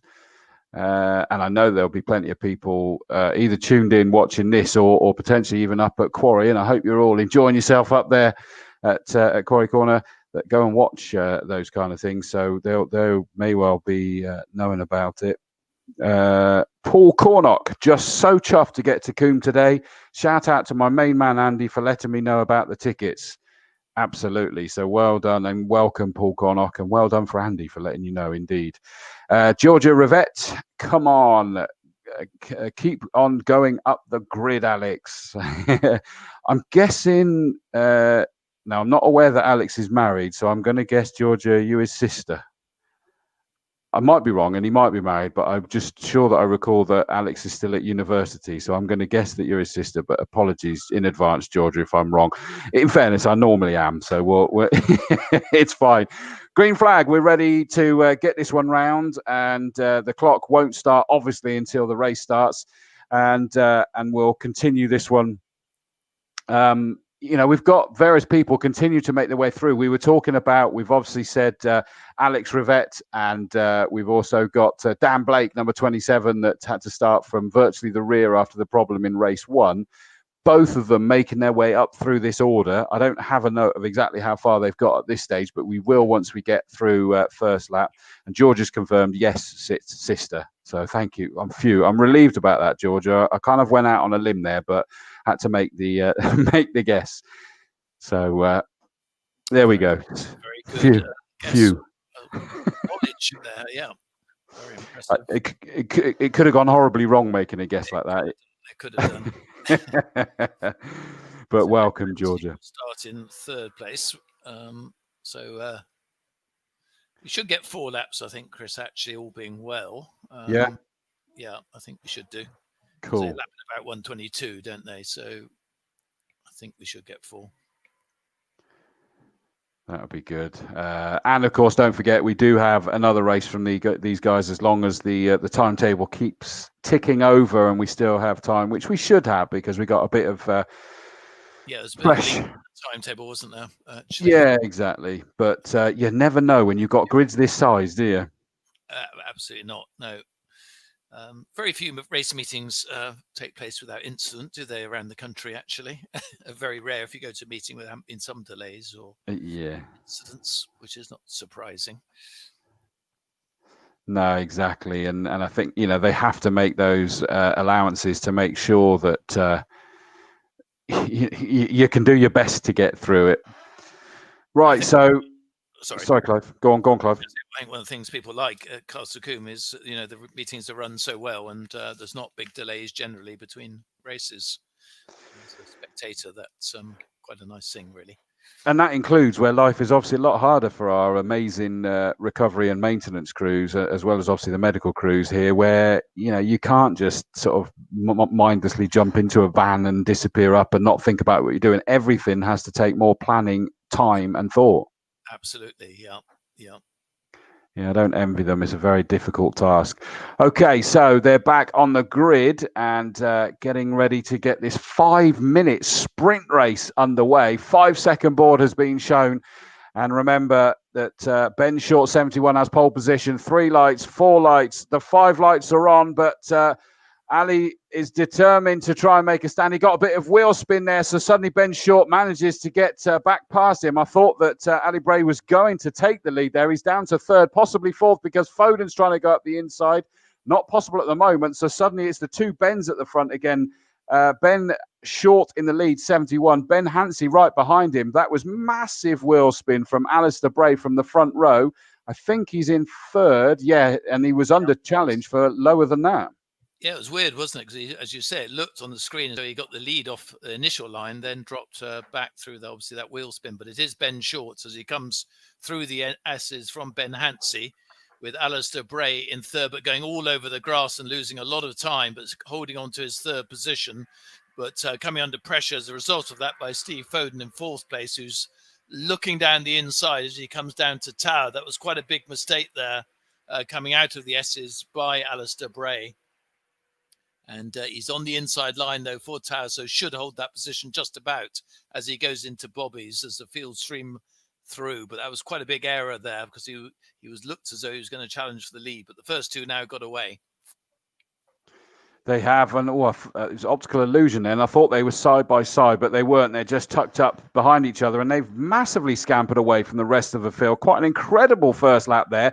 3rd is Foden in the black and gold number 77 car, with Ali Bray not only trying to get himself back onto a podium position, but absolutely kicking himself. I'm sure that the lead 2 have scampered away because that's got to be too big an ask in such a short race. Just behind then, it's a Greatrix sandwich, or is it a Smith sandwich in the Greatrix bread? I don't know, because they're both either side of the 41 car of Tom Smith. Yep, and that was all caused by going on the grass on the exit of the S's there by Bray, but they're very close together, the two leaders. It's just Short holding on from Hansi as they go through the S's, but Short's gone wide this time. He's on the grass, and he's lost the position as a result, just on the exit. So going into the lead is Ben Hansi, Foden in third, and then in fourth place is Alistair Bray, and then Greatrix in fifth position. So we've had two drivers off on the grass on the exit of the S's here. And that meant the change of lead for Ben Hansi to take the lead. Can Ben Short do anything to get it back? Well, it shows that there's plenty of fight left in this race, doesn't it? Goodness me. I mean, that's amazing. Those two were like streets ahead of everyone. They've now not only swapped, but sort of gone back into the clutches of the rest. Not massively, I don't suppose. What have we got? 2.25 minutes left to go. So we're going to get another couple of laps in. So it is indeed the four. Through goes number one, Ben Hansi. Ben Short, goodness me, that was close. Third and fourth, bump drafting all the way along. The black and gold 77 car of Foden got Alistair Bray tucked up right behind him. Looks like Dan Blake's moving his way up through the order. Yeah, he's up into 15th place now. As the leaders make their way up in towards Quarry Corner, it is still just about the same order, but all of a sudden a lot closer. They're virtually all together again now. Yes, amazing how they've caught up, or not quite caught up, but very close. But it's Ben Hansi still leading, but Short has caught up again right with him. He's right on his bumper. And they're quite tricky coming out of the S's. They do go a bit wide, and it's just important not to overcook it there. And very close, as you say, third and fourth, and Greatrix not far behind. So it's Foden third, Bray fourth, and Greatrix. So the same order as they go into Tower Corner. And as you can see, it's just, if you're watching at home anyway, it's still just Hansi from Short. But I think with just over a lap to go, it's possible that the third and fourth place could get out into this battle as well. Well, third, fourth and fifth, because it looks like Jason Greatrix, the Cardiff driver, is glued to the back of them in that 35, but the front two are together again, so it may have switched and spread out last time round. Well, they're back together again. Ben Short all over the back of the leader, Ben Hansi, as they make their way across to start their final lap this time round. They're still in the same order. Foden's managed to pull away from Ali Bray. Ali Bray in 76 is actually defending from Jason Greatrix. Incidentally, Alex Rivette is in 13th and Dan Blake in 15th, just to talk about a couple of known local entities here as we go into the final time towards you. Yep, and it's still the same order. Hansi just leading from Short, but there's not much in it. And also Foden right with them now as well in third position. And they come through, and Hansi going a little bit wide, but he just keeps it on the line there to keep the lead. Short in second, and Bray and Greatrix not far behind in fourth and fifth as they go down towards Tower. Can Short do anything about it? It's going to be difficult. Going into Tower there, and it's still the same order as they go through. So it's just really be reliant now, I think, on what happens down at Camp Corner with you, Chris. But it's Hansi from Short and Foden, the top three. Yeah, and it's those three that seem to be the ones glued together as they come down towards Tower for the final time. The checkered flag at the ready. We've gone side by side. Ben Short's going to have the outside. Is he going to take the power round? He's done it before he even got to camp. What an incredible move. Into the lead goes the championship leader. I guess that's how you lead the championship. He takes the victory right at the end there. That was incredible. 71 Ben Short from one Ben Hansi. Then the 77 car of Steve Foden, or should we just call everyone Ben? I don't know. But Steve Foden in third place. Ali Bray 76 in fourth. Jason Greatrix 35 in fifth place. Sixth is the 41 car of Tom Smith. And then Callum Greatrix, which is Jason Greatrix's son. Thanks, Josh, for that. In seventh place. Eighth is number 72, which is Matthew Short. And I just love how many cars. It takes a while for them all to finish that race. Ninth place, number 154, Marcus Bailey. 10th, number 61, Jake Dormer. 22, which is Adrian Johnson, the Evesham driver, in 11th place. Another one of the local drivers. 12th, number 66, Hayden McDonald. In 13th, number 27, Dan Blake. 14th, number 37, Tim Dorr. And actually in 15th in the end there, number 113, Alex Rivette. So on that last one, he just slipped down a couple of places. I'm sure he'd be kicking himself for that, but good job from Alex Rivette. 16th, number 67, which is David Abbott, 25 Watkins, 192 Johnson, 238 Reese, and rounding out your top 20, the 144 car of George King from Benfleet. So it might have just been a short sprint, but wasn't that amazing? What an amazing overtake at the end there, really showing his class there, Ben Short, very experienced and successful racing driver. And not very easy to overtake at Camp Corner, Chris. Well, amazingly, he did it before he even got to Camp, Clive, which was what was intriguing. He'd obviously got a cracking run through, presumably, yeah. Yeah, through Bobby's and then into the slipstream, and then he managed to get past him. And I thought that he was going to attempt to go around the outside at Camp, and then suddenly he pulled over, and he'd already got himself far enough along. So fair play. It was a very interesting move, that one, and perfectly timed, of course. Yeah. Karen Blake says, well done, Dan, number 27. Great job going through the pack, didn't he just? Stuart Jenkins says, well done, boys. Keep pushing. Absolutely. And we get to see them back out again a little bit later. I'm going to take you through the next grid. Oops. So that then Josh has got a little bit more time to grab the interviews with these guys. So let me just bring up grid for race 2 for the Formula Fords. It is based on their second fastest lap time as follows. Pole position, 26, Felix Fisher, with 46, Luke Cooper alongside him. Second row, the Scottish driver, Neil McLennan in 125, and the 2011 champion, Rob Hall in number 35 alongside him. Third row, 23, Nathan Ward, 59, Chris Acton. Row 4, 28, Tom Hawkins, 5, Paul Barnes. Fifth row, 40, Matt Hallam, 43, Kieran Atwood. Sixth row, 84, Steve Bracegirdle, 78, James Rose. Row 7, 76, James Colburn, 27, Sean Macklin, who I wouldn't expect to be there, and it doesn't look like he is. Eighth row, 91, Bob Hawkins, 960, Bob Higgins. Ninth row, 69, Alan Slater, 7, Michael Phillips, and 25, Mark de Rosario at the back of the field. Now, just to update you, Josh quickly worked out the figures. Luke Cooper, 137. Felix Fisher, 122. Doesn't feel quite so comfortable all of a sudden, that, does it? Bryce Aaron, 114. Obviously, he's not here. Matt Hallam, 101. Come on, Matt. I thought you, again, another brilliant drive in that first race from the young man. Kieran Atwood, 91. Class B, Nathan Ward, 74. Paul Barnes, 63. James Rose, 53. Class C champion, we believe, Mark de Rosario on 75. James Colburn, 58. Phillips on 51. Bracegirdle, 51. So it's all to play for third, well, for second and third, but between three of them. Class D champion will be Chris Higgins with 51 points. Sorry, Bob Higgins. I mean, Chris Higgins. What am I about? Bob Higgins. I was thinking someone else then. And Alan Slater on 32. So the biggest one, though, is about this challenge that Cooper Racing have had in terms of, not knowing what the issue was there. Yeah, I guess so. In theory, if everything goes smoothly this time for Luke Cooper, he should be able to I just need to jump in. Sorry, Josh is down there waiting. Sorry, Josh. I'll bring you in now, mate. Apologies, mate. Thanks, Chris. Winner was Ben Short, still unbeaten this year, Ben, but it was only the last corner where you got past your teammate. Yeah, so I wasn't sure how comfortable we were really during the race, but then the red flag kind of like reset it again, and I thought Ali would possibly pit me, but he got an appalling start. Ben didn't, and we went together basically, and then I made a huge mistake in an area I thought I was really confident, and he just came roaring past, and then I thought it was sort of over when the last lap boards came out, because he defended really well into turn 1 and the first chicane, and then I just sort of lined him up really through the chicane, thinking the last chance is going to be the run into the last corner. And as I got alongside him, I didn't know which way to go.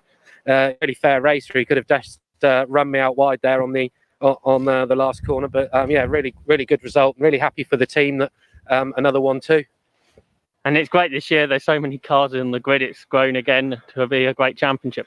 Yeah, I mean it's literally max grids everywhere, and I mean the championship's well run, and it's a really nice, friendly paddock with lots of camaraderie, and we often all the drivers will get together and have a barbecue over the weekend. So yeah, you know, it makes a really good weekend out of it, because you're only really in the car for an hour a weekend, so it's the rest of the time that's important as well. Are you planning to do the rest of the year? 'Cause you obviously missed the last round. Yeah, I mean, I missed the last round with some other racing commitments, and the calendars have all been juggled around, so I'm not sure whether I'll be able to do Mallory, but I'm looking forward to Donington because I enjoy the circuit, and hopefully we'll have another one of our endurance projects out that weekend as well, which I share with the championship. Well, let's hear from. Well done, Ben. Let's get Ben Hansey over.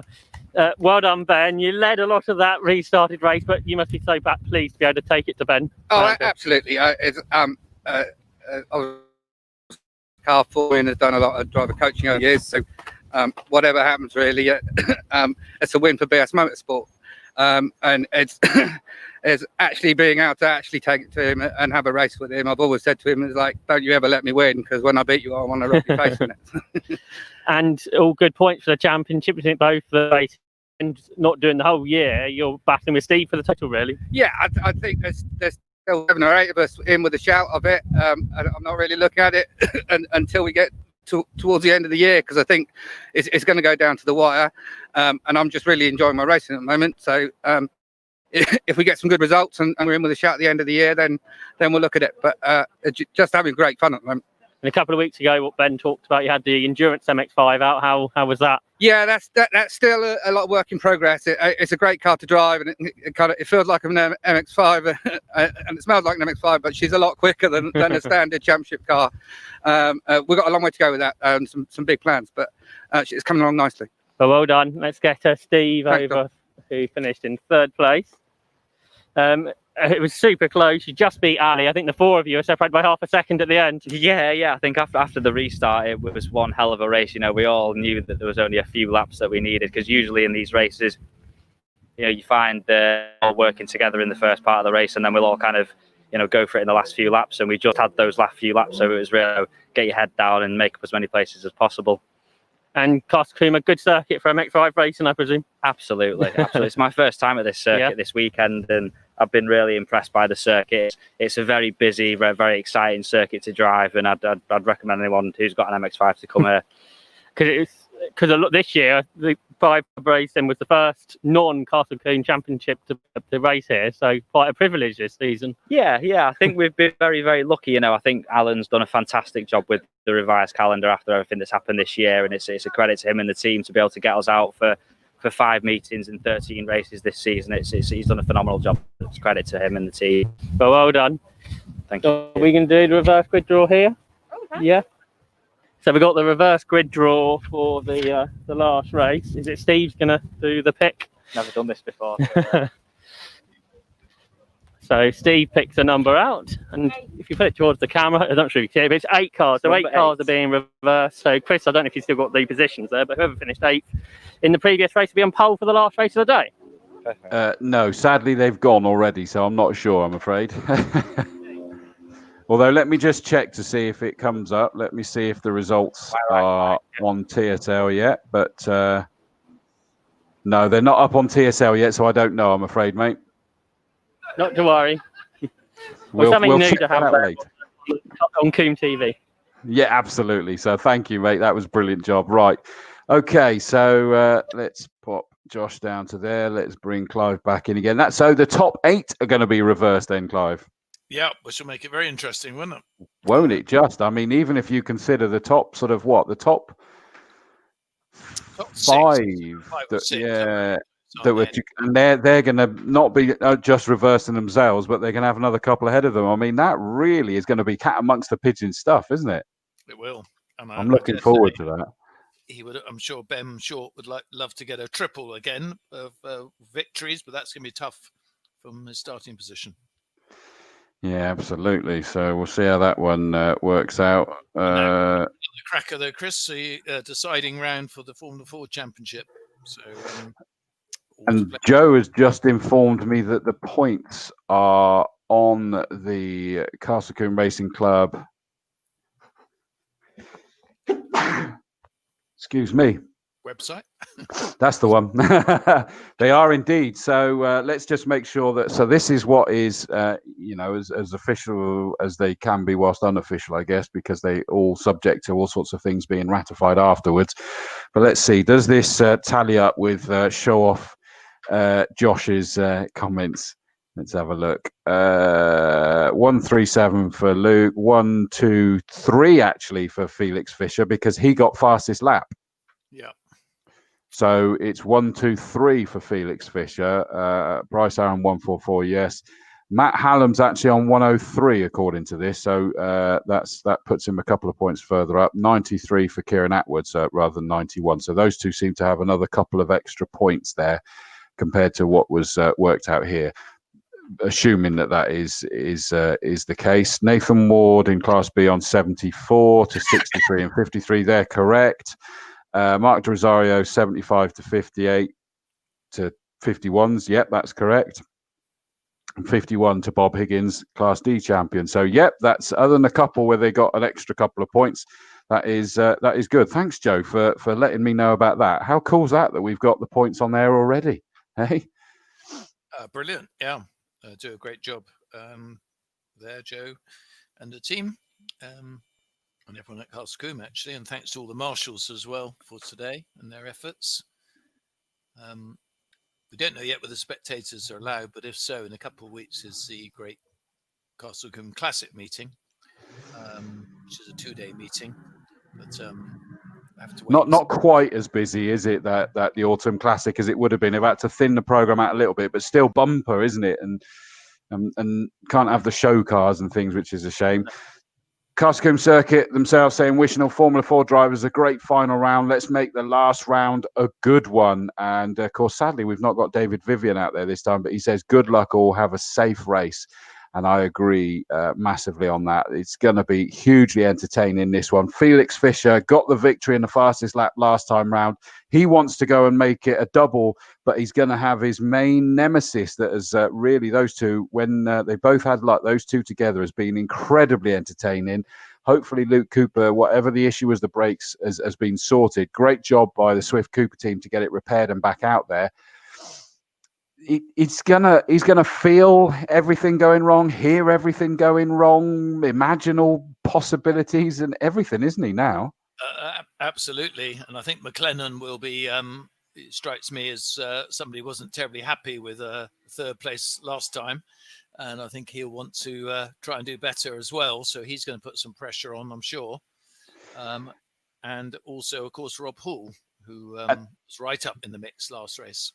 Well, and interestingly, Josh has said perhaps Neil McLennan is a guest, so doesn't score points. Hence, the others got extras. Otherwise, the scoring is wrong. But it would probably make sense at this time of the season if Neil McLennan is down as a guest entry. That would. Yeah, I guess you've got to be a member. Certainly, be a member of the club and perhaps register for the championship. So that's certainly a possibility. Yeah.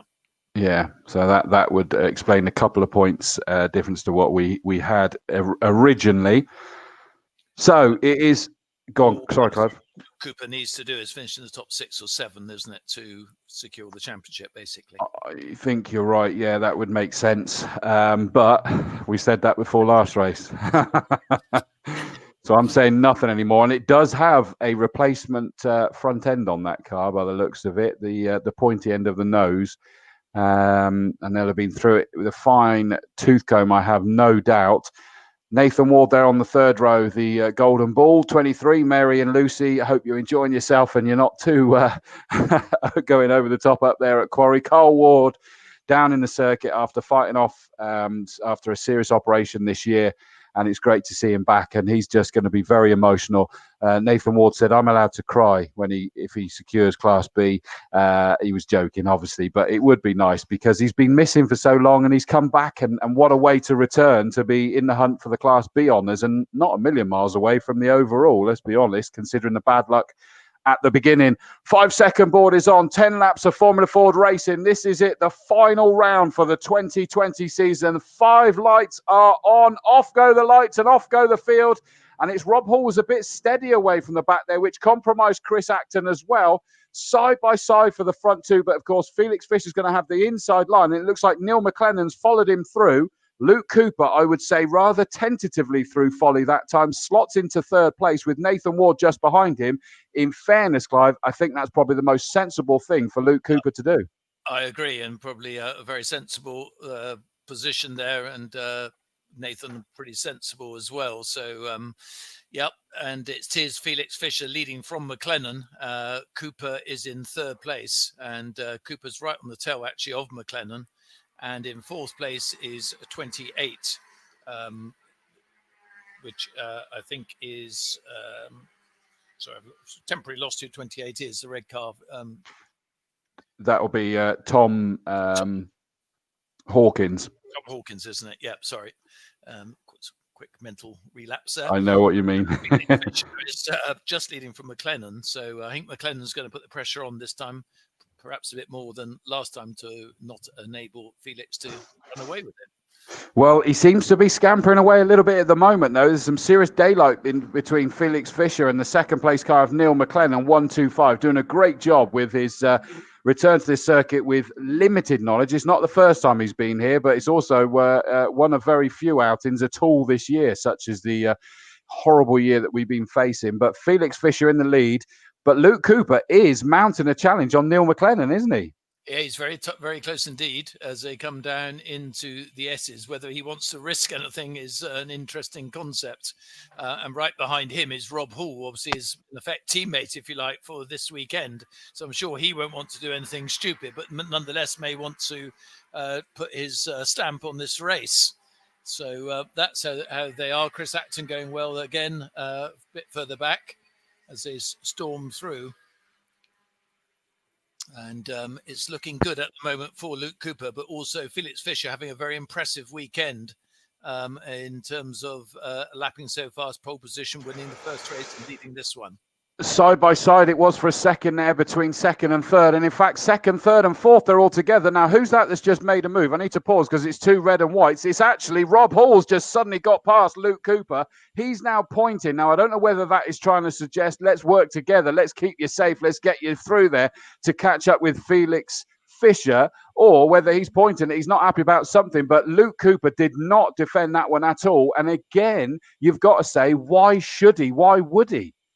Yeah, and he's got a big gap back to fifth position, hasn't he, as well? So probably pretty sensible to let Rob Hall have a go, and he can just, if all goes well, take the championship, which makes perfect sense. Felix Fischer comes by with a few car lengths lead over McLennan, and then Rob Hall up into third place, as you say, from Luke Cooper in fourth position.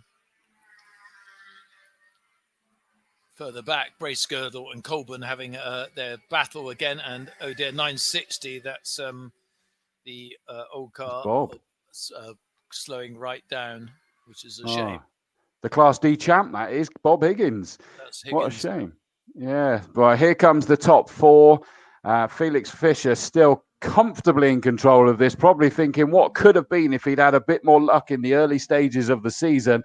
Or sort of the mid stage of the season, I guess. Big gap, and then we get Tom Hawkins, 28. Nathan Ward just sat there pootling around, minding his own business. Well, he's not really pootling, is he? He's there in sixth in a Class B car. Matt Hallam in seventh. Eighth is Chris Acton, Kieran Atwood, and then Paul Barnes in the second of the Class B cars in 10th.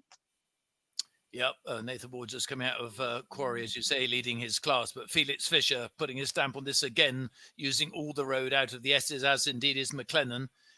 And Hall getting slightly closer to McLennan on this lap.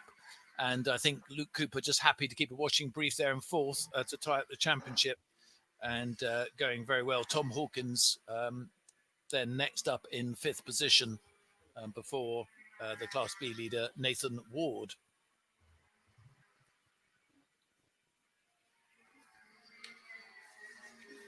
Leader comes back into our sight now, and it is Felix Fischer with the comfortable margin, but nothing comfortable about second. The blue and white car of Neil McLennan under massive pressure from Rob Hall, the 2011 champion.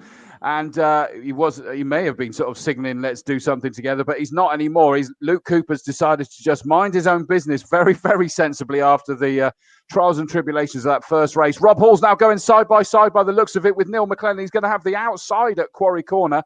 Not done it there. Is it the switcheroo on the exit, though? He's definitely switched inside. So can he make a dash inside into the S's? He's definitely having a go, but McLennan's going in very deep. But they're almost side by side, but he's done it. It's a brilliant move there by the former champion Rob Hall into second place, going very well now in the Cooper Swift. And Luke Cooper watching all this from a safe distance, just in case anything happens, as Tom Hawkins comes by, then Nathan Ward, then Chris Acton. And that's really the leaders at the moment. Yeah, I mean, that looking pretty comfortable, Chris, again, isn't he, at the moment? But let's see if Rob Hall can now make any inroads. Well, and certainly that would make sense if he got past Luke Cooper and signaling, let's go, the two teammates working together. But I think Luke's going, no, I'm not bothered. Now that he's got past Neil McLennan, Rob Hall already has just pulled out, over quarter of a second gap, although that suddenly disappeared. Neil McLennan is so strong through Camp Corner onto the start-finish straight. They're side by side. There possibly was slight contact up over Avon Rise, wheel to wheel, thankfully. He tucks himself back into third, but he is so strong through this section. Yeah, it was very, very close through Quarry, wasn't it? And Rob Hall did hold on to that position. And Felix Fischer going through the S's. And Luke Cooper's actually right with them now as well. He's on the right behind McLennan, so for fourth position. So perhaps he does want a podium after all as they go down towards Tower Corn. Those four pulling out quite a gap over Tom Hawkins, who's going very well in fifth position. Matt Hallam is just behind Chris Acton there. And then we have this Class C battle being led by Bracegirdle, but again, very close with Colburn. Yeah, good to see Bracegirdle back and fighting after the big incident and the bruising. So he's doing a great job there. Felix Fischer across the line to complete his sixth lap now. And Rob Hall has pulled away from the 125 Neil McLennan. And Luke Cooper, yeah, he sat there. He's not fighting excessively hard. And that really came where the second and third place guys sort of bumped each other by the looks of it up over Avon Rise. Again, Neil McLennan's so strong down the start-finish straight through Folly and up Avon Rise, but didn't position himself for a move this time. But he's going to carry that speed back onto Farm Straight. Yeah, he's picking up the toe, isn't he, as he goes up towards Avon Rise there, and really closing in on Rob Hall. Luke Cooper right behind as well, and these four well clear of the rest of the pack. Felix Fischer driving very, very smoothly in the lead again. So going to end the season on a high by the looks of it. I just want to add another point, Clive, is that Paul Barnes, number 5, just came through here sounding like a bag of nails, basically, that car. That means that Class B goes to Nathan Ward. Yep. I think he was going to get it anyway, wasn't he? He was, but no pressure now. No. Let's have a look. No pressure on Felix Fischer in the overall lead in the 26 car with his Dayglow orange helmet in the white car. Easy to pick out, but Rob Hall... Neil McLennan, Luke Cooper, the three of them, second, third, fourth. Only 2 of them get on the podium. One of them loses out, but the maybe, as it stands, the one who loses out on the podium doesn't care because he picks up the biggest pot of the lot, and that is the overall champion, Neil McLennan. Again, that run through Folly up Avon Rise, and he's got himself up into second again. I cannot believe how strong he is in that section. He's very, very quick up there, isn't he? And it'll be interesting as they come through here, because if anything, coming out of the S's, he's struggled a little bit. And Rob Hall very close. And again, he runs very wide out of the S's, which slightly puts back his speed as they come down to Hammer Straight. And Rob Hall very, very close as they go down Hammer Straight down towards Quarry. But McLennan, a crafty racer, right on the inside. Not likely to give way, but Rob Hall's right on his wheel tracks. Luke Cooper just gone back a couple of car lengths. I wouldn't be surprised if that's deliberate, having seen how close those two are. And very close as they come back into your sight for second place. I feel bad for Felix Fischer because he's making this look easy, but there's no way that he has, that he would logically be this far ahead without just some immense head-down driving with the frustration of the year put behind him. And he's really making it sing and dance. Rob Hall, the 2011 champion, doing an incredible job being back out here this year, fighting down Neil McLennan, who we have already said is doing a cracking job in up against these regulars to this circuit. He's under pressure from Rob Hall there, though. In fairness, they clearly both managed to get a good slipstream up Avon Rise, don't they? Yeah, I think if you're behind, you get that slipstream. It gives you that extra speed. There's also a great battle in Class C again, but between Bracegirdle and Colburn, so watch out for that. Colburn's trying a bit harder this time to try and get by. And here they come in second place, and still McLennan holding on from Hall. Luke Cooper, you sense possibly could go a bit quicker if he had to, but just knows he's content to be there, I think, very understandably. And Nathan Ward is closing in on Hawkins every lap, just a fraction, and he's in 6th place. And the fastest lap has actually gone to Rob Hall in this race, probably when he came up in. No, I think you're probably behind on that because it is actually Felix Fischer has that last time round, 110.238. Yep, just come up on my screen now. We've got delay over here in our paddock corner before it comes up. And I tell you, an emotional point about this, Emma Strawf has just let me know, is that Felix Fischer wants this win for his late dad, who sadly passed away fairly recently this year. And he really wants to get this win for him. And he has got his head down, and nobody's going to take it away from him, are they? Absolutely not. He's driven absolutely superbly today through qualifying and the race. He's using all the roads still coming out of the S's, but he's really pulled out a gap. And 2nd, 3rd and 4th pretty close as McLennan still holds on. All right in his slipstream, goes to the outside line. Really just seeing probably if he can get the cut back going into Bobby's, but very hard to do unless a mistake is made. And Chris coming under a bit of pressure from Matt Hallam now, who's a bit further back than sometimes in, I think, 8th position. Yeah, it's here comes Felix Fischer. He's coming through. He's going to put a lap on the 7 car. There goes Felix Fischer. Punches the air, thumbs up, emotionally pleased with that one. 2nd, Neil McLennan. 3rd, Rob Hall. And 4th, and subject to confirmation, your 2020 Castle Combe Formula Ford 1600 champion in association with Premier Financial Planning is Luke Cooper in at 46. He made it hard for him, or it was made hard for himself on that last time as he had the issue going in towards Tower, failing brakes, probably that worry this whole race, but he just kept his nerve and he takes the championship. 5th, number 28, Tom Hawkins. 6th, and your Class B champion. Welcome back, Nathan Ward, Golden Ball Racing. And I think that there's a mum and a girlfriend up at Quarry Corner and a dad on the pit wall that are going to be rather emotional with that. It's been a challenging year for varying reasons, and Nathan Ward takes Class B. A fantastic job there. 7th, number 59, Chris Acton. Matt Hallam, number 40 in 8th place. 9th, Kieran Atwood in number 43. In 10th, after a great battle, car number 84, Steve Bracegirdle takes Class C win there. And that is a great fight back for him after that big incident last race meet. Colburn, number 76, James Colburn from Kent in the Wayne Paul racing car. So a pair of Wayne Paul racing cars fighting with each other, comes home in 11th place and 2nd in Class C. 12th, and the already crowned the champion of Class C, number 25, Mark De Rosario. Well done, Mark. It's so good to have you back here, and well done on clinching the class title. 13th, number 78, James Rose, 2nd in Class B. 14th, number 91, which is Bob Hawkins, 3rd in Class B. Alan Slater, number 69, takes the Class D win here, and in 16th place, and your final finisher, the number 7 car, Michael Phillips, which gives him 4th in Class C. Wow, there's kind of a whole load of emotion wrapped up in that one, Clive, to be honest with you, for a number of them. Absolutely, yeah.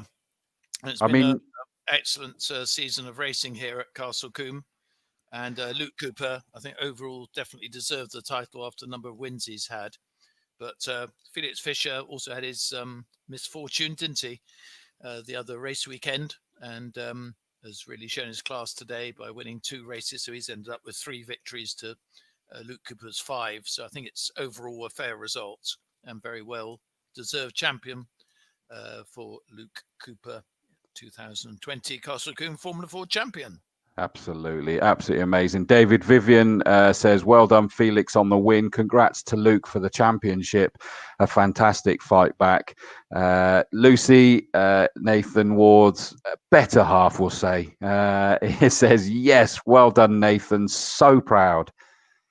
And as well, you should be. Absolutely wonderful, wonderful job, and great to see him back. And I know that he had a difficult time early part of the season where his dad couldn't join him at the circuit, which Carl, his dad, was also saying it was very hard because it's the first time ever that he'd been racing without his dad present. And he thanked me, actually, for keeping him his spirits high with the mentions and things like that, which is a lovely comment to make. I did nothing, but it was lovely of him to say that. And so what a great way to round out the season. And I'm sure that is one for Carl for his challenges this year. Josh Fisher has congratulated his brother. Well done, Felix, on that win. What a cracking day. I mean, Felix has been absolutely untouchable today, hasn't he? Absolutely brilliant. Yeah.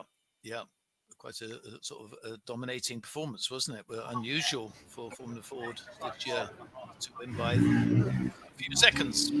No, indeed. Josh, you got people for us?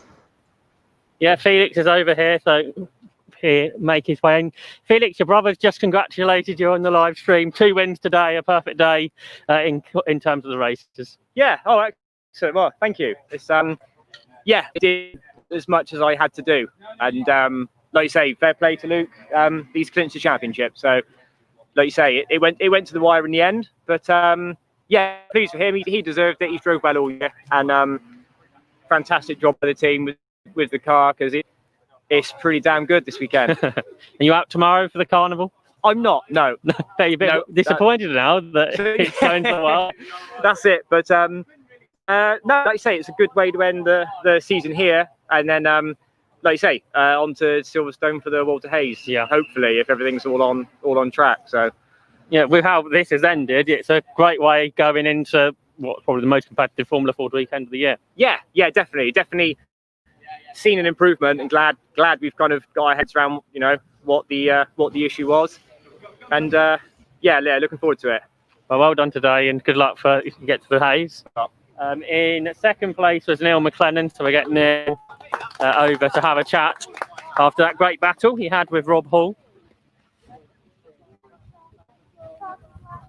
And well done, Neil. Again, amazing battle with Rob. Yeah, no, thank you very much. Yeah, another good race. Got a good start. Fought Felix, but no, he was just too quick out the chicanes, so we struggled a bit there. So yeah, me and Rob had a good tackle together, but managed to get by him towards the end and hold him off. So yeah, no, overall happy. Now you're off to Brands tomorrow, I think. Yeah, we're off to Brands tonight now, so tomorrow's another day, so we'll see what happens. Well, good luck there. Well done today. Thank you very much. Let's see. I'll try see if Nathan Ward. Nathan? Get Nathan Ward in. There's one down here. Nathan's just going to get a face covering for the with new Motorsport UK regs this weekend. Nathan, well done. Class B championship and 2 wins today. Yes, very happy with today. It was exactly what we were hoping for. I heard that Paul just DNF'd, so I hope he's okay. Yeah, the engine didn't sound very clever at the end. Oh dear. But yeah, it was fun to go right down to the wire. Pleased to have won it, but big thank you to Kevin Mills Racing for preparing such an awesome car. And it's been a great comeback for you this year. Very, very happy. Let's see what happens next year. Are you out tomorrow for the carnival? No, can't make it tomorrow, unfortunately, but we'll see what happens. What about any of the end of season events? Not planning to at the moment, but if there's anyone out there that wants to get in touch, I'm sure we can put a deal together. Well, that would be good, wouldn't it? And good luck for next season. Well done this year. Thank you very much. And we have Rob Hull, who came third in that race, and we see if Luke could be able to have a chat after a while. Rob, well done. A great battle again with Neil. Yeah, it was good. We both tried catching Felix, and we both just didn't quite have that little bit when we needed it. But no, it was a real good race again. I think that might have just got us fastest lap as well, maybe. So proves the pace is in the car, and that's all we really needed to do this weekend. So we're back on the pace, and yeah, that's what we needed to do. So we're happy with that. You're out tomorrow, aren't you? We're out tomorrow. Yeah. So it should be a good race tomorrow. I think Ollie White's out and Josh is back out. So no, it should be a good race tomorrow, and then we'll see how we're looking after the day's end. Felix and Neil said they're not. So on today's form, might be the favourite for tomorrow. I wouldn't go that far. Luke's out, Josh is coming back, and Ollie's there. So I think we just two are dropping out and 2 are coming in. So the pace will be the same. And yeah, just happy to keep it in one piece and to know that the pace is there. Are you doing the festival or the Hayes? Not doing the festival. We think we're probably going to do the Hayes now. It was a little bit dubious coming into this weekend just because we knew we weren't on the pace, but change of engine and everything, we look as if we're bang on now. So we'll go and give it a go, I think. Well done this weekend. Can we see? Can you go for Luke? Get Luke over. Luke. So we'll have a quick word with Luke Cooper. Just quickly, is that Rob was asked by Josh Fisher, where's his hair gone?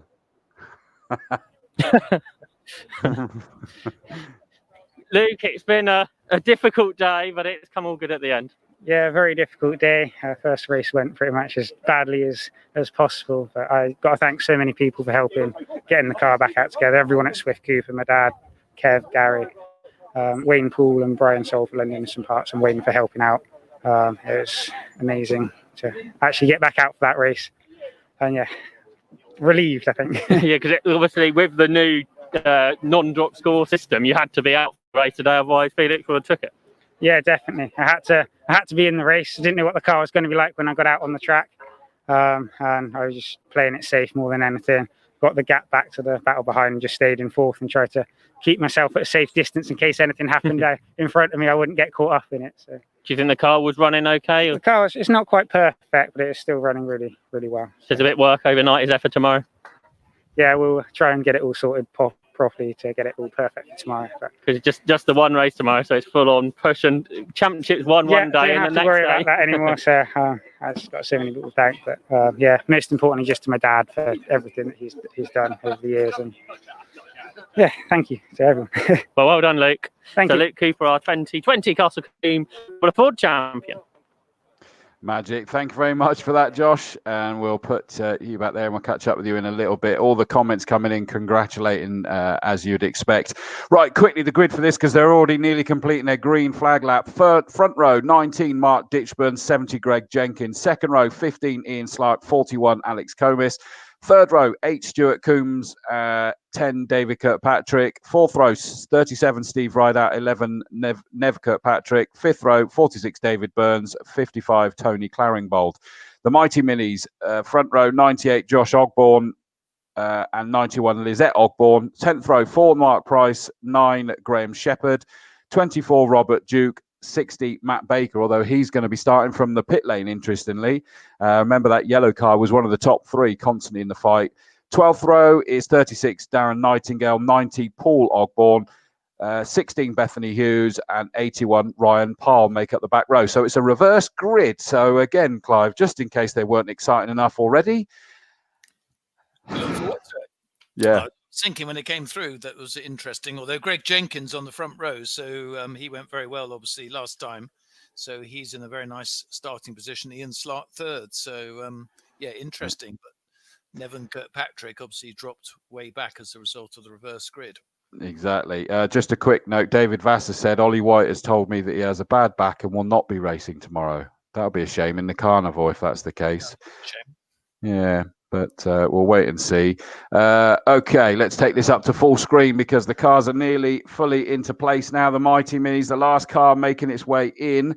This is a 20-minute race for these guys. Frantic action judging from the first race. Green flag has now been waved by, that looks like that's Rob Drew at the back waving the green flag. 5-second board is up. I think this is interesting for Greg Jenkins. His misfortune puts him on the front row again. Remember, he was the pole sitter last time round. 4 lights are on. On goes the 5th. And 19 decided to go. Ditchburn went, but then made the mistake of actually slowing down. So I think that he's made a complete mistake there. Massive jump start, as I'm sure you'll have seen on the screen. I think the rule is if you make a false start, go. But he didn't. Greg Jenkins in the lead with Slark now making a challenge. The white car, number 15, already is alongside Jenkins, heading up Avon Rise. Remember, reverse grid makes this very intriguing. Bits of dust kicked up as they go over the rise in towards Quarry. And it looks like it's actually side by side. It's side by side. Ian Slark has the inside line, which may give him the advantage into the S's, but all depends who gets there first. Greg Jenkins doesn't look as though he wants to give it away, but Ian Slark is on the other side by side, which Ian Slark has kept it. Very good driving there by both of them, not to touch.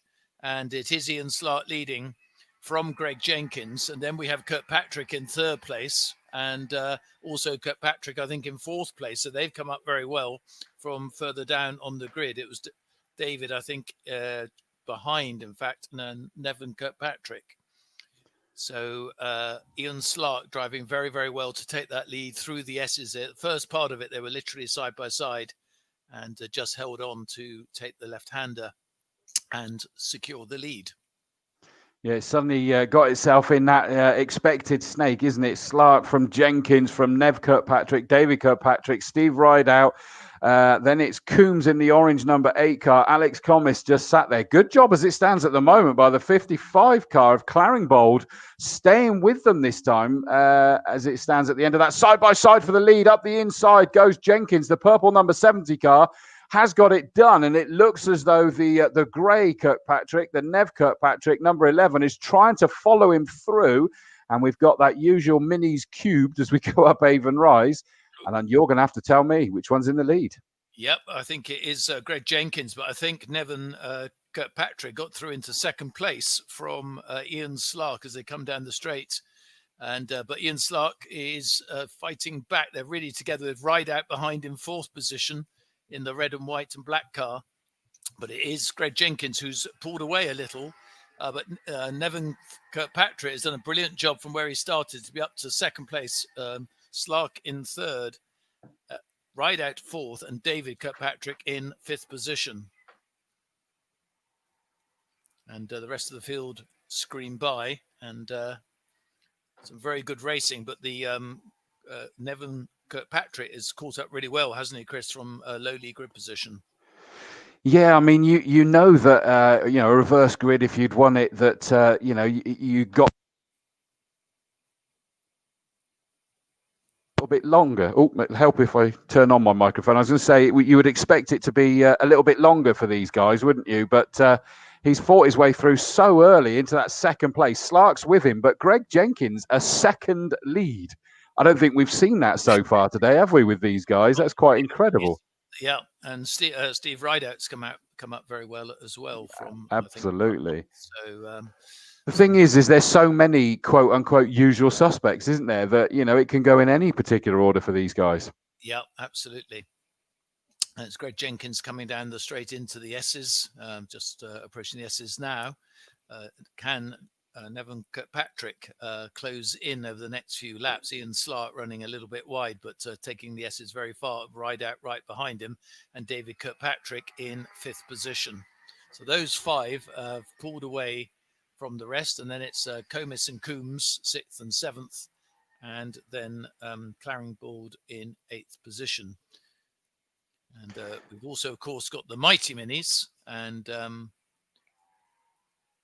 that is led, I think, by Paul Ogborn again from Nightingale. Yeah, they're usual suspects, isn't it? Lead the top two. Actually, Ditchburn, number 19, that got the false start, has disappeared. I missed that fact. So it must have caused an issue by getting away so quick there, by the looks of that. Leeds disappeared. Do you remember it was the second last time? Yep. It's now down to, let me tell you exactly, 0.4. Not a lot in it. And David Kirkpatrick at the back of that gaggle just put in fastest lap of the race. He's in fifth, the Union flag liveried car at the moment, but he's the fastest car on the circuit as it stands. Somehow they are staying in the same order as it stands at the moment, but they're kind of posturing, ready to get themselves into a good slipstream by the looks of it. Don't worry, not for long. I'm sure. Greg Jenkins coming down the straight. The five of them in a train as they come down. Nevin Kirkpatrick, as you say, definitely closer this time, and not far behind that Ian Slark in the Cream Mini, and then Rideout and David Kirkpatrick, who, as Chris says, just set the fastest lap of the race in fifth position. And they're all evenly spaced at the moment, biding their time. Coombs in sixth place there, and Comis right behind him in seventh. The Niglia class is a bit more spread out than last time. We had a great three-car battle in the last race.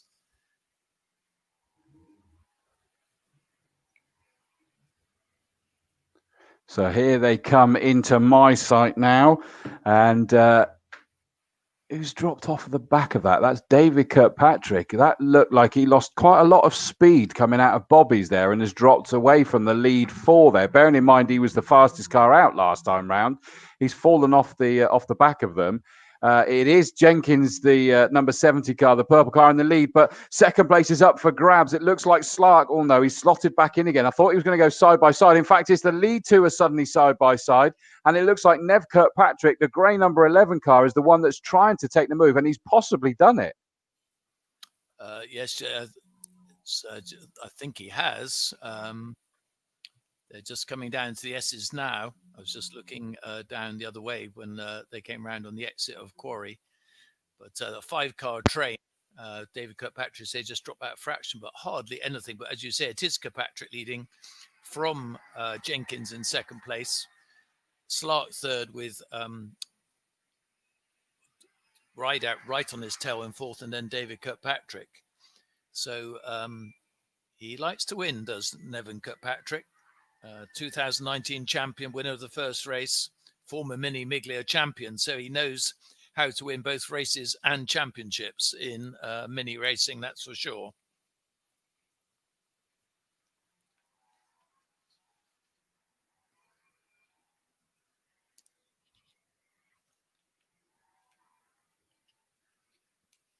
Paul Ogborn leading the Miglia class from Nightingale in second place, leading that quite comfortably at the moment.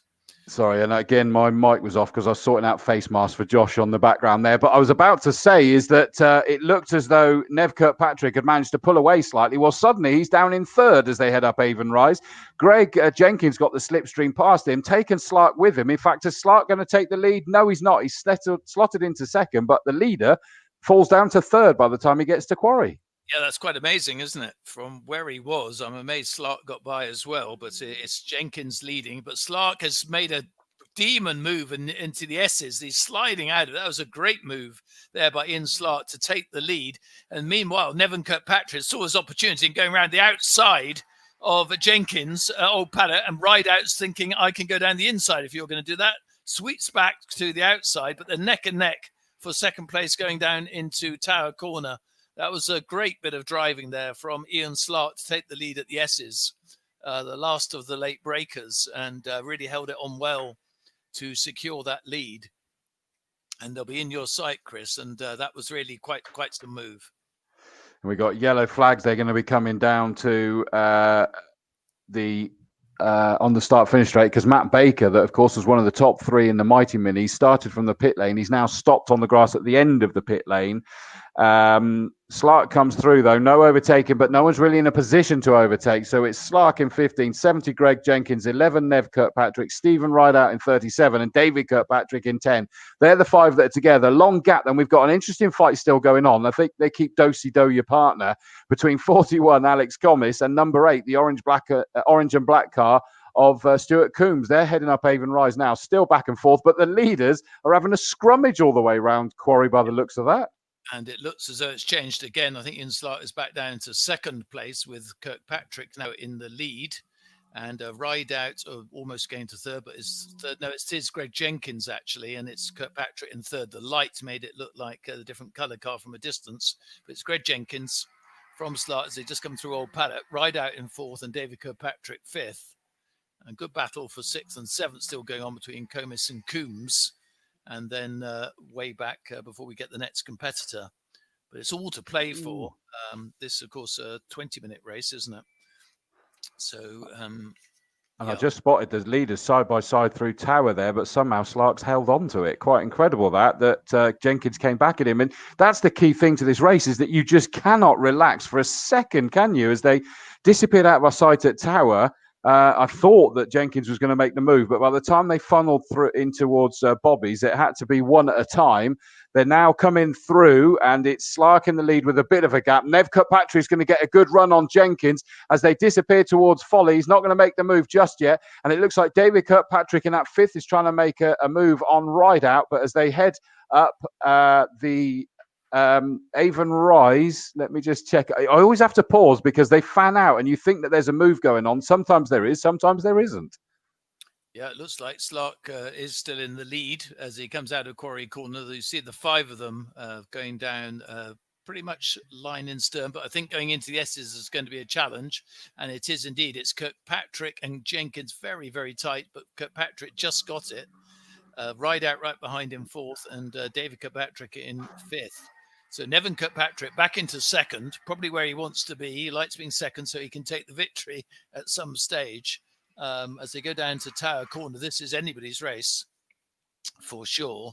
As you Apart say. from ours. apart from ours, or who's last at the moment. I would love to be in this race, though. It's absolutely mental, isn't it? And again, still that Coombs and Commis battle just keeps raging as well, doesn't it? Behind them. Yeah, I mean, even drivers who drive some very powerful sort of Formula One cars who've done some mini racings, they all love driving these minis just because it's so much fun. Exactly, and they do. They look it. I mean, there's a lot of momentum becomes important. And as I say, I do love the cocking of the leg like a dog needing a wee. But that's what I remember from being a 5-year-old sat at Quarry Corner is these minis. And just as a 5-year-old thinking it was just so funny that way that they just cock that rear corner wheel as they go round a corner. The leaders are going to be catching a couple of back markers soon. And as I always say, there's one thing worse than back markers, and that's battling back markers. And coming towards you, that's what they've got pretty soon. Fairly soon, yeah. Certainly, probably by the time they get to Tower, they should be on top of them, if not before. And it's still Slark just leading from Kirkpatrick and Jenkins and Rideout and David Kirkpatrick. I'm afraid I go back to days of seeing great mini drivers like John Rhodes. I know David, who used to sit here, remembers the fast lady women's mini driver, Christabel Carlisle. So some John Handley and people like that. They've always produced fantastic racing. From 60s onwards, really. But it's a very tight race, this, Chris, and Slark driving very well at the moment, and very impressed with that overtake he made a few laps ago. And he's doing well to hold that lead, because we've seen how it just seems almost impossible to hold a lead historically up until this point. But Slark seems to be doing a good job. Of course, he's making amends. If I remember rightly, he's one of the ones that sort of went into the infield and lost places heading up Avon Rise in that first race. But at the moment, he's there sort of by mini standards, comfortably in the lead. Nevin Kirkpatrick in that second place under massive pressure from number 70, Greg Jenkins. Remember, Greg also was involved, from my memory, in that incident that put him backwards. He was the pole sitter for the first race. But look at that, up Avon Rising towards Quarry, they suddenly all close right up on each other. And it's not just the optical illusion of a braking zone. No. And in the Mighty Mini, it's worth saying Darren Nightingale has really caught up with Paul Ogborn. So that could be the lead there. So watch out for that as well. They're side by side for second place, which loses them a bit of time on Slark.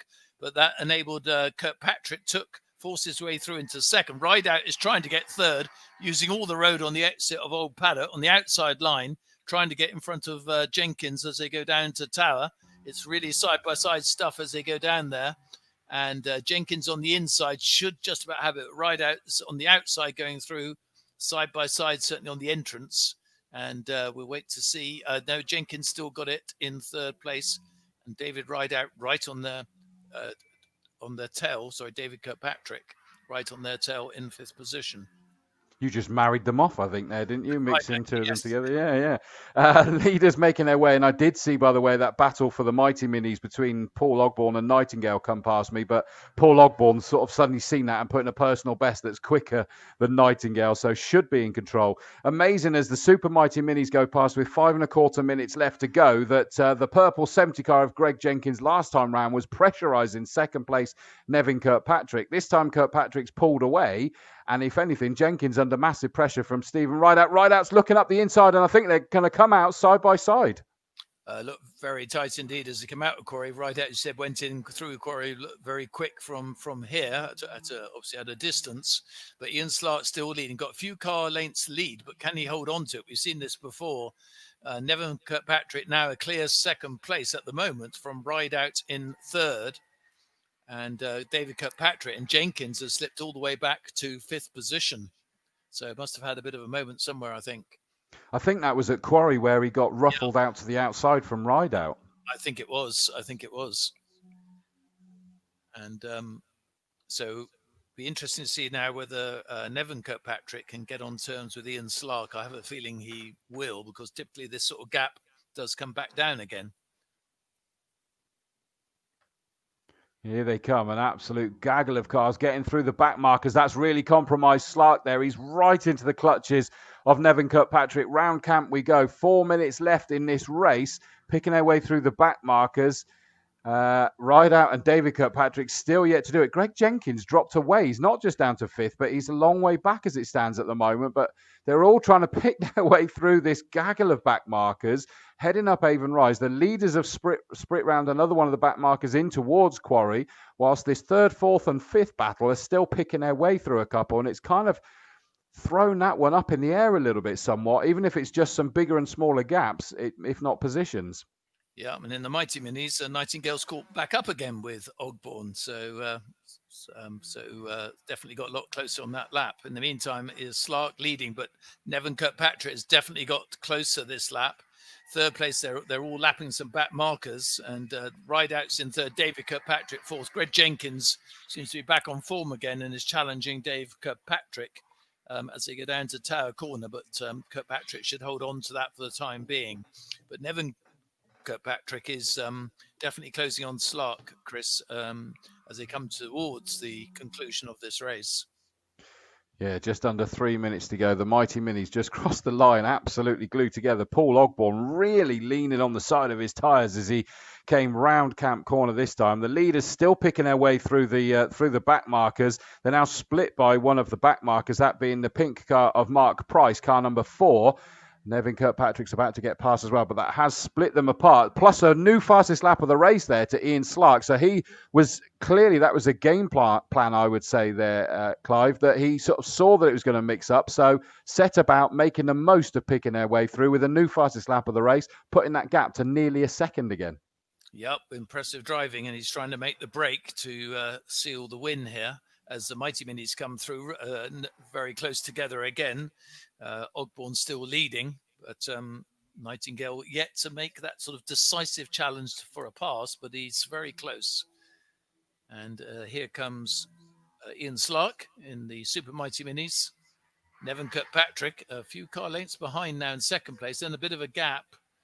Quite a gap, and David Kirkpatrick has now come up into 3rd position, and Greg Jenkins going down the inside of a Rideout, down Hammer Down, absolutely together as they go towards Tower Corner. He's got the inside line and therefore should take 4th position, which he has done going into Tower Corner. So a good move there by Greg Jenkins back into 4th position.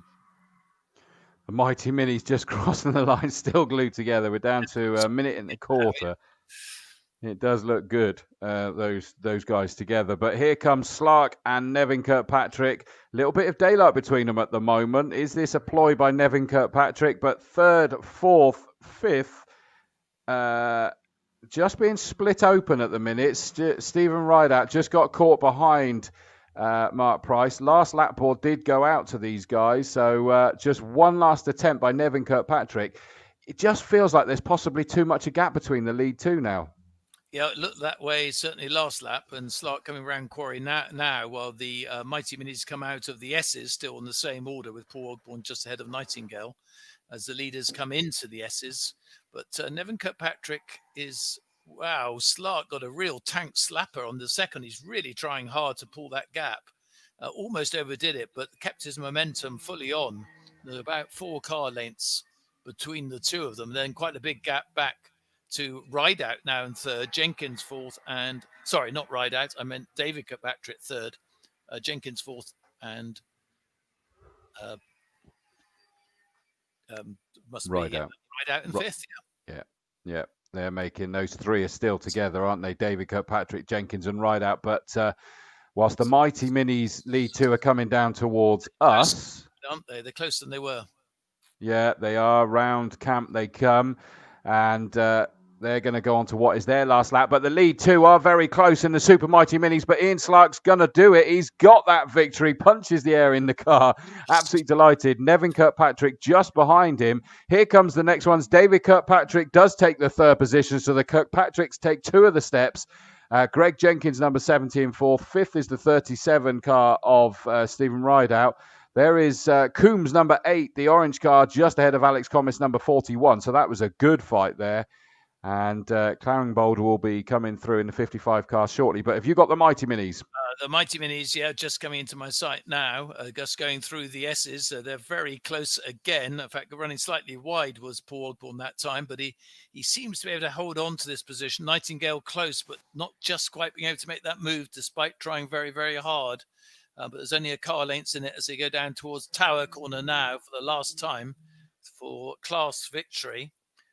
Paul Ogborn obviously won the race earlier and looks as though he'll probably just about hold on for this one. They're going into Bobby's now. Ogborn just in front, Chris, of Nightingale as they come into your site. Yeah, it's looking so close. There's Nightingale's determined to try and find a way. Into my sight they come. It does look as though the 90 car of Paul Ogborn surely has done enough, but is Nightingale going to launch one up the inside down in towards Camp Corner for the final time? It doesn't look like he's close enough, and Ogborn's just going to take the smoothest line, and that was no drift, no back end out. Absolutely brilliant there. So the Mighty Minis victories goes to number 90, Paul Ogborn. 36, Darren Nightingale, the Tamworth driver, takes second in the Mighty Minis. Third had already been taken by the number 9 car of Graham Shepherd, Plymouth driver, so his close circuit here.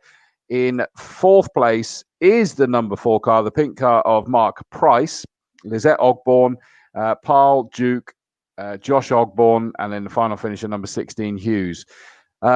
Absolutely brilliant. I mean, Slark, I've got to take my hat off to that one because it was showing that it's very difficult to sort of maintain the lead here, but he managed to do it for a good few laps in the end there. Yeah, he was definitely, I think, driver of the race there. His overtake was superb, Chris, coming into the S's. And that alone deserved victory, but then he pulled that gap, set the fastest lap, and just got that gap just big enough. Although it was very close on the line, wasn't it? It was very, very close.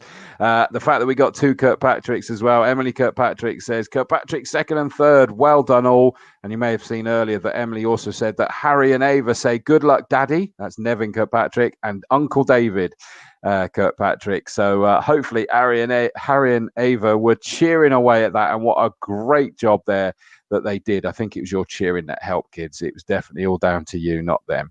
So well done for that one. Right, I'm going to take us through the grid for the Saloon so that then there's plenty of time for Josh on the interviews. Pole position goes the way of 91 Gary Preble. This is based on their second fastest lap in qualifying. Alongside him again, number 1, Simon Thornton Norris. Second row, 66 Adam Preble. Hopefully the issue sorted, and 50 Robert Ellick. Third row, 33 Tony Hutchins, 98 Mark Wyatt. Fourth row, 2 Dave Scaramanga, 7 Chris Rawlins, and he's not out there sadly. Fourth row, 25 John Lannon, 6 Rob Ballard. Sixth row, 282 Dave Spiller, 123 Pete Elliston. Seventh row, 76 Dean Clayton. He is back out after the problems in the first race. Alongside him, 231 Alexander Baldwin. Eighth row, 39 Blake. Sadly, it doesn't look like James Blake is out there for this. Mark Sutton alongside him, and then Chris Hignall on the 9th row. Those 2 guys, again, are probably going to be trying to make sure they take the maximum number of points. But we'll go into the championship details shortly, but I'm going to hand us down to Josh now. Yep, thanks, Chris. We got Ian Slark, our winner. Well done, Ian. A typical mini race there. Yeah, thanks very much. That was a good one, wasn't it? Yep. We had a bit of a off this morning and only got a lonely place, so we're happy to come away with that one this afternoon. What happened this morning? I just had a bit of a come in together and Avon Rise and ended up in the cornfield. But, you know, that's racing, isn't it? And that was a good battle, I think, with Nev. It certainly was. Nev and Greg for quite a while. So, yeah, pleased to get that one. Needed. You like coming here to Castle Combe? I love Castle Combe. I only live in Bristol, so right. Perfect for me.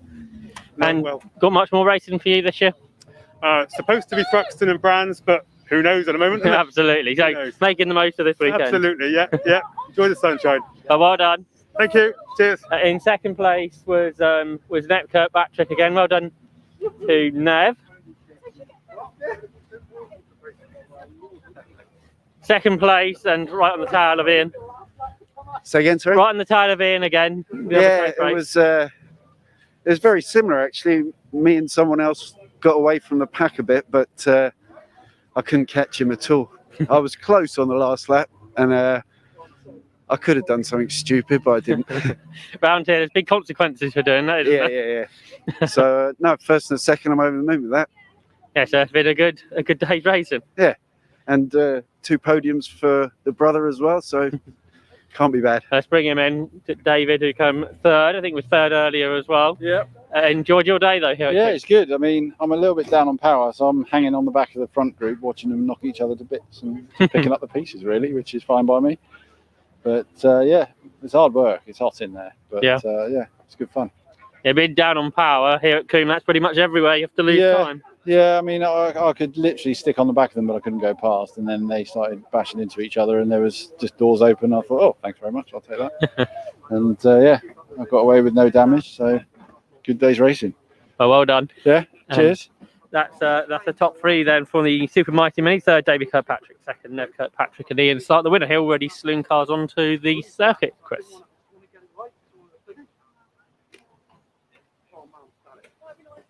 I was in the middle of sorting out a few bits and pieces there. Thank you very much for that, Josh. That was a lot quicker than expected that time. Let's bring Clive back in. Let's switch that round and put the cars to the big one.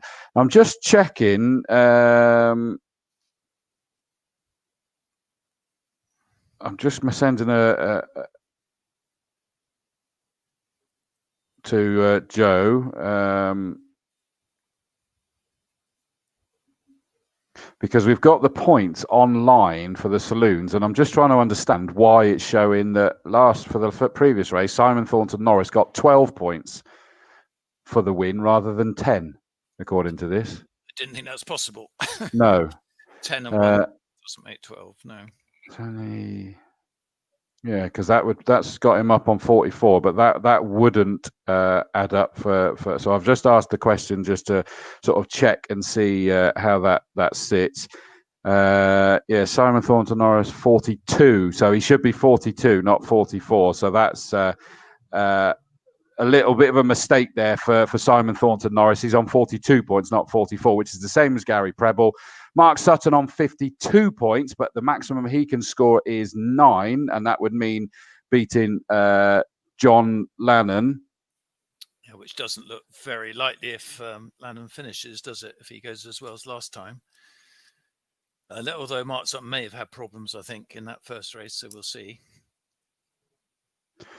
Yeah, pass. And Adam Preble's on 44, isn't he? 49 for Adam Preble. Sorry, 49. Yeah, looking at yeah. List. Yeah, there's still. I mean, there's plenty to play for. That's for sure. Is that Adam Preble 49, Gary Preble 42, Simon Thornton Norris 42, we believe. Mark Sutton 52, John Lannon 43 as well. You know, that's it. And of course, go down a page. Chris Hignall on 49 as well. So 49 for Adam Preble and Chris Hignall. Chris Hignall can score a maximum of 7 points if he finishes. 6, wouldn't it? Yeah. Yeah. Which, if Mark Sutton didn't finish, would take him ahead of him. But Mark Sutton, if he finishes, would get 7, so that would take him to 59 points. So that would mean that he'd be ahead of Chris Hignall. Adam really needs to win, doesn't he?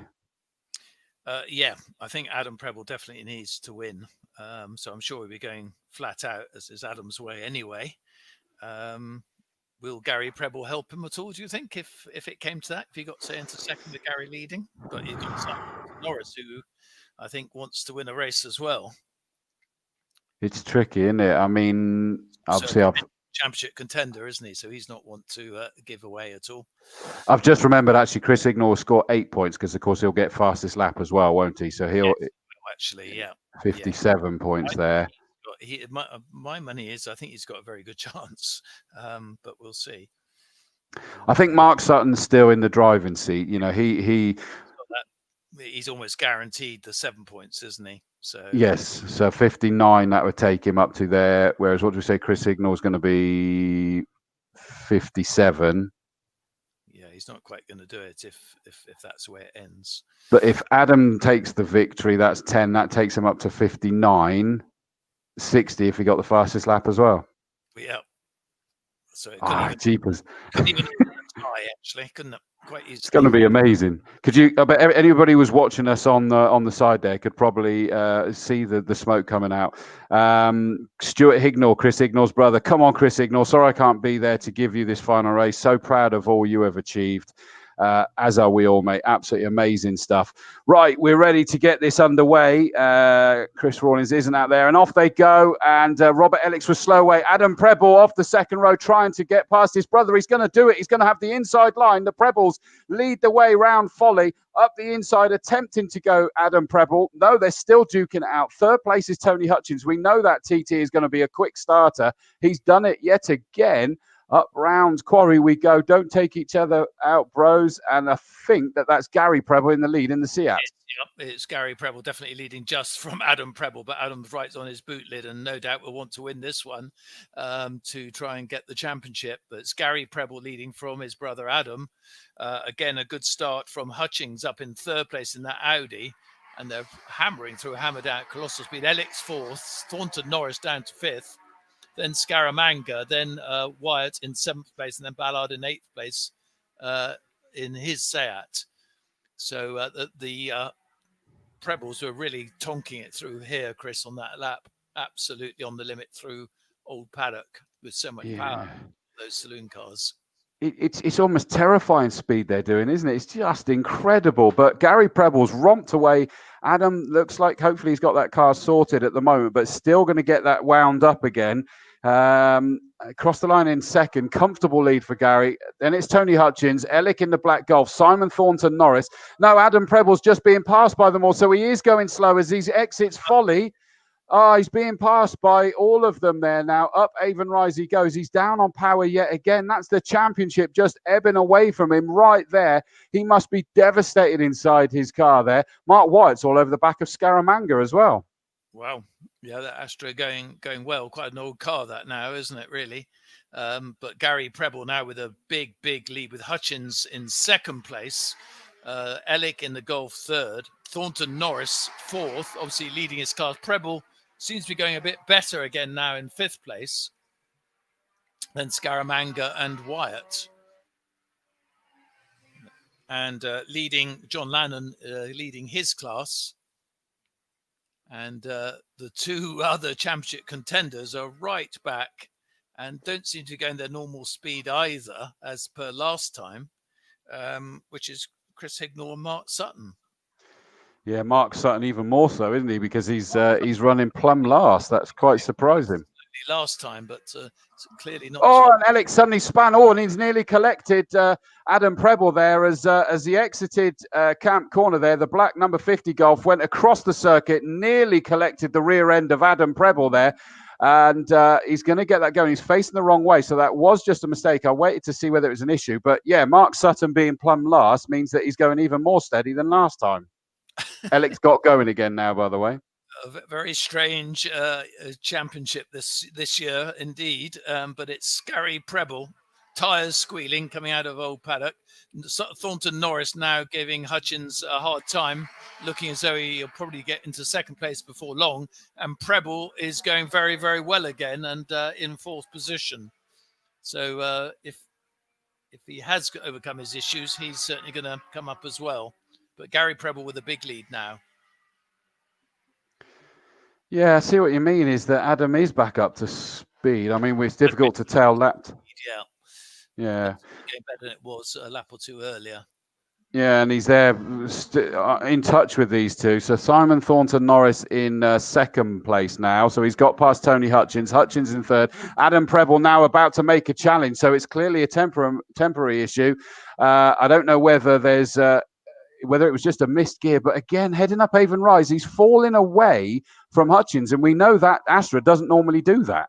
No, I think he must have he's clearly got a slight issue, hasn't he, with the car? But it's going pretty well in certain parts of the track. Gary Preble's come through the S's before second place go into the S's, which is now Simon Thornton Norris. Hutchins in the TT third, and dropped back a bit this lap is poor old Adam Preble in fourth position, third in class, which will give him 7 points, which I don't think will be enough if the way things stand. Yeah, I mean, if I could do quick maths, I'd tell you. Well, that should give him 56, unless he can get fastest lap. But Gary Preble's got that at the moment. Yeah, I mean, he's all over the back of Hutchins to try and get himself up into, that one position higher. He's not managed to do it yet. Gary Preble comfortably in the lead. Remember, that's going to put him on 52 plus the fastest lap, 53 points as it stands at the moment, which again wouldn't give him the overall honours. But Adam Preble again, just watching him as they start going up Avon Rise, he falls away from Tony Hutchins in that TT, which incidentally that TT seems to be a bit more hooked up than the first race. Yeah, it's going well, isn't it? Very much so, and made brilliant starts on both the races actually.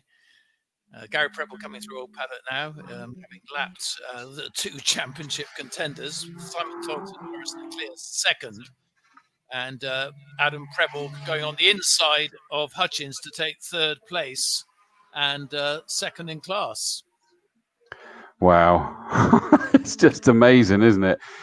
And I guess that's an important thing to remember. Actually, that does give him second in class now, doesn't it? So it's what's that? Say that again. 8 points for second in class, which would take him to 57. Still Yeah. not enough, though. Yeah, and I can't see, he doesn't seem to be able to get that car down into the 111s at the moment with whatever the issue is there for him. Through has gone Gary Preble, still with the fastest lap, so he's going maximum out there. Adam Preble, he's waving at the crowd as though something's not, he's not happy with something. Still in the 113, so he's not looking to get that fastest lap, but just very, very irate in that car, which isn't going to help him, is it? Well, no, if that is, I guess that is the case, unless he's trying to tell his brother to slow down, perhaps. But I can't really see that happening as Gary Preble comes through. Really tonking up the wins here at Castle Combe over the last few meetings. 4 last time, looking like 2 this time. And maybe Shumi's in the hot touch tomorrow. He's not at the moment, actually. He's not, see. Yeah, Preble, Adam Preble going through in third. Scaramanga 5th, Wyatt 6th. And here comes Hignall and Sutton. So both look as though they're going for a Sunday drive potential championship. Yeah, which is weird, isn't it? But, you can't argue with the logic behind it, really. It's just probably not the most fun way to do it, but it's going to be the safest way to do it for sure.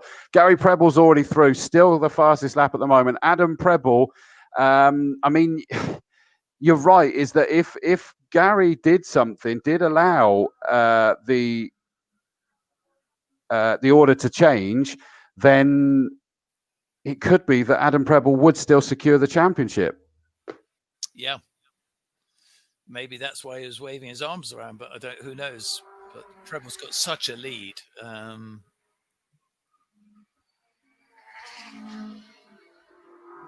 Thornton Norris car sounding very throaty as it comes past here. I mean, Adam Preble's cars sound quite as lively as sometimes. Scaramanga going pretty well in the Sirocco, 5th. Not far behind that, Mark Wyatt in the yellow Astra.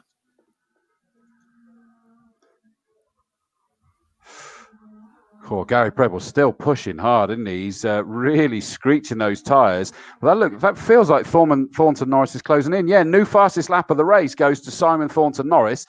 That doesn't take it away from Gary Preble because he'll still get the 1 point for the fastest Class A car out there as it stands at the moment. And you can't see Adam Preble moving any further up. And at the moment, he could end up losing the championship by 1, maybe 2 points. 2 points, I think it's going to be, is that it would currently be going the way of Mark Sutton with 59, 57 for Adam Preble, 53 for Gary Preble, 56 for Chris Hignall. Yeah. And Simon Thornton Norris would be 53. Yep. All very tight, isn't it? But that's how I make it as well. And Adam Preble coming under pressure from Hignall now, so clearly it's not producing the power he needs. He's not pulling away down the straights or anything, which normally he would be. So a troubled weekend, unfortunately, for Adam Preble.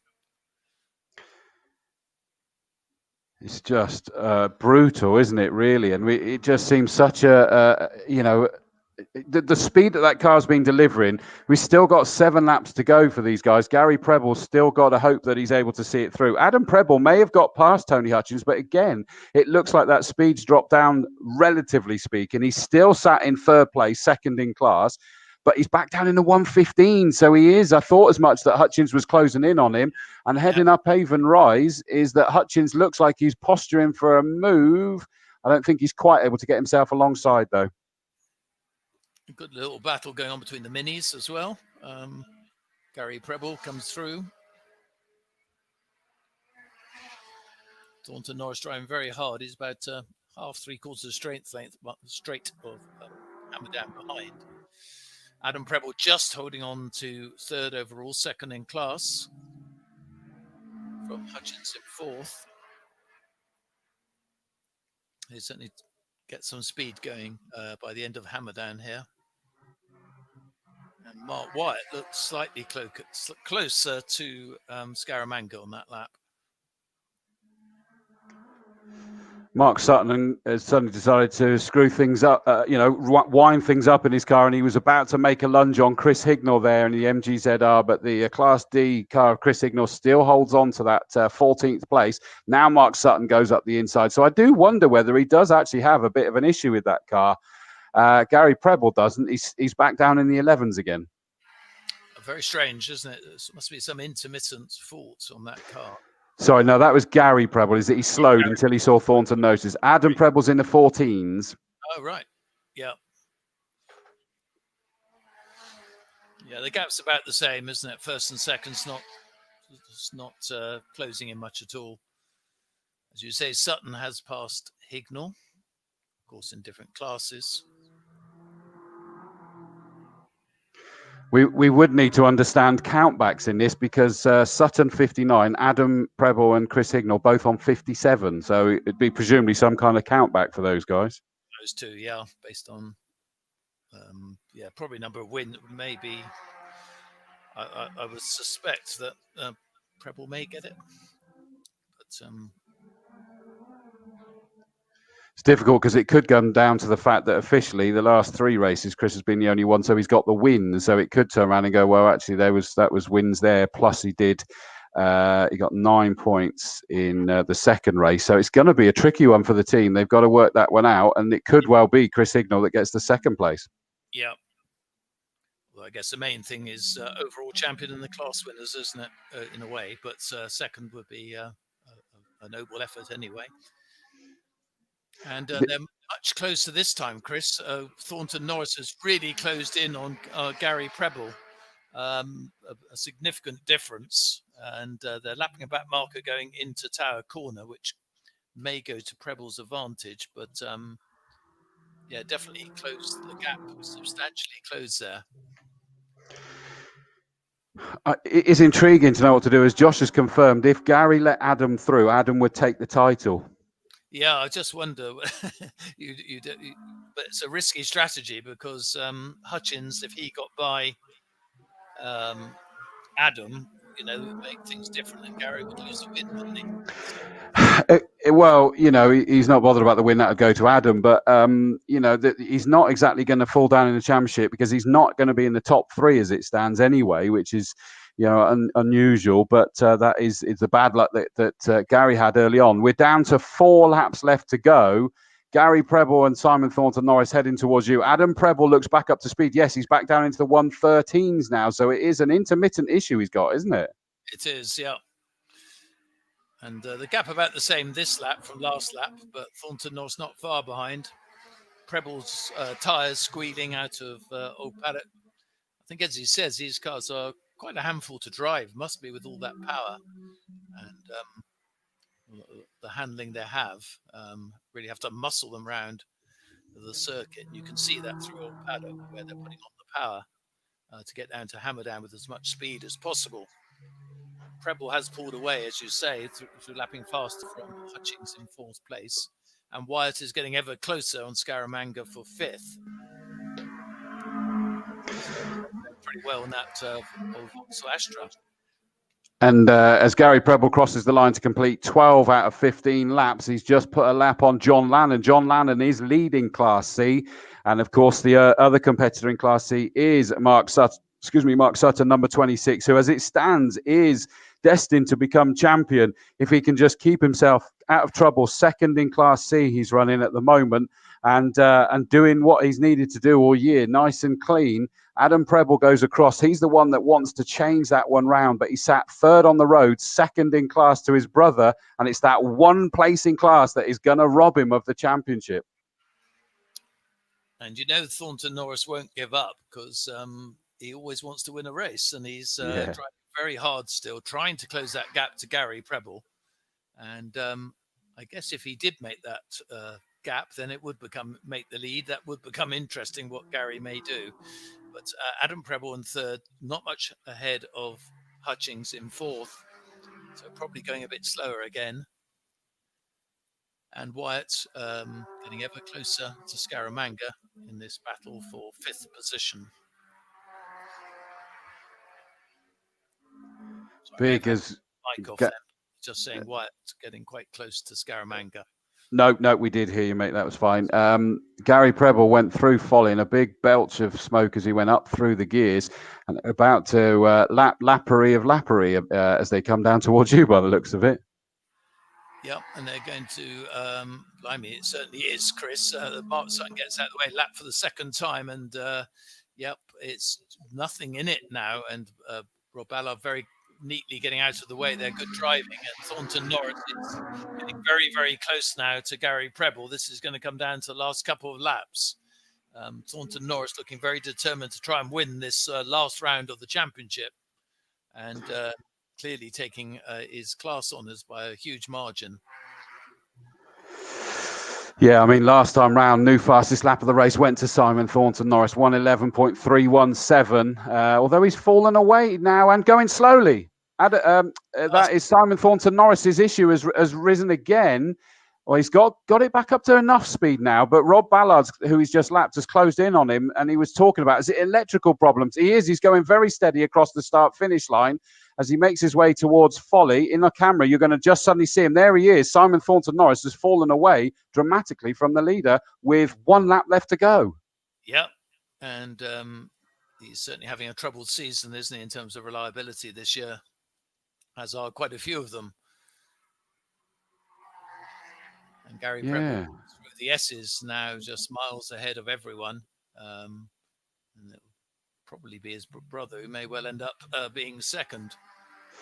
I tell you what, one of the things that Gary's probably thinking in his helmet is that I'm sure that if it was the other way around, Gary wouldn't want to win a title by something like that. Yeah, and the Prebles are out-and-out racers, aren't they? They race to win between themselves, and in a way, that's the way it should be. Thornton Norris second, but he's really crawling round, and Adam Preble will probably take second, I would have thought, by the time they get to yourself. Going down Hammerdown, he's really closing in rapidly, and possibly before Bobby's or slightly after Bobby's should take second place. Gary Preble takes the victory. Great win there, and he's punching. He's absolutely delighted with that one. Slow across the line. We look towards the distance. Adam Preble has got past Simon Thornton Norris, but of course that makes no difference to the points scored because that's a Class B car for Simon Thornton Norris. And Tony Hutchings gets past as well. But here comes Adam Preble down to take second in this race, but a long, long way behind his brother. There he goes, crosses the line. He's got to be delighted. He was in the race for the championship, very, very tight. Hutchings, 33, takes third place. Fourth on the road, and the winner of Class B goes to Simon Thornton Norris. There goes Dave Scaramanga, car number 2, fifth on the road, fourth in Class A. Mark Wyatt in sixth, all over the back of him, number 98. That gives him runners-up spot in Class B. Now, have we still got Elic the Golf? Yeah, here he comes now, car number 50, after that big spin that nearly collected Adam on the start-finish line. Comes through, and he's going to take 7th place. And he said that there's like a couple of things they're looking to iron out. Rob Ballard, number 6, comes home in 8th place. 25, John Lannon, a great victory in Class C. 282, Dave Spiller in 10th place. 11th, 123, which is Peter Elliston. 76, Dean Clayton in 12th place. In 13th, number 231, Alexander Baldwin, which gives him third in Class B. 28, Chris Hignall wins Class D.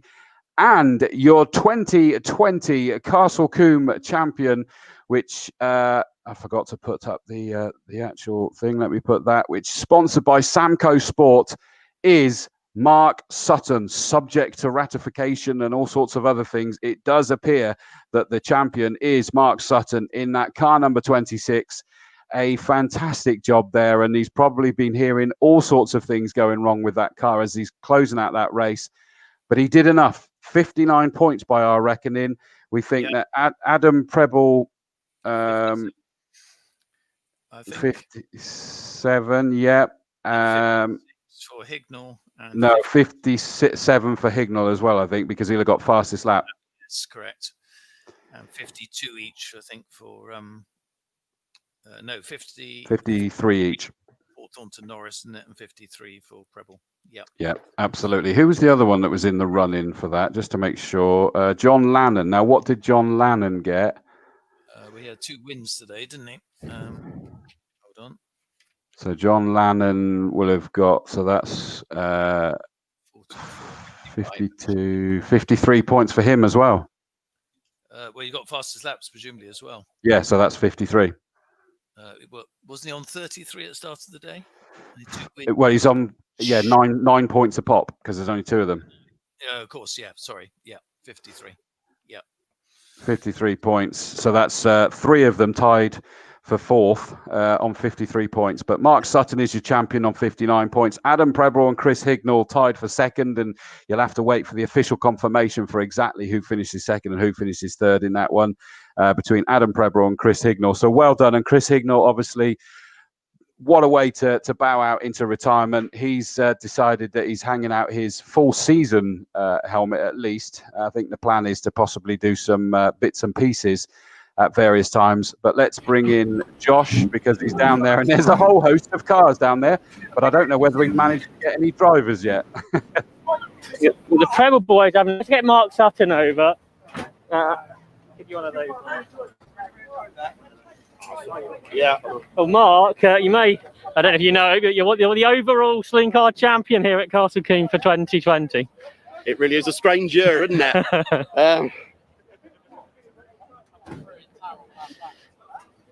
All the way round, I just kept hearing noises and sort of thinking, what could happen?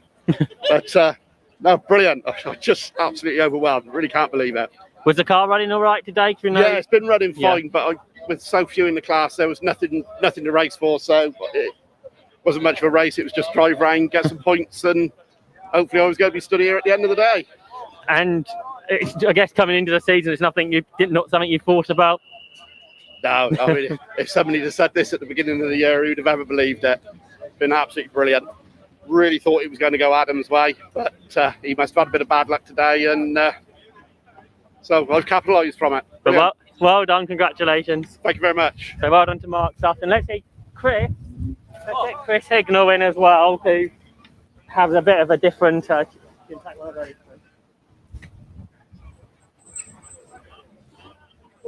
So get Chris, let's have a chat with Chris, who we think finished 2nd in the overall championship. And Chris, your last race here as well with us here at Castle Combe. Yes, I think it is. I've been sort of planning on retiring for a couple of years, but now seems to be the right time. And a nice way to end. I can't believe it. I just genuinely can't believe it. And I'm so pleased for Mark, it's just incredible. So no, fantastic day to end my racing career. And well done. Hopefully I'm sure you get lots of comments on the live stream coming in that Chris is putting up as well. Hopefully, yeah. Thank you very much. Well done. Let's get Gary. Gary, let's get you in as well. Another win, Gary. You come all the time, Josh. Yeah, 100%. I like you interviewing me. It's always a win. Yeah. And you got chased by Simon for most of that race? Yeah, I had to defend like crazy with Adam at the beginning, and I thought it was going to be an epic race with the 2 of us. But he dropped off quite quickly, and I built up a nice lead. I thought I was quite comfortable, and then once Simon got past Adam, he came charging at me, and I had to really get back on it again. And it got a bit close at one point, and the car on the left-hand side, something sort of giving way somewhere, whether it's a ball joint on the way out or something, I'm not too sure, but it didn't feel quite right on the left every time I was sweeping around Folly. So, but no, can't ask for more than that. I mean, pole, 2 race wins. I think every time I've finished this year in the saloons, I've won. So I can't ask for any more than that. I mean, 3 DNFs and everything else has been a win. So.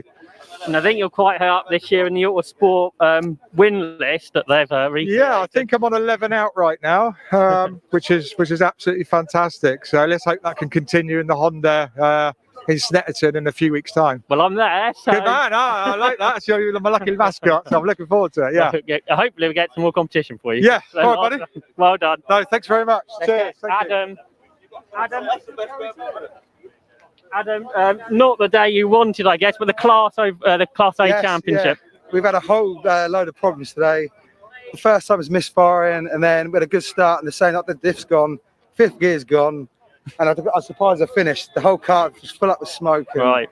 I can't believe the noise inside was terrible. I thought I had to pull over, but I would have in any other race. It wasn't the last one for the season, but I'm definitely going to need some new bits. But yeah, happy to finish. You got what, 6 or so months now to sort it all out? Yeah, I had a good start, but the second I got up to go, it was just slipping, and it just there's something inside broken. It just doesn't give all the wheels of the power. So something's spinning. But yeah, well done to Gary. It was good fun. I still enjoyed it. Me and Tony had a really good race. Yeah. It was good fun. Enjoyed it. I'm happy just to finish both races. So I normally never finish. So I don't care if I finish under a half-broken car rather than not race at all. So it's been a weird season, lots of car problems, hasn't there? So normally with a season like that, you wouldn't expect a Class Championship. But this year it has happened. Exactly that. So I was lucky. A lot of other people had some DNFs, and some of the boys went in. But yeah, I'm happy to take that. I'm very happy. So well done. Thank you very much. We'll head back to Chris now, because Locosts are on the track.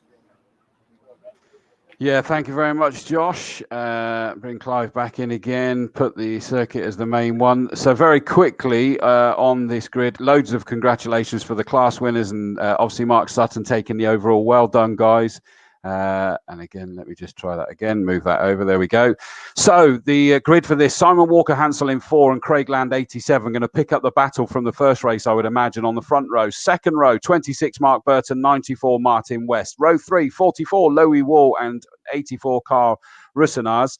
Row 4, 2 Murray Shepherd, 6 Peter Hatfield. On the 5th row, 82 Paul Clark, 74 Gary Brandon. Row 6, 7 Gregory Smith, 43 David Mason. Row 7, 55 Simon Court, 37 Ben Powney.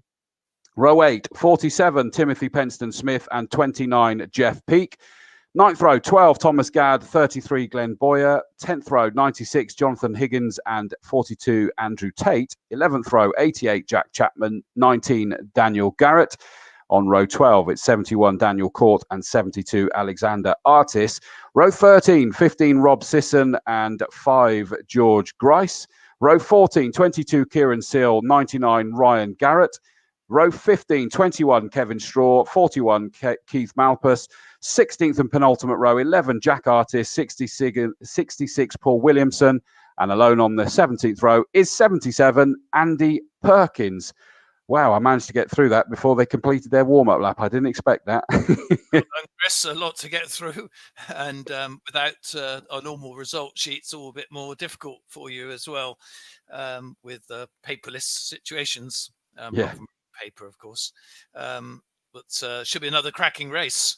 Simon Walker-Hansel, Craig Land, Mark Burton, Martin West, but a whole host, I think, are potential winners in this. So should be some more cracking racing. Indeed. I'm just making sure I send through our nomination. Did you get my message? I did. I've just sent it to Jo and then asked if we're allowed to. She's happy for us to announce that on stream. Hopefully she'll let me know in a few minutes. So we'll hang fire, because obviously we as commentators have a very difficult task. I'm not sure why, but the safety car is going very, very slowly down towards it. They're obviously backing up this field quite substantially as it stands at the moment. Now it's moved out of the way so that the field can come through. But yes, we have to pick the driver of the day from our local championships. We will. It's a hard task. It never gets any easier, does it, Clive? Not at all. No, I don't know if you agreed with me on today's my Yes, selection. Yeah. we have. Yeah, all three of us have agreed on that one. I think that was today slightly easier than last time. Actually, last meeting here it was a really difficult choice, and but I think today a well-deserved winner there. Okay, I can announce it. We have all picked that Felix Fischer is our driver of the day here at Castle Combe. Well done, Felix. A fantastic job, my friend. And I know quite an emotional win at the end. Now, what on earth has happened to our pole sitter, Simon Walker-Hansel? He's in the pits. So our pole sitter, as you'll see on the picture there, is not on pole position. He's come into the pits. They're sort of knelt down speaking to him. And he's gone.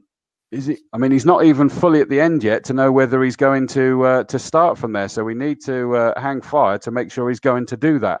But yes, well done, Felix Fischer, our driver of the day. 2 amazing victories, and no one could get near to him. Green flag has now been waved. This is a 15-minute race for these Locosts. Look towards the lights. Hopefully, I can see. Yeah, 1 light, 2 light, 3 lights. On goes the 4th. The 5th light is on. And off they go, and off go the field. And it looks like the 3rd row are getting a good start. The number 6 car, good to see that Hatfield's back out again after the issues. And he's already challenging to try and get up with the likes of Louis Wall. At the moment, it is Land, the 87 car, that has just about got the lead. But it looks like we've got the red car just about to try and make. That's Burton, isn't it? Number 26 that is trying to make his way up. And then it's just a whole gaggle and a mess. And by the way, just joining the circuit now, but very slowly, is Walker-Hansel. I have to watch his progress if his car's running properly, but it is Craig Land leading from Mark Burton. That I can tell from here. And it's very tight as well. But Mark Burton actually has he dropped back a bit? Possibly so. But Craig Land is... No, it's not. It's Mark Burton leading, actually, from number 6, which is Peter Hatfield.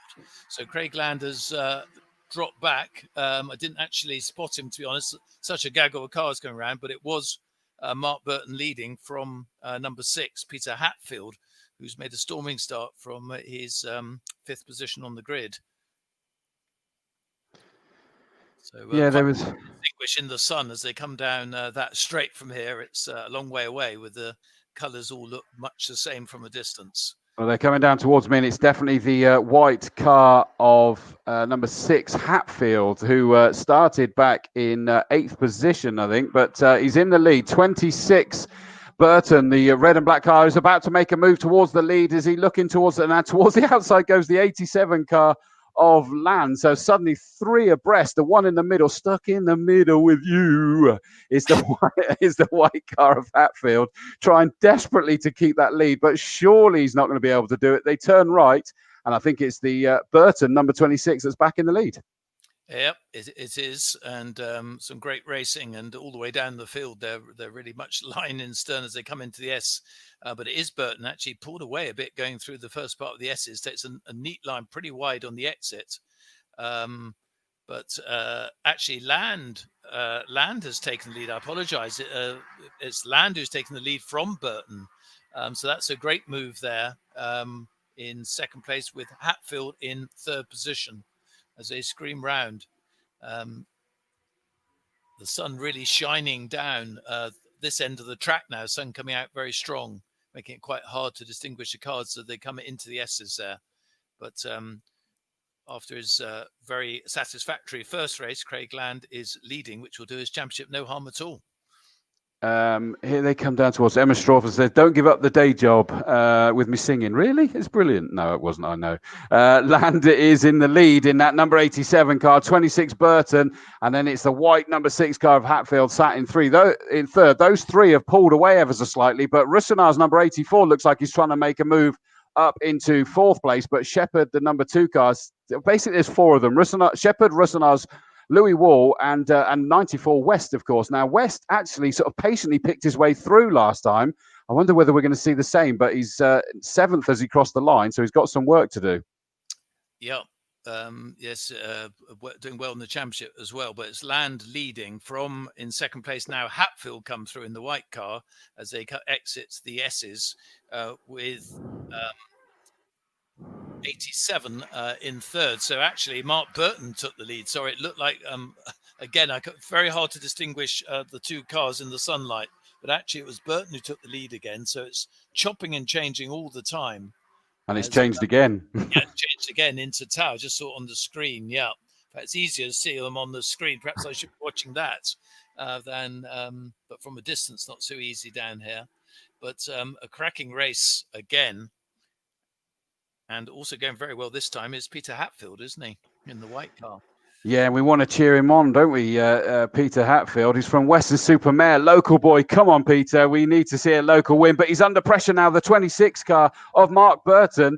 Camberley, not quite so local, but trying his best to move up the inside. And in fact, I think he's going to take the 87 car of Craig Land with him. Nottingham definitely isn't local, but still we've got the white car of Hatfield. I mean, the slipstream is incredible between these guys that you are a sitting duck. Remember that Josh said that come the end, they'll be just posturing, trying to make sure they're not in the lead on the final lap. Yeah. What I can say is Hatfield's definitely in third position, the white car. The other two, very hard to distinguish until they come through, although it's the orange, when you see the orange rollover cage, makes it a lot easier. And in the lead is therefore Burton with Land second.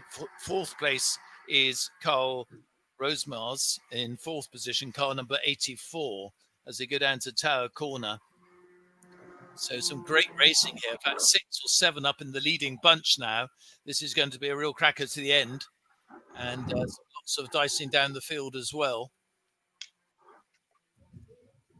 And I don't know who you're putting your money on, Chris, but I don't think I want to put a bet on this one. I've got a padlock on my wallet, mate. I assure you, I'm not betting on anyone on this because you're just a sitting duck until right at Camp Corner on the final tour of the circuit, and it is a massive stream of them. 1, 2, 3, 4, 5, 6 together. Small gap. Another 3 still within the hunt, but we got a change again now. Is that 87 Land dived up the inside? Hatfield's gone with him. He just suddenly bolted himself onto the back of the charging 87 car of Land. Craig Land dived to the inside at Folly. Up goes Hatfield, and Josh doesn't think Hatfield's won a race, so this could be the first time for the local boy, but at the moment he's in second. But is that Burton back in the lead again somehow? It's a tremendous scrap going through Quarry, wasn't it? It was very hard to see from here. It is Burton, I think, in the lead. Certainly Hatfield is in second place. The leader going a bit wide, or is it Land? I'll tell you in a minute. As yep, it is Land actually in the lead. Burton's third. But the train of, as you say, probably 8 cars with a chance of victory in this race. So you storm down into Tower. And I must say, for only 1300cc, Chris, they look remarkably fast on the track, don't they? Don't they just? And so much fun. And, you know, when you've got this amount of overtaking, you've got to enjoy life even more out on the circuit. And another one where you can find races up and down the entire field. Absolutely amazing. Demon Tweaks and Yokohama Low-Cost Championship is certainly got a tick in the box from me. 5 for the lead in towards Camp Corner. They come through to complete their 5th lap with just under 8 minutes still left to go in this 15-minute race. Now all of a sudden it's Burton, number 26, the red and black, looking towards the inside, certainly of Hatfield, who is in second place as they cross the line. Louis Wall's trying to do something, cruising onto the infield to stop is the 94 car of Martin West. I said that I thought that he would do something. Well, he's out of this and he's on the grass on the infield. Should be a safe place, although they never quite know if they could do with him pulling further off into the infield, to be honest. Yeah, Hatfield's dropped back into third position now, so it is chopping and changing all the time. But what a train of cars as they come through the S's. 7 cars very close together indeed. And it is Craig Land still leading from Louis Wall now up into second place in that distinctive orange rollover cage. So he's come up really well, Chris, to offer a challenge. Been going very well today at Castle Combe. This ex-karter using all his karting experience into low-cost racing, which is probably fairly similar in many respects. Very low to the ground, very close racing, a lot of racecraft. And this applies all the way down the field as well. Apparently, the leading group made contact and one of them went off, maybe Mark Burton at Quarry, but he has rejoined. So that was probably all sorts of stuff going on up there that has caused the demise of a few. So it is Land, number 87 in the lead. Louis Wolf from Cirencester, local driver in second. 84 Russenars from Cheltenham, local driver in third. Hatfield from Western Supermare, local driver in 4th. How good is this? Brilliant race. And but the local representation is brilliant. absolutely. It's very, very close for the lead with Wall, really challenging now. In fact, I think has taken the lead, or has he? I think he has. It's the battle of the orange roll bars, isn't it? Yeah, battle of orange roll cars. But Wall's roll cars, it's 44. It is Louis Wall. I thought it was slightly brighter, but he's been challenged as they go down to Tower on the inside line. Can he hold the lead? No, I don't think he can. Late braking there. He's gone back to 2nd place, but they're more or less side by side. So there's a spinner as I look around of the S's getting going again, harmless spin, and some really close racing going through, and somebody else getting completely sideways, nearly off, coming out of the S's on the grass.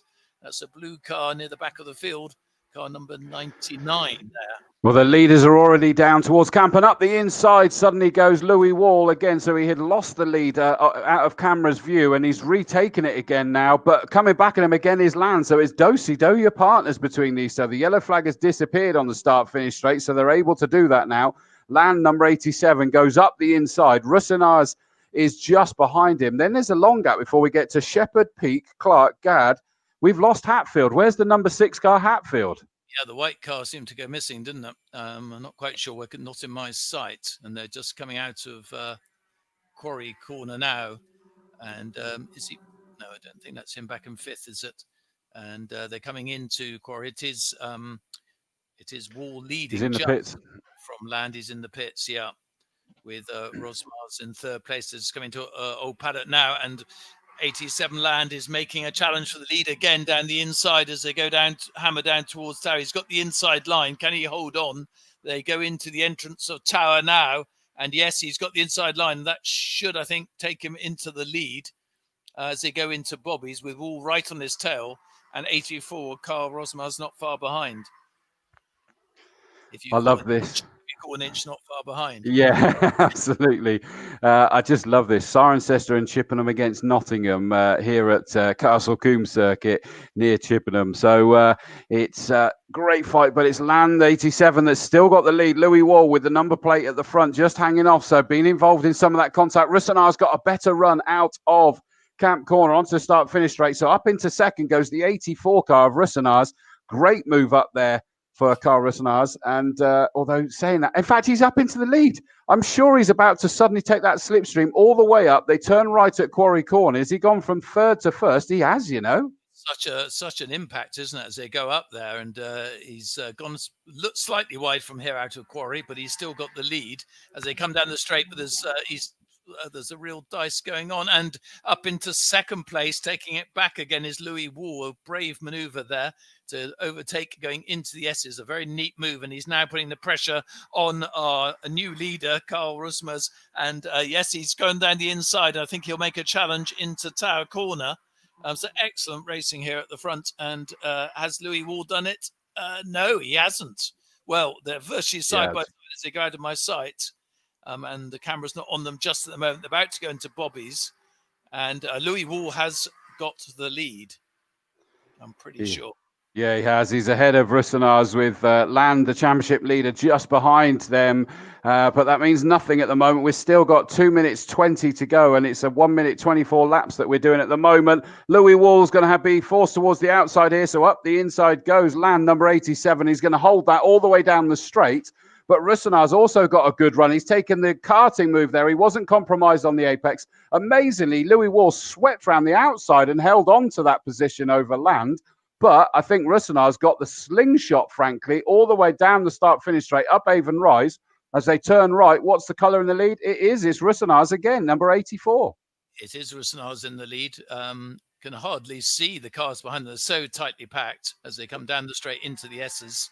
Russenar holds on, just going into the S's, but a real side-by-side battle for 2nd place. But Louis Wall just got it in the end and is now posing a challenge on the outside. And as you say, his number plate almost falling off at the front, but it's attached safely, but hanging down. And he's having a go on the inside again. Now they're absolutely neck and neck, almost 3 abreast going into Tower Corner. And still still the same order as they go through there, and be very close as they come into you again, with probably about to start their last lap, are they, Chris? Yes, they will do, because we've got 1 minute 10 left to go. We just had a spin by the 66 car, the Sutton driver, Paul Williamson, but he's got that one going as he came around Camp Corner.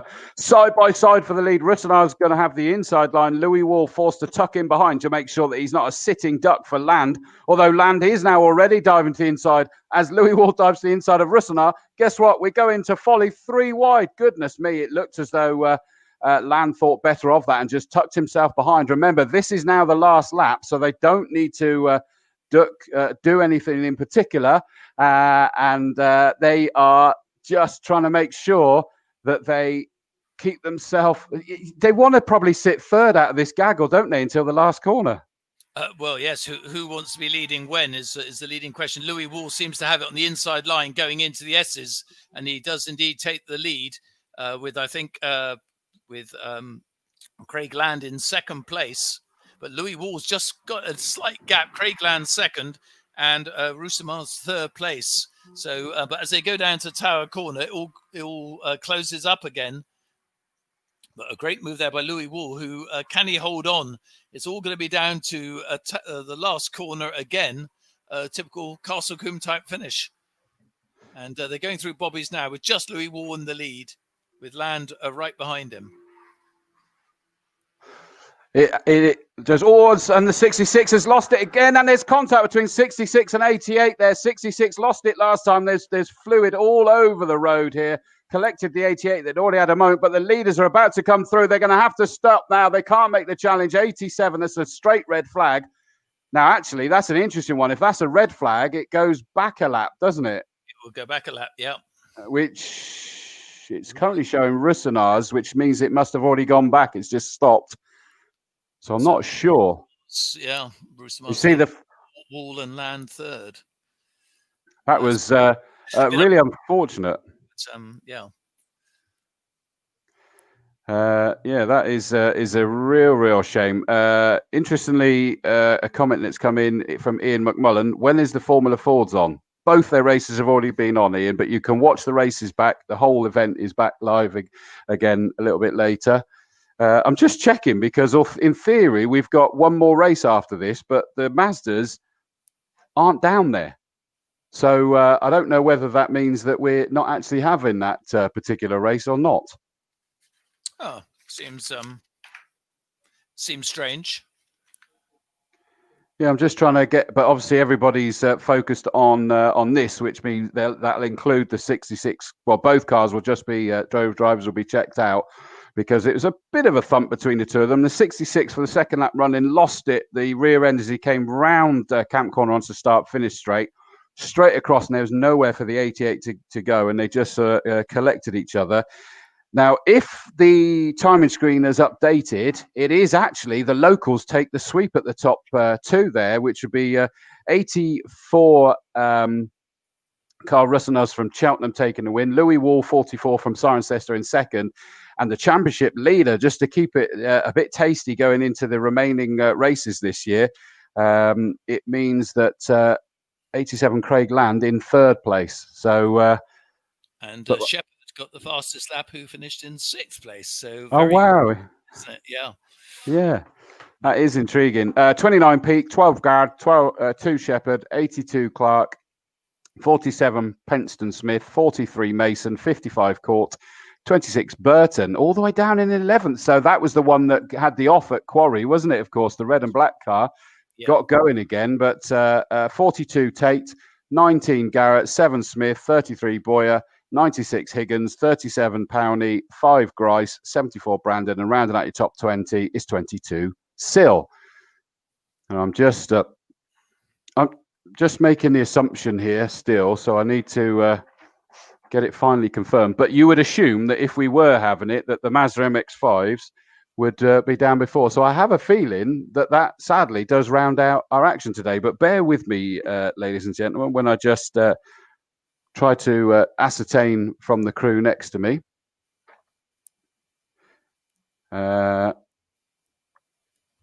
In fact, I'll tell you what I'm going to do. I'm going to very quickly I don't know whether Josh is down to grab interviews with these guys. I don't suppose we really know who's where. So let me just very quickly play. VP Racing Fuels has been the official fuel of racing for over 45 years, but VP isn't just race fuels. VP's Stay Frosty high performance coolant is perfect for your street legal vehicle. It contains glycol for freeze protection and reduces coolant temps up to 14 degrees while protecting against corrosion and scale deposits. VP's Stay Frosty Race Ready coolant is 100% water-based coolant designed to be track approved and ready to race. It reduces coolant temps up to 30 degrees while also protecting against corrosion and deposits, making it the best coolant for your race car application. For more information about VP Stay Frosty Performance Coolants, visit us online at vpracingfuels.com. The 23rd of October. Clive, who are you talking to? You were on mute then because the video was playing. Oh, sorry. I was talking to myself. That's all right then. That was also. Yeah, sorry. We came back. Yeah, while the video's on, you don't get heard. I'm afraid is that the video takes. Does it not play at your end when I do that? I'm not here. No, I don't hear the videos. Oh, okay. That's bizarre. You should do. That's very odd, indeed. But hey ho, it's that was the advert, the ad break that was playing there. So yeah, we came in partway through speaking. Just to let you know, we are having a Mazda MX-5 race, but the reason why they're not down beside me is that they don't have a grid yet. Oh. Which presumably therefore means that race 2 must have been getting contested. Plus, then it was the from 8th reversed, wasn't it?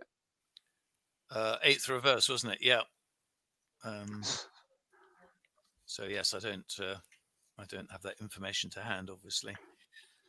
No, I mean if race 2 result is sticking, which I wasn't aware there was an issue, that would actually be Martin Short on pole with Callum Graytrix alongside him, Tom Smith, Jason Graytrix, Alistair Bray, Steve Foden, Ben Hansey, Ben Short.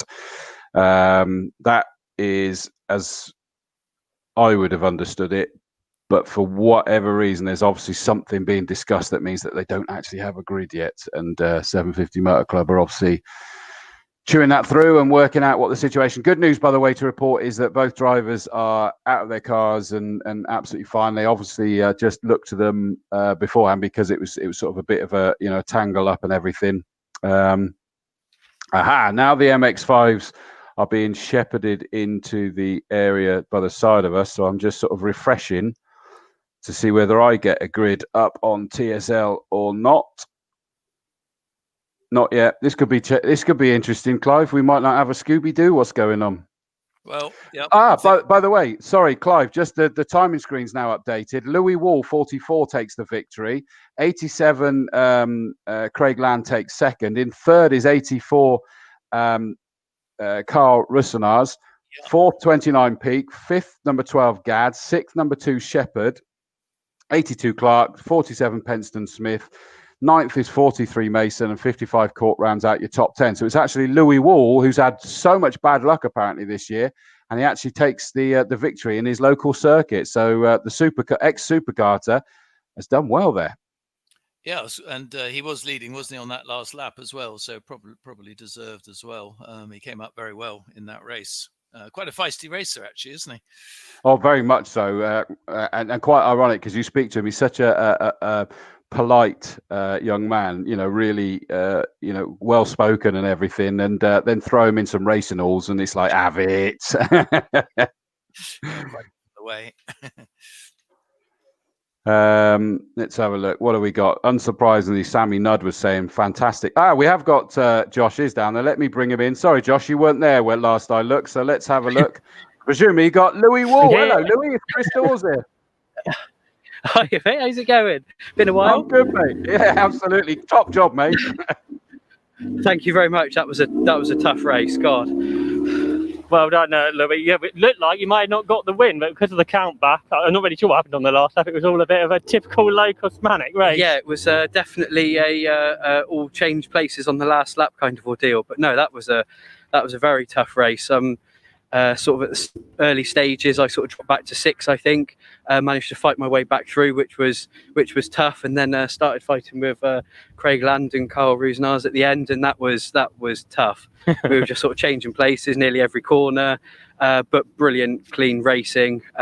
Shame about the accident on the last corner, but to be honest, it kind of worked in my favour. So Must have been a bit of a scary moment coming around the racing on the last corner, and then suddenly these two back markers. Oh yeah, definitely. We me and Craig were literally fighting for the lead on the last corner, and I was on the losing end of it, so I was determined to try and get a good exit. To come around the corner and see a car was a bit scary, yeah. But after getting engine problems in the first 2 meetings, first of all, you finished 2 races and then you win one. Yeah, no, we've had a few engine gremlins, should we say, this year. So I mean, our local track, what a better place to win at. It's a beautiful track. I love it here. The flow through the course is just amazing, and we've got a good engine. It's great to be back. And now I'm trying to think what the next round is. Is it Alton Park? Alton, right, yes. And that's where you took your first local win, of course. Yeah, that's where I took my the debut race and the debut win. So I'm looking forward to that one as well, to be honest. It's a different format to what I've been on before, being the island circuit, but it'll be great to be back. And quite Chris was saying, you come from karts, completely different kind of racing here, superkarts to a Locust. Yes, yeah, superkarts are a whole different animal, but these are they're both great fun to drive. But the racecraft in these, the slipstreaming, it all comes into effect, and every little tenth counts. If you miss a braking point, you're penalised instantly for it on the exit. It's you really have to drive 100% race. Well done. Thank you very much.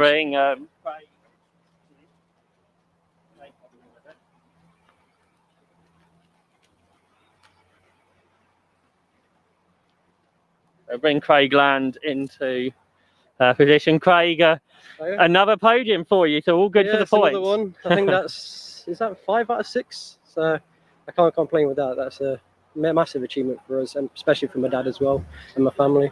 And of course, the drivers up here on the podium with you aren't championship contenders, really. No, exactly. It's a bonus, isn't it? It's like a win-win. So I got second due to I think it was second. Yeah, it looks like it. I just hope everyone's all right. Looks at it. It looked nasty, didn't it? That. Yeah, because like saying to Louis, you were coming around the last corner, and suddenly these cars are in the road. Seen. I think one of the marshals that weren't at his box was waving a yellow flag just around that post. I thought I best back off here, and there was a guy obviously spun in the centre of the road, and I knew obviously then the red flags were out. But yeah, I mean that was a great race for all of us. I think all three of us admit it was a good battle, and we enjoyed it. Yeah, so let's bring Cole in. Thanks, Craig. No worries. Cheers. Cole, when I had to tell you that you hadn't won the race, you didn't seem too disappointed. Well, no, I was really pleased with the podium, to be honest. I mean, we all had a turn of leading it, and it was fantastic racing, and we all, gave each other space. So to be a part of that, I'm happy, to be honest, and everyone deserved a podium in that group, and whichever way it shuffled, well, hey, that's the way it crumbles. But I hope everybody's all right here. That looks a bit nasty accident. It was a bit of a surprise when we came around the last corner and saw that, but.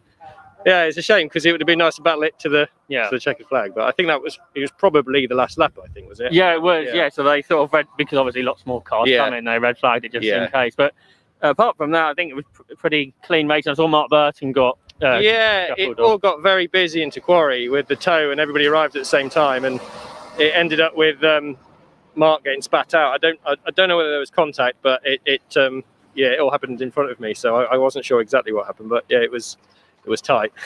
And you must be pleased to be right at the front again because so far this year haven't quite been in that front group. Yeah, I've had a bit of bad luck this year, but no, I'm really sure it's a new car for me, so I'm really happy with that. And like some of the guys were saying earlier, some of the others have gone to the Mazda Locosts series, the Mazda 7s, but it hasn't stopped battling at the front of the Locosts, and lots of new names as well. No, that's it, and there's a lot of my sort of mates who I really enjoy racing with are still here, and that's for me, low cost isn't broken. I love it, and I really want to stick with that, so it's great for Mazda, but it's a shame to lose people to it because I enjoy racing them, but they seem to be coming back for guest appearances every now and again, so that's good fun to still get a chance to race them.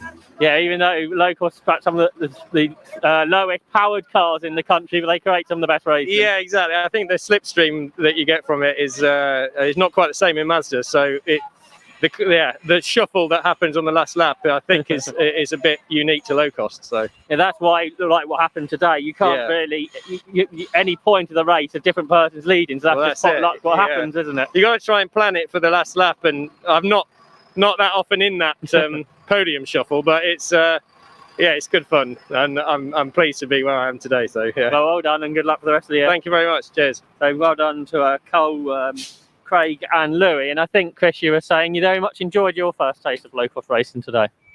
Oh yes, it's safe to say we did, and how can you not with that? It's so entertaining, isn't it? So well done, and thank you for grabbing a word with those, Josh, and we'll catch up with you hopefully one more time from the MX-5s at the end.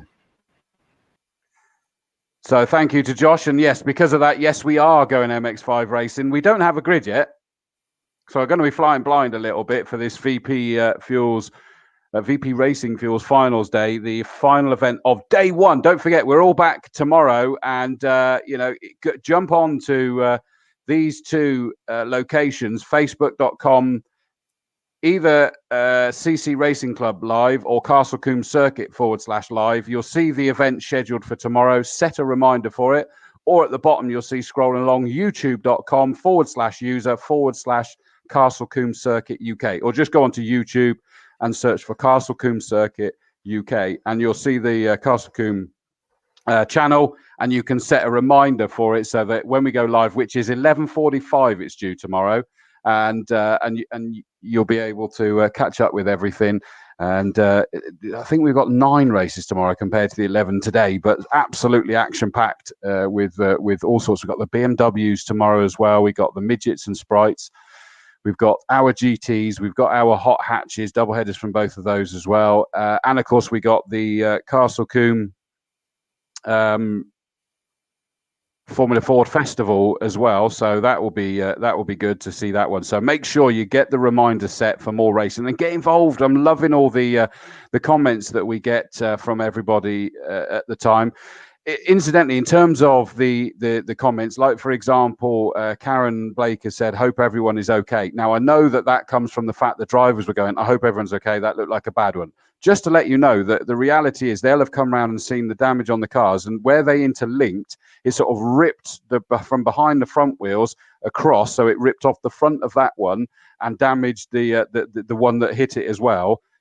So in actual fact, although it was unpleasant and they had to look at the drivers, the cars will have looked worse to the leaders when they came round to suddenly see that, which is why they're saying it. So don't panic. Absolutely, the drivers are fine. They were taken out long before the cars were recovered. They're absolutely fine. But we now go MX-5 racing. Sycamore Racing say, "Come on, Bray number 76." That's Alistair Bray, obviously. Not had all the luck today, that's for sure. Stuart Jenkins, "Come on, Redline." And that, of course, is the Greytrixes that are out there racing as well. So we look forward to that. Stuart Jenkins says, "Are the MX-5 racing?" Absolutely. You should be able to see them now on the grid. So they're getting out there. We're going to get the MX-5 racing. That includes all of you up at Quarry Corner. I hope you've had a fantastic day. I wish I could see you closer so that I could see if you were going to wave at us for a day, confirming that you've enjoyed it. I hope you have, and it's been so good to have you all back here. I hope some of you are maybe coming back tomorrow as well, but if not, I know a couple, because 2 of my brothers will be coming back tomorrow, so they'll definitely be here. Quarry, great Combe fans, as the whole family is, and in fact my eldest brother Guy as well. So big Woodward contingent at Quarry tomorrow, Chris. Well, if anybody's going to watch racing, a Woodward would. I've been waiting for donkeys for something like that to line itself up, that I could say that kind of line, and I've at last managed it. I lined them up for you. You see, it's thanks, mate. It's all planned. Thank you. Much appreciated, mate. Just checking. Come on, 61 says Mandy Dormer. Mike Cotton says, "Great days racing. Glad to be here." So good to hear that you're here, Mike, because I know you're a big fan, and thank you for all the support you've given to COMBE TV over the months, which apparently, by the way, is going nowhere. We're apparently going to keep that going through the winter, from what I hear. Do I have a grid yet? No. They're in front of you. Can you see who's on the front row? I did, but I stopped looking because I was trying to manage the feed. So apologies. We've To be honest with you, I'm not sure they've done a reverse grid, because I'm sure from my memory now, did I not see 71 out in the lead? We're going to have to check when they come round, but that would not make sense, would it? That's Ben Short, isn't it? So Yeah. that means it wasn't a reverse grid if that's the case, certainly. And yet we had the live draw, didn't we? Yeah. So I find that rather odd. But now let me see. Well, no, maybe it is. No, it'd be Matthew Short. Of course, it is 72. That's why I'm getting it mixed up, because they look very similar. 72 on pole with 34 Callum Greatrix, because I definitely saw that in second. Tom Smith, Jason Greatrix, Alistair Bray, Steve Foden, Ben Hansey, Ben Short. And then presumably from that, they're going to be in the same order that they finished, which will be therefore 154 Marcus Bailey, 61 Jake Dormer, 22 Adrian Johnson, 66 Hayden McDonald, 27 Dan Blake, 37 Tim Dorr, 113 Alex Rivette, 67 David Abbott, 26 Daniel Watkins, 192 Taylor Johnson, 238 Chris Reese, 144 George King, 23 Stephen Reese, 98 Alex Lewington, 54 Chris Moore, 191 Philip Andrew Barrett, 46 Nicola Favo, 64 Philip Douthwaite, 75 Rob Bond, 70 Jeremy Rivers Fletcher, 61 Dave Rickards, and 15 Charlotte Fox, and hopefully back out there after a DNF, 55 Ian Van Reenen. And maybe one or two others that it says took the first start. So there might be one or two others out there. But sadly, we do not have a grid on TSL and paperless nowadays. That's the only way we get the grids, I'm afraid. And they haven't got it up there for whatever reason. And I'm not aware that we've had any amended results or anything. No, it doesn't look like any amended results. So I'm not sure what the issue was with the grid, to be honest. But we'll see.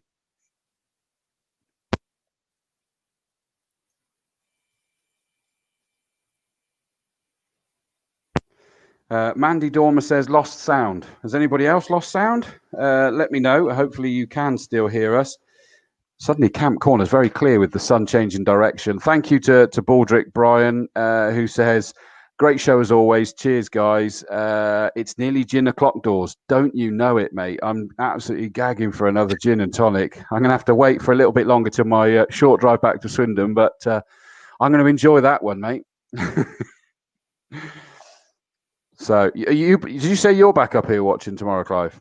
Yes, I am. Yeah, I'm staying with Hugh, one of my brothers, Hugh and Steve, who are here Awesome. today. Hello, if you're down at Quarry still, which I'm sure they will be.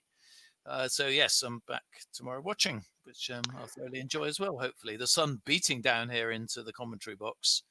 It's wham, isn't it? Right, 5 lights are on. Off go the lights. It's a 15-minute race. Oh, and the two Greatrixes have just sort of made back-to-back contact there as Callum Greatrix got away okay to start with, but suddenly was a little bit slower there, and it meant that the second of the Greatrixes, his dad, suddenly made contact with the rear of him. Not massively, but just a little bit of a love tap and possibly helping him to get back up to speed again. But look at that sight as they go charging up over Avon Rise. I wish I was sat at Quarry myself now, because that sight just brings back so many memories. It's like they're almost all together, isn't it? So don't ask me who's in the lead at the moment, because they're coming down into Quarry. It could well be Matthew Short, but I'm not sure. No, Matthew Short, I think, is second, actually. The Greatrix has dropped back to 4th position, and into the lead is Alistair Bray. I thought it was. I couldn't quite believe it, because he started in 5th position. But he's really going for it and has shown a lot of spirit throughout this race weekend. And that was a tremendous first lap for him. 54 and 70 had a minor off here and got back going at the back of the field. But it was very much Alistair Bray leading. I mean, look at that sight as they peel their way through Bobby's, the second of the chicanes, charging down to me. And yeah, Bray, who got a shout out earlier from somebody on the messages. Well, he's doing rather well now, in the lead comfortably. Then it's the number 1 car of Ben Hansey. He's come through well as well. Cream rises to the top. Callum Greatrix, 34 in 3rd place. 41 is Smith. Ben Short in 5th at the moment. Just behind him is Foden, the number 77. So there's a few of the usual suspects. Aren't quite where we'd expect him to be at the moment. But Alistair Bray, he's trying to scamper off as quickly as he can before anyone else gets through the order, isn't he? Absolutely, yeah. Stunning first lap, but interesting with in 2nd place now, being Ben Hansey. We know how well he goes, but he's really screaming round. A bit wide there on the exit, but absolutely tonking it through the S's was Alistair Bray, driving very impressively indeed. Ben Hansey second, Great Tricks is in third, a tremendous dive for fourth.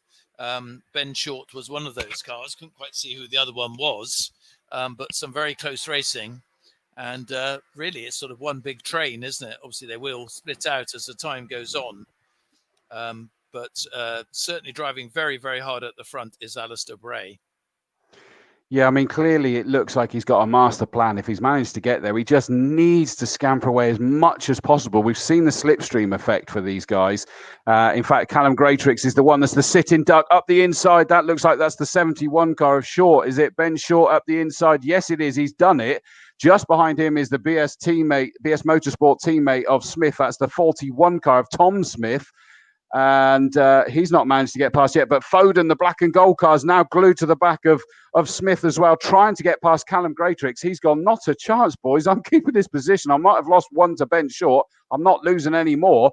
But all the while, this is just allowing our leader, Ali Bray, to just scamper away over a second and a half in the lead after the 2 laps. Yep, he's definitely trying to make that break. Can he hold on? Can he keep it on the track as well, going at this pace? Will be interesting to see. Ben Hansey in second, but also look out, of course, for 71 Ben Short, who's now up into third place. 34 Great Tricks is in fourth place. And then we have Steve Foden going well in fifth position. So as you say, although a reverse grid, you tend to get the top drivers always come through in the end. And a real battle going on for not quite last place, but nearly a bunch of 5 cars almost tripping over each other in the S's, but all surviving. And I'm sure having great fun this afternoon. Yeah, as the leader comes round camp with a comfortable margin. Oh, still screeching those tyres, pushing it hard, clearly.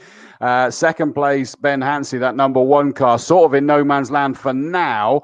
But I noticed Foden's got past Smith, the Tom Smith, number 41, and is already up the inside of Callum Greatrix, the first of the 2 red line cars. And he's got that signed, sealed and delivered before he even gets to the crest of Avon Rise. So he's done that. His next target, of course, is going to be the 71 car of Ben Short. Don't forget, he was the championship leader when he arrived here.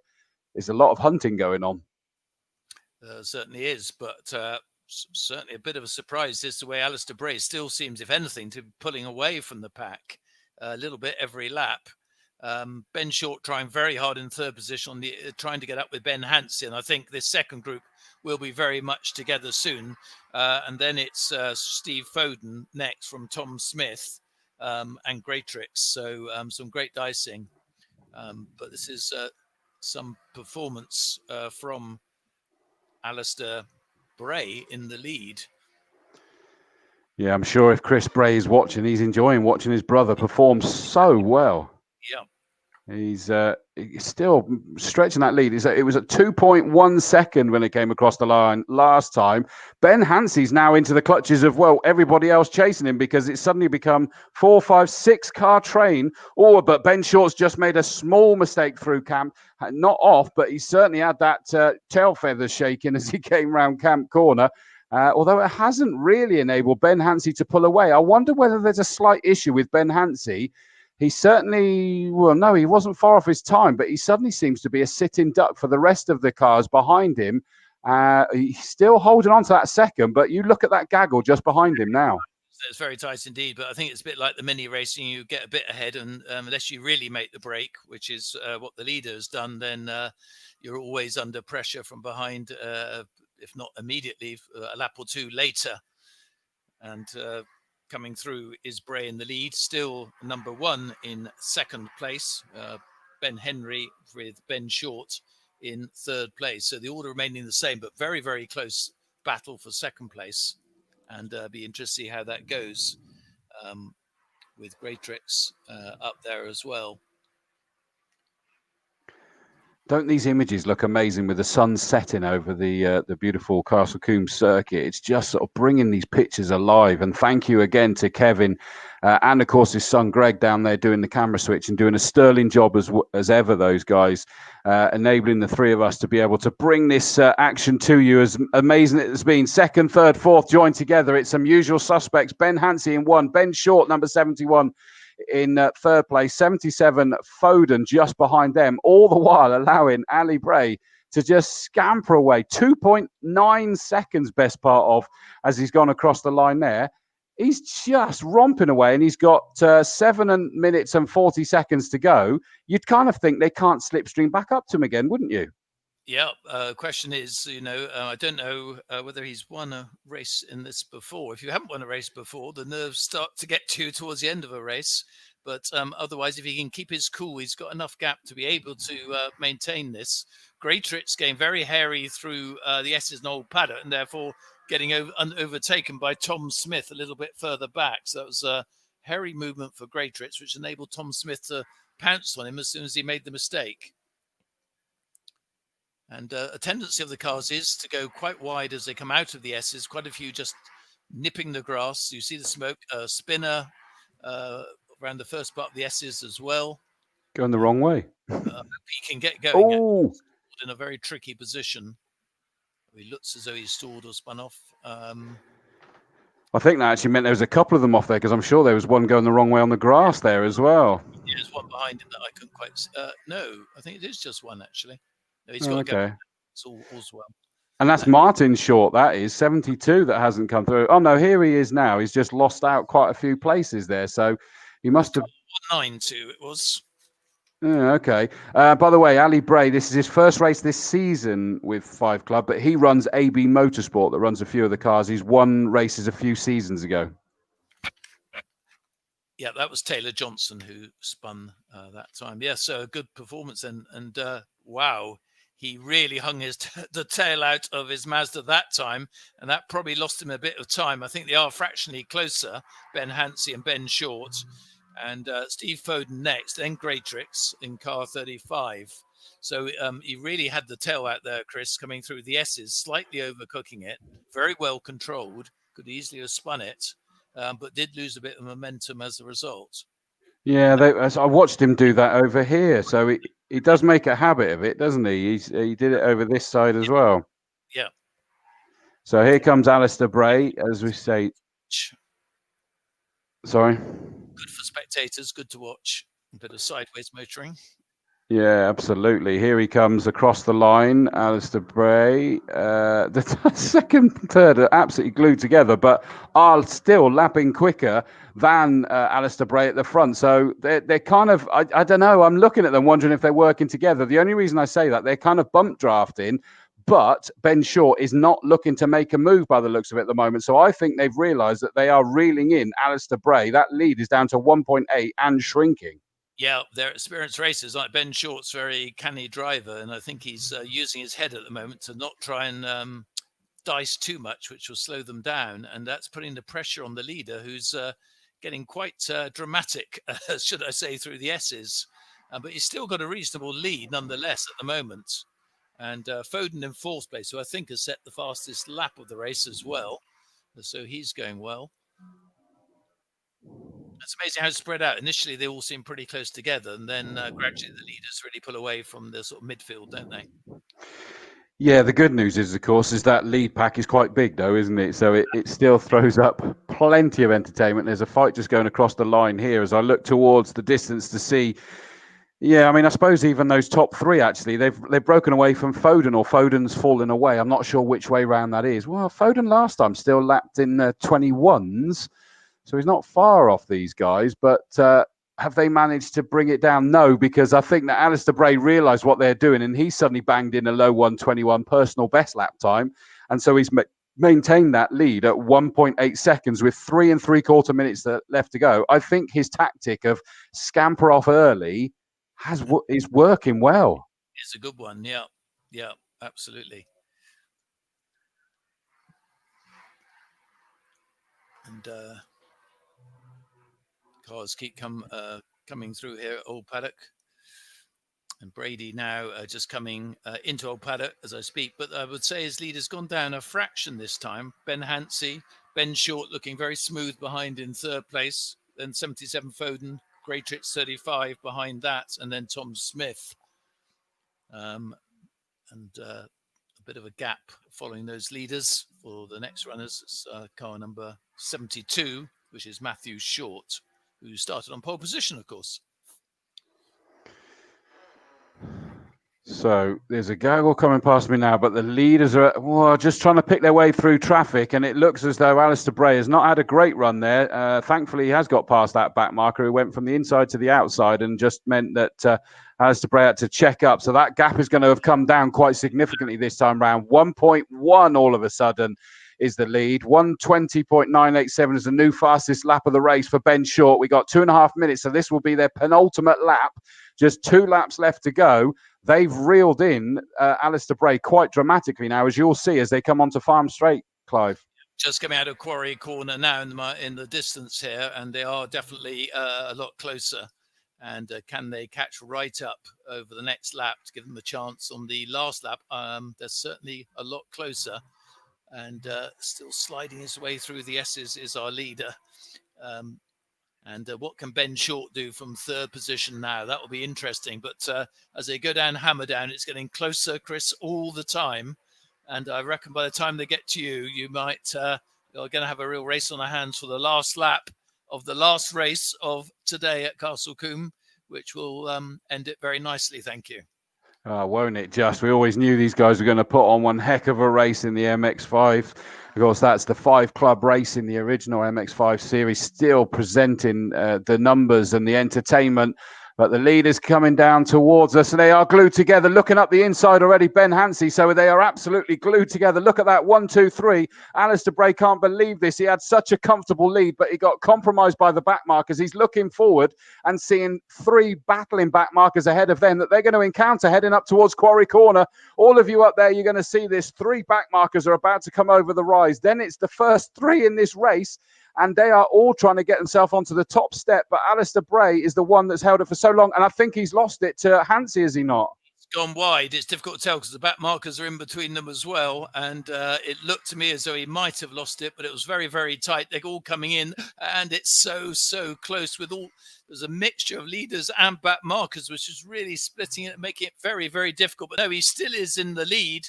76 from 1 and 71. So the order remains the same. It's still Bray in the lead from Hansey and Short. That was very dramatic because they had so many back markers to contend with as well. They're all mixed together. But I think he should do enough to keep on to the lead now.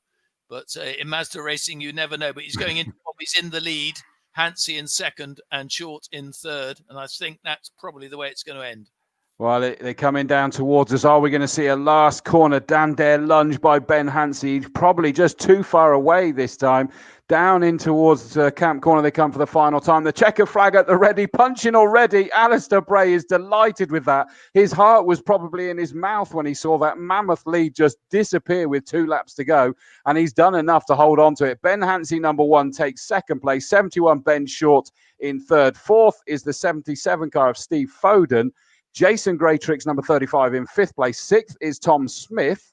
7th, number 34, Jason's son, Callum Greytrix.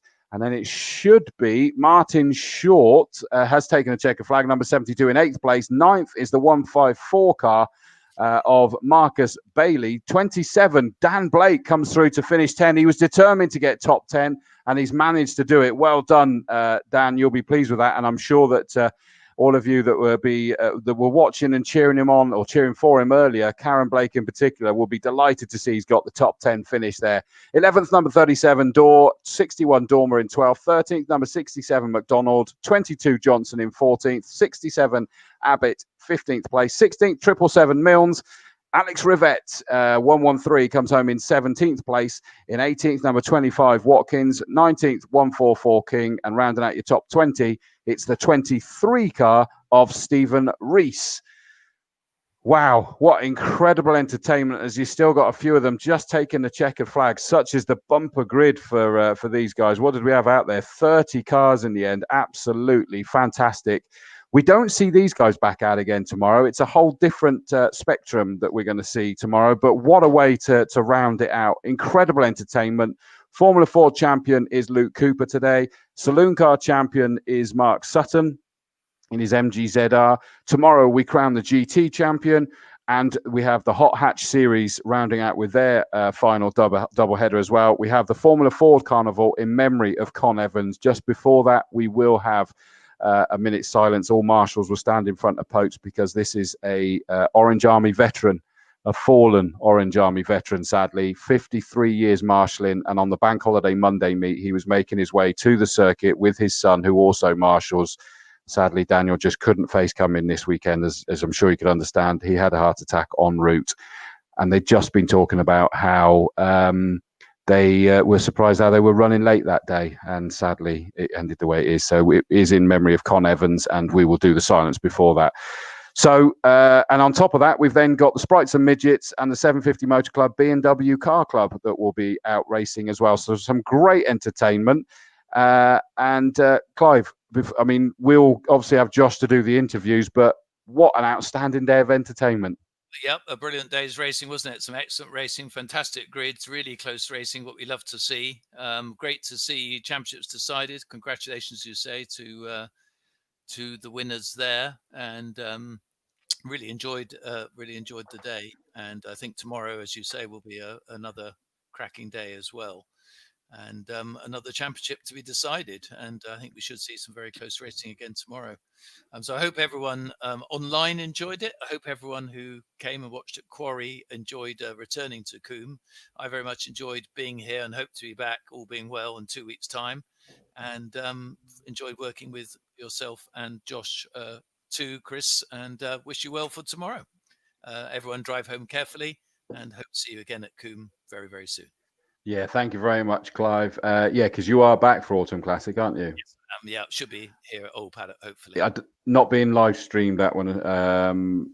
Not least because I'm not here. I'm covering British GT, etc. at Snetterton that weekend. Marcus Pye with his a huge amount of knowledge on historic racing. Absolutely. Racing there, but have a great time where you are as well. And enjoyed your commentary at Brands as well on the Porsche day, by the way. Yeah, I didn't even know that you were there. I can't believe you didn't ping me a message that you were there, mate. Yeah, I didn't want to disturb you, but yeah, we even got 2 laps around the track at the end of the day, which was brought back a few memories. That's cool, mate. That's cool. Well done, mate, and thank you very much. And I'll catch up with you again soon. Cheers. Bye-bye. So thank you to Clive. We still will, hopefully, we'll be hearing from Josh fairly shortly. Thank you. Karen Blake says, really enjoyed the broadcast. You all did a brilliant job. Well done. Thank you. I can see a lot of you piling out now that the action's finished. Thank you, John Node. Fantastic stream. I appreciate it. Kevin set up some amazing stuff here. It's all static cameras, as you see. His son is pinging through the cameras. I get here early in the morning and set up mission control that you should see here is just full of stuff. And that includes, of course, setting down in Parc Ferme, is that we're going to bring back in now. Josh, bring us the interviews, mate. Thanks, Chris. And Ali's here. Ali, welcome back to 5 Cup Racing, and you managed to win at the end of the day. Yeah, it's been a mega day. It's just really, really good to be back out. 5 Club, 750 have done a mega job. Really enjoyed the day. Racing's just been mad. But yeah, a little bit rusty this morning. Kept making a few mistakes. But yeah, managed to just hold it all together in that one. When was your last race? The last time I raced was halfway through last year. So. Oh yeah, well, you were ready to pole in qualifying and... Yeah, pole in qualifying. The car's absolutely amazing. I mean, even racing with these guys today, I must say, both of the Bens, phenomenal driving all day. Yeah, it's just been great fun out there. You had a bit of a moment with Ben Short. Ben was pretty gutted about the contract in first race. Yeah. I mean, me and Ben are good friends. I know it wasn't intentional. It was just a slight error, but it happens in racing. I mean, we're so close. Mazda racing's always been competitive, so you do get that. Oh, I'd love to come out and throw it in the mix. I mean, if I could do a full season again, that would be mega, but we'll just have to see what happens. I do want to say a massive shout out to my fiance Nikki. We was meant to be getting married on Friday. That hasn't gone through with all the COVID-19 stuff. But yeah, we'll have to wait till April. But massive thanks to her for letting me come and play. Well done today. Well done. No, cheers to the team. Thank you very much. Cheers, Josh. Josh, your microphone's not working, mate. Are you able to turn it off and on again or something like that? I don't know if there's a power on it or anyway, but all we can hear you is in the background of the other one. Reverse grid always throws up a bit more interesting time to spend 3 sessions working out who's the fastest. Could get a bit professional for race 3. So I got a really good start with the reverse grid, got out in front, and Ali had got a good run as well. And then took a while for Ben to come through the pack and catch me up. I said earlier that I've always told him not to give me one. I'm sure he had the legs on me if he wanted, but it was all about trying to push up and catch Ali. I think we got a bit of a run on him on the last lap, but got a bit tangled up with back markers and he got away with it. But it's been great to have Ali back on the grid. It's really good, all of us getting good racing. More and more top drivers coming in. You must be really happy with how you're keeping up. Yeah, absolutely. It's taken a while to get there. Managed to get championship in the bag last year, but so this year is really, really competitive, as everybody's seen out there today. Is that nobody's giving an inch, and it's a really good close racing. Well done. Thank you. This year, but it's a good racing nevertheless. First time beating in the Mazdas. Could have done with another couple of laps, really, to be honest. I think obviously I was working with Ben quite hard to bridge the gap because I wasn't going to do it on my own, but 2 cars are faster than one if they work together. I think Ali's tyres start to go towards the end. Another couple of laps, maybe we could have had a squabble. But well done to the majority of the back markers getting out of the way, and yeah, it's been another great weekend. Most of the cars in the paddock are still straight, and everyone's had a good time. So that's what it's all about, really. Yeah, I mean, the team BS Motorsport's gone from strength to strength this year, and we got a really good lineup of drivers. I think a lot of them, because it's been a bit of a disjointed year, are going to come through and race with us again next year. So we're just just using this year to sort of a bit like testing, and next year hopefully we'll be really strong, and we'll have Tom Smith and some of the other drivers up there fighting Ben and I for the championship. Quite exciting testing. Yeah. Thank you very much, and great weekend. Thank you to everyone involved. I'll move over here then, Chris, so you can hear me. So there we go, Chris and Clive. What a great day of racing it was. Absolutely, wasn't it? Absolutely amazing. And we get to do it all again tomorrow, mate, but just with different cars, but just the same level of entertainment. Yeah, I'm looking forward to not having to text through the points. I can take them to you directly tomorrow. So, because we've got one more champion to crown, haven't we? Because we've got the Castle Combe GT Championship. We do. And of course, we've got another champion in the Formula 4 Carnival winner. Yes, that's going to be interesting. Especially most of the top drivers aren't actually out, or top drivers today aren't out for that tomorrow. We heard Neil McLennan and Felix Fisher both not out tomorrow. No, absolutely, but there's still plenty out there and some stunning cars, so it's going to be absolutely epic. So I look forward to that. So you'll be over at Old Paddock this time? Yes, looking forward to that. First time over there this year, and it's, as Clive spoke about today, it's a very exciting place to watch racing from. It certainly is. Well, thank you very much for your work down there, mate. Much appreciated. I'll see you in the morning. See you in the morning. So that's Josh Barrett. He will wind his way away from the circuit and rejoin us tomorrow. It'll be John Moon down doing the interviews tomorrow. Don't forget, these on the screen now. Go to those to set reminders for tomorrow's show. It is a completely different stream, as you'd imagine. Plenty of entertainment. 11:45 a.m. we'll be going live, and there's just so much action. It's going to be absolutely brilliant. 9 races. The first race actually starts at 12:25. Remember, though, you can jump onto tsl-timing.com, and you'll be able to keep abreast of the qualifying in the morning, and then we'll bring you the racing live on the stream, audio on TSL. And if you're lucky enough to have got yourself a ticket, you'll be up at Quarry Corner to enjoy it. It's been so good to have people down there again, and the general view has been they've loved it down there. Hopefully this test weekend will go well, and we'll have it all back again hopefully next week for the bikes, and the week after for Autumn Classic, and then I'll be back here in October for Classic Sports Car Club as well, and hopefully that will include with spectators. But day 2 tomorrow for the VP Racing Fuels finals weekend. There's still some more champions to be crowned. Today we're at Castle Combe, where VP Racing Fuels is the official fuel of the circuit, taking a look at the best way in which to use racing fuel. And that's not just a question of picking a fuel and pouring it in.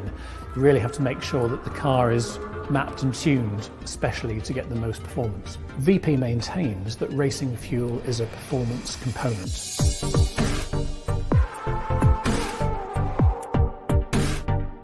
Fiesta ST180, and we normally run this on 99 octane fuel. We've done the 99 octane dyno test, we've got base platform power figures. Today we're going to add the VP octane booster. The octane booster is now in the tank. I've made the changes to the code to take advantage of this octane. We're going to just increase the boost ever so slightly. We don't have too much headroom with the turbo to increase much more.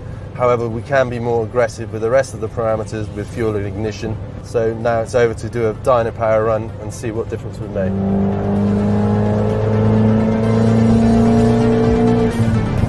Dyno's coasting down, calculating the transmission losses from the wheel power to calculate engine power and obviously torque to see what gains we've made over the normal 99 octane. Before and after results, a fairly significant increase in ignition advance. Peak power having increased from 350 odd to now it's 374 horsepower. Making power is really what the company is about. VP offers a huge variety of different blends, of different fuels, for different occasions, different vehicles and different races. Anything from 2 wheels to 4 wheels to no wheels, VP has a solution for everybody. What makes VP's fuel so high quality is the 40 years that they've put into production, into development.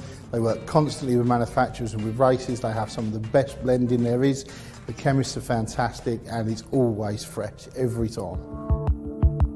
Second test of the day, 102 octane fuel's in there. The new ECU map is in there, just completed that. So we're going to do some more dyno runs. This fuel, it's a premium product. You will need your car tuned for it, but the results you can get from it are certainly worthwhile.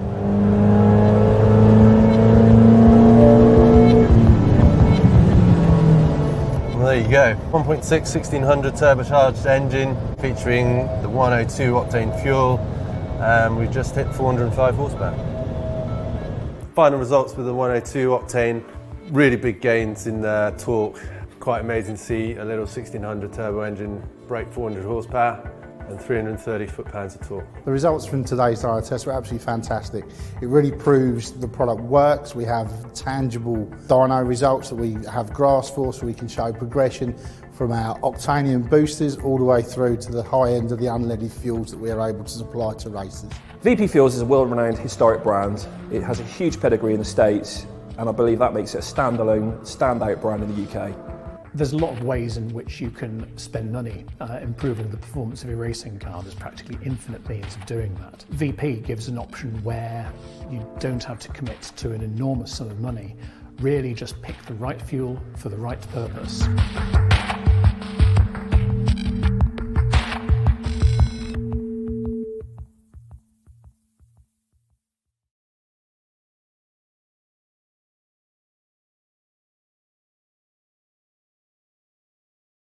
So there we go. Thank you very much for the support for this weekend from VP Racing Fuel. Massive thank you to the Mighty Orange Army, the recovery crews, the maintenance crews, the medical crews, doing an amazing job enabling us to go racing. Well done for everybody to sticking to the rules, social distancing, all the sensible stuff. It's been great to have you back. I hope that we'll have you back again for tomorrow. So from Josh Barrett doing the interviews, will be over there tomorrow. Clive Woodward will be spectating tomorrow. John Moon will be joining us tomorrow for the interviews. And for myself, Chris Dawes, it's been an absolute pleasure. Have a fantastic evening. We'll see you tomorrow for day 2.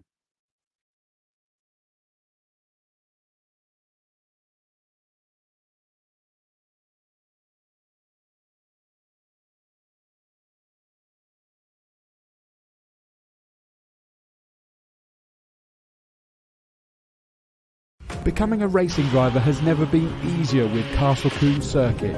Book your ARDS Novice Drivers Training course at the Wiltshire venue today. The easiest and quickest way into competitive on-track action.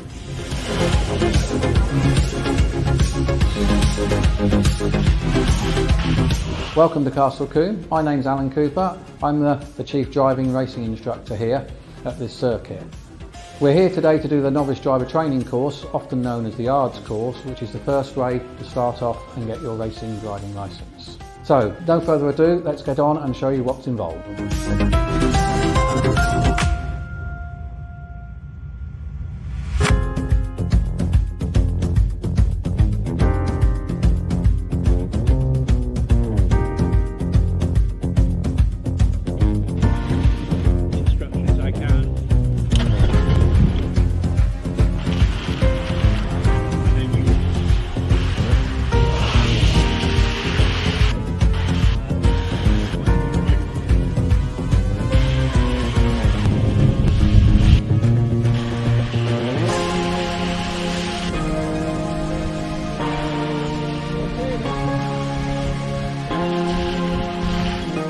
So you've seen the format. Everyone here today passed their tests and now have their racing licence. Who knows? The next time I see them could be as I commentate on them in front of the usual packed house of racing fans here at Castle Combe Circuit. All you need to do to be next is to visit castlecombecircuit.co.uk and select Become a Racing Driver under the Racing tab. Becoming a racing driver is easier than you think with Castle Combe Circuit and Motorsport UK.